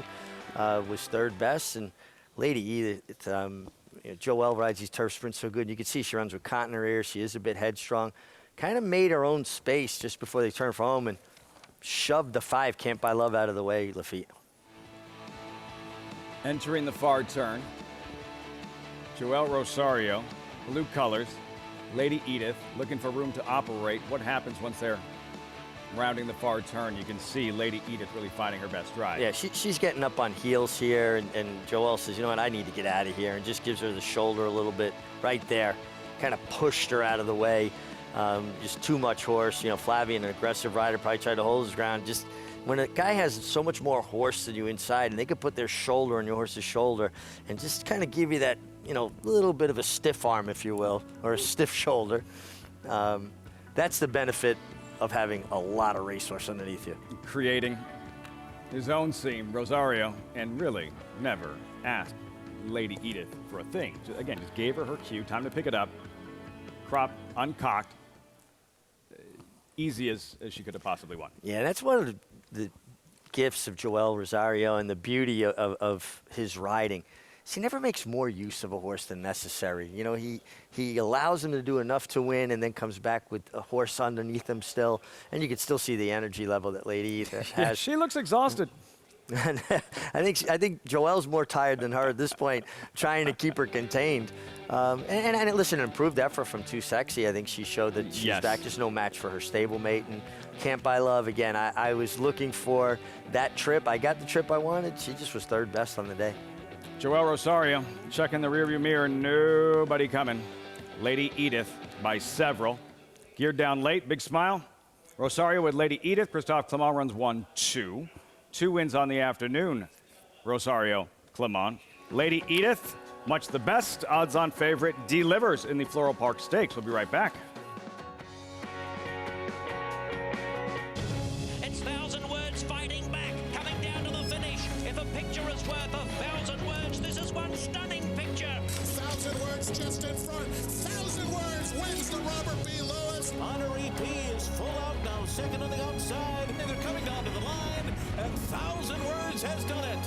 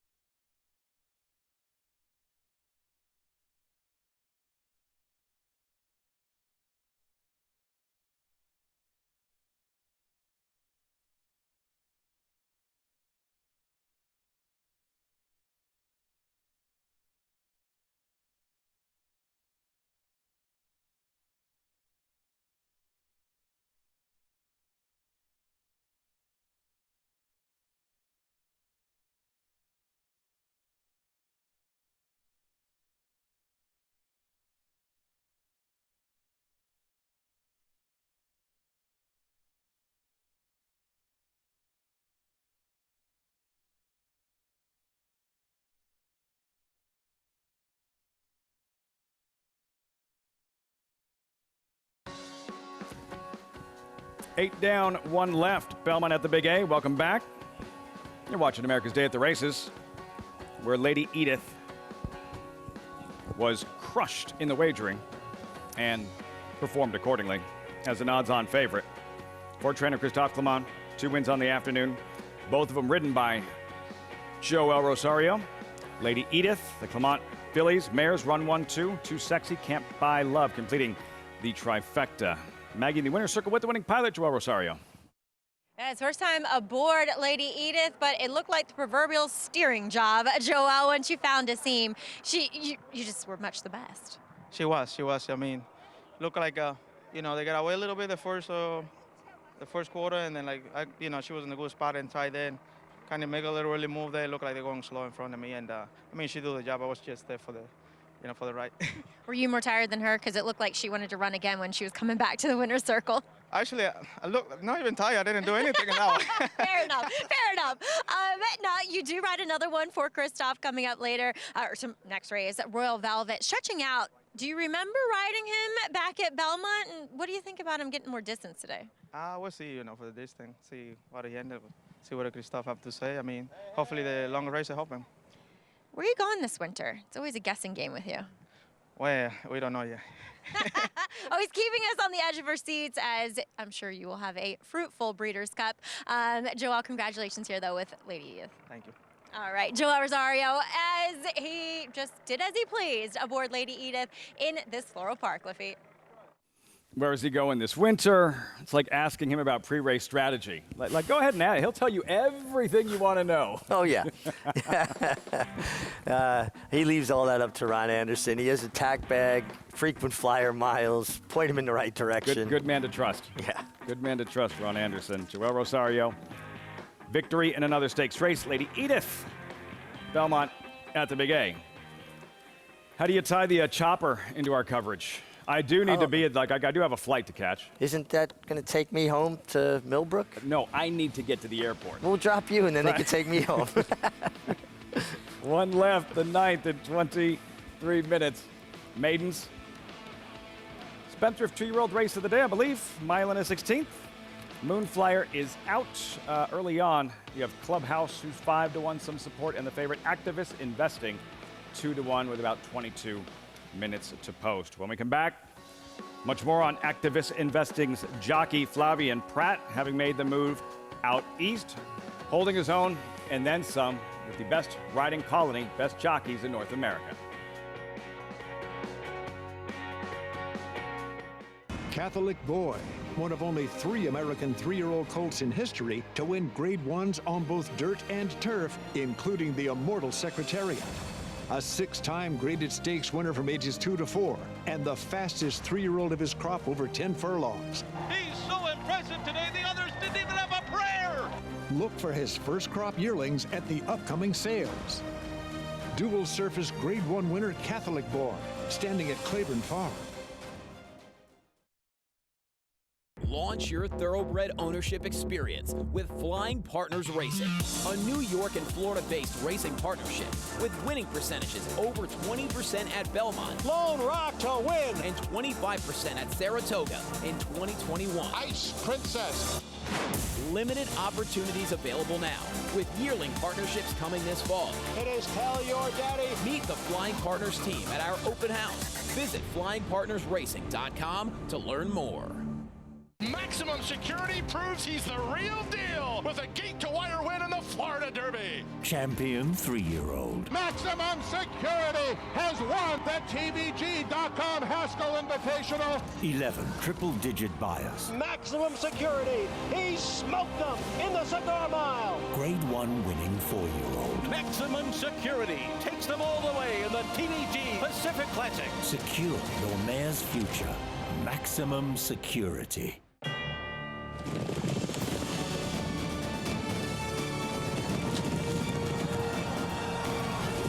They come together from every corner of the globe. In pursuit of the one reward that sets the special few apart. The title of World Champion. Don't miss racing's ultimate coronation. The Breeders' Cup World Championships at Keeneland. Tickets on sale now.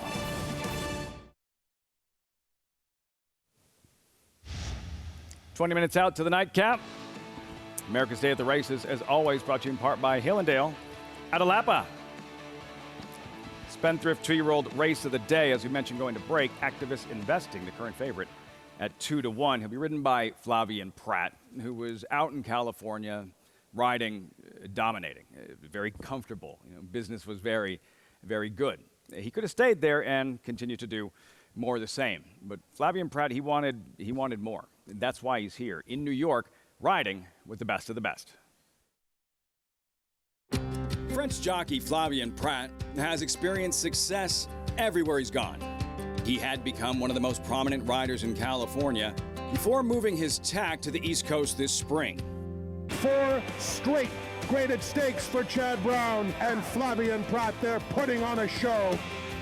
Well, living in California was definitely not an easy decision. You don't want to be in the comfort zone and kind of, try to challenge yourself and see what could you do somewhere else. So that was my thought process, moving on the East Coast and riding with obviously a great colony of riders and different tracks. At that point, I thought it was the right thing to do. Stepping out of his comfort zone is not something new for Prat.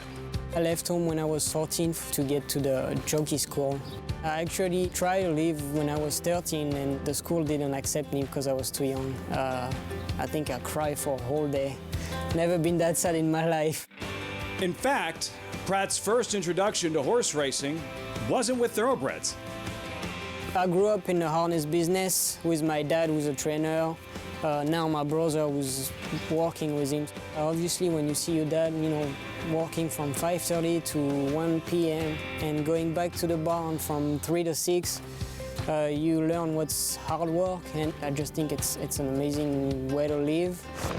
In France, it can happen where there's a racetrack where half of the card will be harness and half would be thoroughbred. I love to go on the weekend with my dad and see the thoroughbred and then went a few times to Longchamp with my mom and some friends. So yeah, it's always been in the back of my mind. Drugier, and she will deliver here, coming from off the pace under Flavien Prat. By 2019, Prat had grabbed some of the attention of trainers nationwide, enough to get the call from Hall of Famer Bill Mott in America's most prestigious race, setting up the biggest moment of his riding career. Obviously, we had seen that he was doing very well in California and was a good rider, and we put him on, and it couldn't have worked out better. What a great trip he worked out for him. He was 3 wide around the last turn, but he was able to avoid the contact that some of the other horses had on the inside of him. We actually did not get bothered. We took a slight little bump coming out of the turn, but really nothing that would have affected us one way or another. Then, of course, 24 minutes later, they hung our number up and made us the winner. Winning the Derby was a strange experience. A lot of mix of emotion because obviously you win the Derby, so it's great, but it's by disqualification. There's always going to be some controversy, and yeah, I didn't cross the line first. And then you have to wait. We had to wait a long time before they decide to put Country House as a winner, so hopefully one day we'll cross the line first. He's been close. Hot Rod Charlie, third was ended this year to win that Derby outright. Flavien Prat has a Preakness victory. Rombauer, the numbers he is already putting up. Still very young. Scary to think of how much damage he'll do once it's all said and done. And 201 career graded stakes wins now. Richie, how much making the move from California, what did he risk? How difficult of a decision do you feel that would have been? I mean, I can only speak for myself. It would have been extremely difficult. You're riding in smaller fields in California because the horse population just isn't as strong as it once was. And in 5 and 6 horse fields, or steady diet of them, not all of them, he's basically got the pick of the litter. Him and his agent, Brad Pegram, doing a fantastic job getting live horses. He could have just stayed there and dominated for years. But recognizing that he needed to prove himself in a more maybe national stage, New York being kind of the epicenter right now for the riding colony, he said no. A true champion goes to the fight, goes and challenges himself and wants to prove that he belongs in that upper echelon where maybe he didn't feel like he was getting recognized that way. So I think, to me, it just shows that champion mentality. And probably wanting to know, how do I stack up against the very best riders in the country on a consistent basis? Like, how you're challenging yourself to find, how good am I? How good can I be on that competitive of a circuit? I thought a very successful Saratoga meet would have been top second in the standings behind Irad Ortiz. With a lot of momentum at the end of the meet, too. Mm-hmm.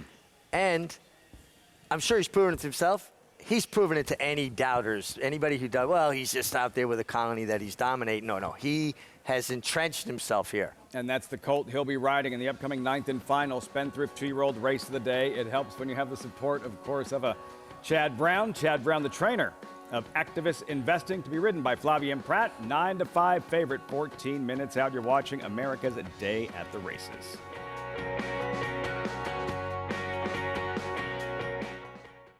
Consistently versatile with 25 Grade 1 winners on every surface from 6 furlongs to 1 1/4 miles all over the world. Switzerland in the Dubai Golden Shaheen. Switzerland wins. Churls Fight running on.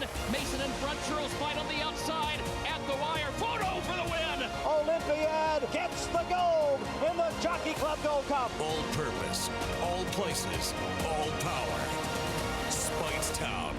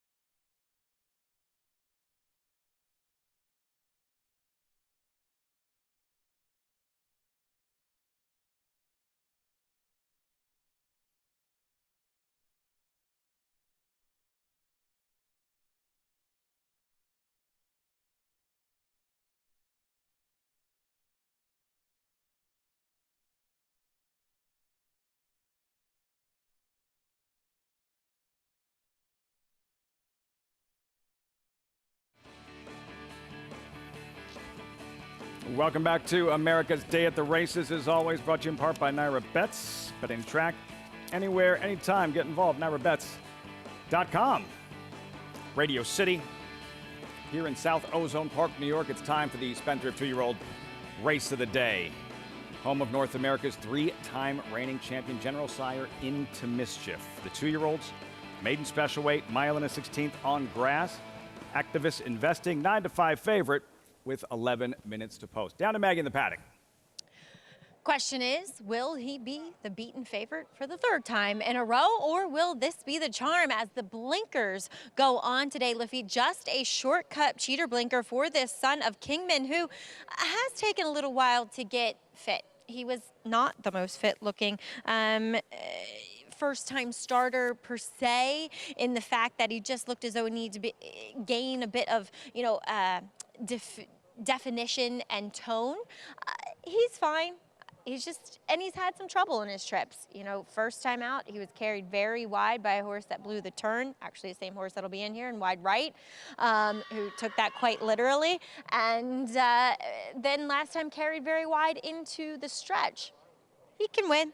I just thought there were some interesting horses at prices. Number 2, Decanted, comes in here for a try. away from Kentucky Downs after 2 efforts there. The first time out was very good. Last time, just kind of an even effort, never really able to totally pick up, just kind of ran in place. He comes in here very keen, indicating to me that he will likely show that early pace that he has displayed down there at Kentucky Downs, and paints a very nice picture here in the paddock. The thing is, though, is there's some horses stretching out in here, and we'll see if they have any more speed. He at least is acting like a horse that will again be forward, and I mean, just dappled head to toe, looks the picture of health and readiness for this 3rd start. And we'll move on to number 4, Royal Velvet. He was meant to be all the goods, but he was beaten by a good one first time out in Oxymore, who was then subsequently sold and won the stake up at Saratoga, Skidmore. As he comes in here, Royal Velvet, looking incredibly fit.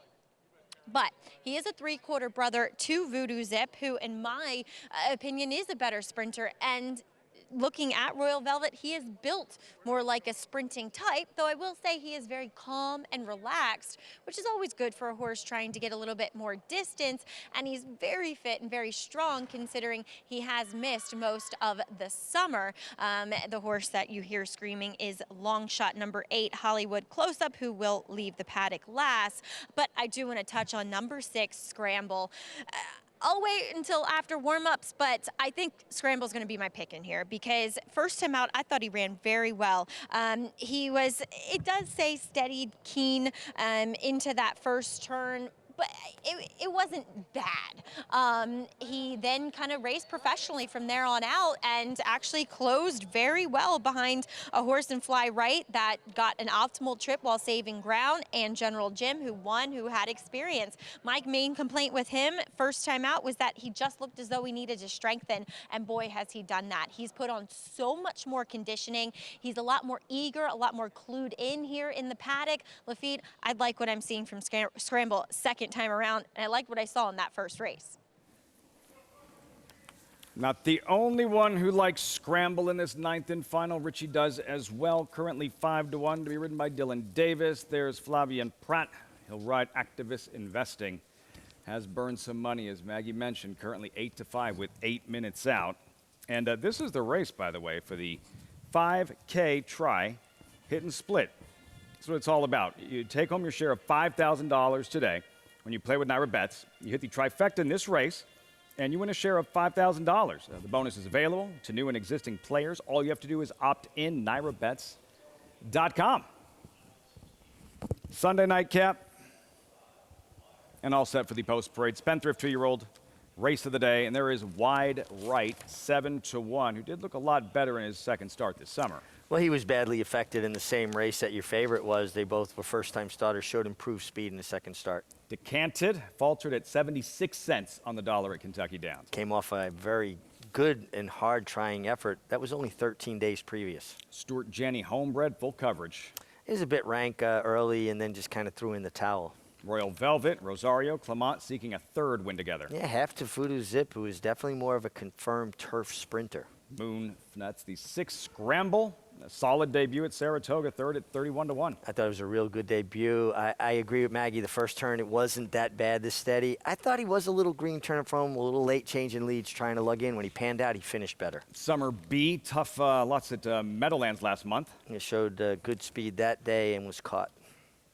Hollywood Close-Up is 48-1. There's the favorite, Activist Investing. He comes out of the same race as the 7 Summer B, and actually was green early and finished with a little bit of interest. Clubhouse, 7-1, and Arad Ortiz. Yeah, tough post for a horse that had some speed turf sprinting first time out. American Raider, the brothers will break side by side. Yeah, a horse that also tough post, especially for a first-time starter. 2-year-old being wide, and this is the first fall out of a mare that did win on debut.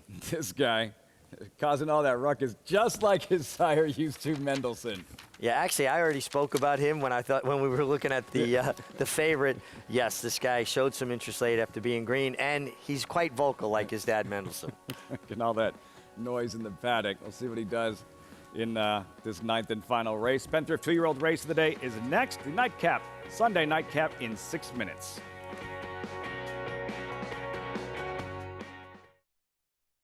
War Dancer. The momentum continues with recent stakes winners on turf and dirt. Dancing Buck going wire to wire in the Grade 3 Belmont Turf. Dancing Buck has opened up on the field. It is Dancing Buck by a half dozen lengths. And 2-year-old filly War Saichi with a wire-to-wire win in the Ladyfinger Stakes. War Saichi asserted her authority immediately out of the starting gate, and she has not relinquished the lead. War Dancer, the #1 third crop turf sire in North America. Proud to stand in New York. This season at Oaklawn, we've got more of everything. More of the top thoroughbreds in the world. More days of live racing. And the largest purses in our history. All at a completely reimagined Oaklawn. Come be a part of this historic season at Arkansas's only casino resort. Eclipse champion Run Happy, the #1 second crop dirt sire of last year, is back and showing a new dimension with winners on turf, dirt, and all weather. Tabaline has really shouldered all the responsibility. What a deserved victory. Most impressive. Tabaline by 3 1/4. Somebody's Problem is on her way to winning the Prairie Meadows Debutante. Somebody's Problem by 2.5 3. Run Happy, price for value, and standing strong at Claiborne Farm. Racetrack Television Network brings you every race, from every track, on every screen, every day. With monthly packages starting as low as $5, RTN gives you great value and access to more live HD streaming and race replays than anyone. Visit RTN.TV today to sign up and watch on almost any device, including Roku and Amazon Fire. RTN has packages that start at $5 per month.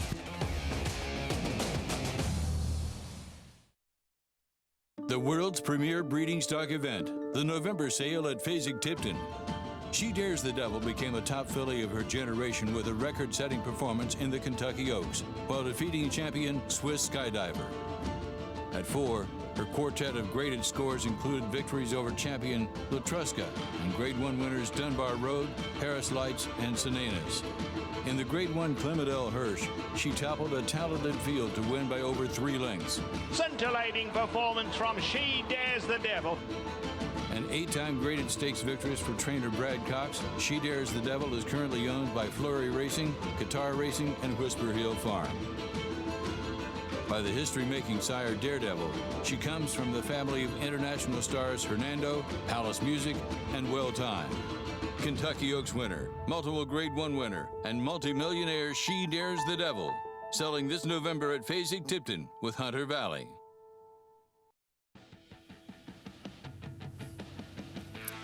They're all waiting for these 2-year-olds to arrive at the starting gate. Spendthrift 2-year-old race of the day. This is America's Day at the Races, brought to you in part by America's Best Racing. For the love of the race, visit americasbestracing.net today.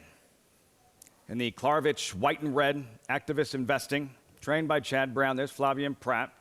And let's revisit his second start, Richie. August 20th at Saratoga, Activist Investing starting to rally, losing ground on the far turn. Yeah, you can see he was kind of spun out pretty wide off of that turn. Tough trip the first start, basically put a line through it, was eliminated on the first turn. You know, maybe the blinkers are going to help Lafitte because, look, he does have this propensity to want to lug in. You saw he had to be corrected. Irad went back to a right-handed crop there and then had to correct him again. And it just doesn't look like the easiest kind of horse to ride. Maybe the blinkers will get him a little more focused and make him a little bit more tractable, a little easier to handle. Tricky outside post. How much precious real estate will he lose going into the first turn? Not an issue, Maggie, for a wide right drawn inside. We just hope he doesn't do what he did in that first start, Lafitte, as he didn't in his second, that's for sure. And, you know, I always look for corrective equipment thereafter, and they really haven't gone there. I think they just wrote that off as being green and not a bad habit that wide right had as he continues just to wear a loose ring snaffle and noseband. But he also continues to get so much stronger and so much more fit, which is always a good sign. And a horse that did take a step forward in his second start, I think is primed and ready to take even more of a step forward here in his third. So I would not ignore wide right. As Clubhouse, also another one making his third start, but stretching out in distance, I'm not convinced of it with the stretch out. And it feels like there are some other horses that could go here, although he is built like he should have speed, and he was very keen and eager, but he also, in the same respect, lacked a bit of focus. I know that Byron Hughes, Todd Pletcher's assistant here, had to kind of correct him a couple times while he stood in the saddling stall. So while I'm not going to be shocked if this guy pulls up the mild upset, I just wasn't convinced, looking at him, that he'd be successful in these conditions, Lafitte. Clubhouse, Maggie, given the connections, it's Arad Ortiz. Everything he rides gets over bet. It's Todd Pletcher. That is cold on the board for him. That is cold on the board for strong connections. Tough post, too. You know, a horse that showed really good speed first time and stopped completely. They kind of flipped the script last time, right? Took him back. Flavien Prat tried to use that speed in a more judicious manner, and he finished well. Now he stretches out, and I just don't like the pattern to the stretch out. Saw Hollywood close-up, who's just kind of a goofball, making all that noise, screaming. Earlier, he like tripped over his own feet just crossing over to the turf course. Distracted, you know, wanting to holler at things and look at things and just being a bit silly, and like a kid that's a little bit goofy and he doesn't get his attention and they do silly things. just like tripped over his own feet. Hollywood close-up, the long shot by Mendelssohn. 8-5, Activist Investing. You're all on Scramble, the 6-horse, with Dylan Davis. Post time for the 9th and final, Belmont at the Big A. Here's Johnny I.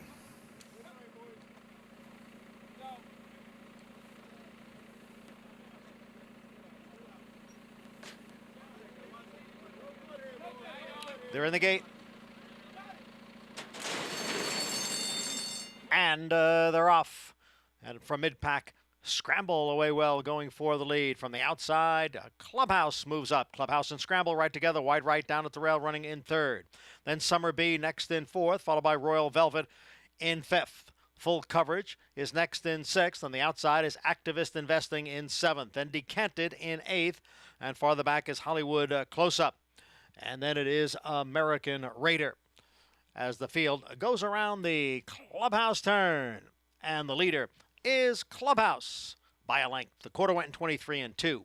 Scramble is in pursuit in second, 2.5 lengths to wide right. Next in third, Summer Bee on the outside in fourth. Royal Velvet saving ground towards the rail and in fifth.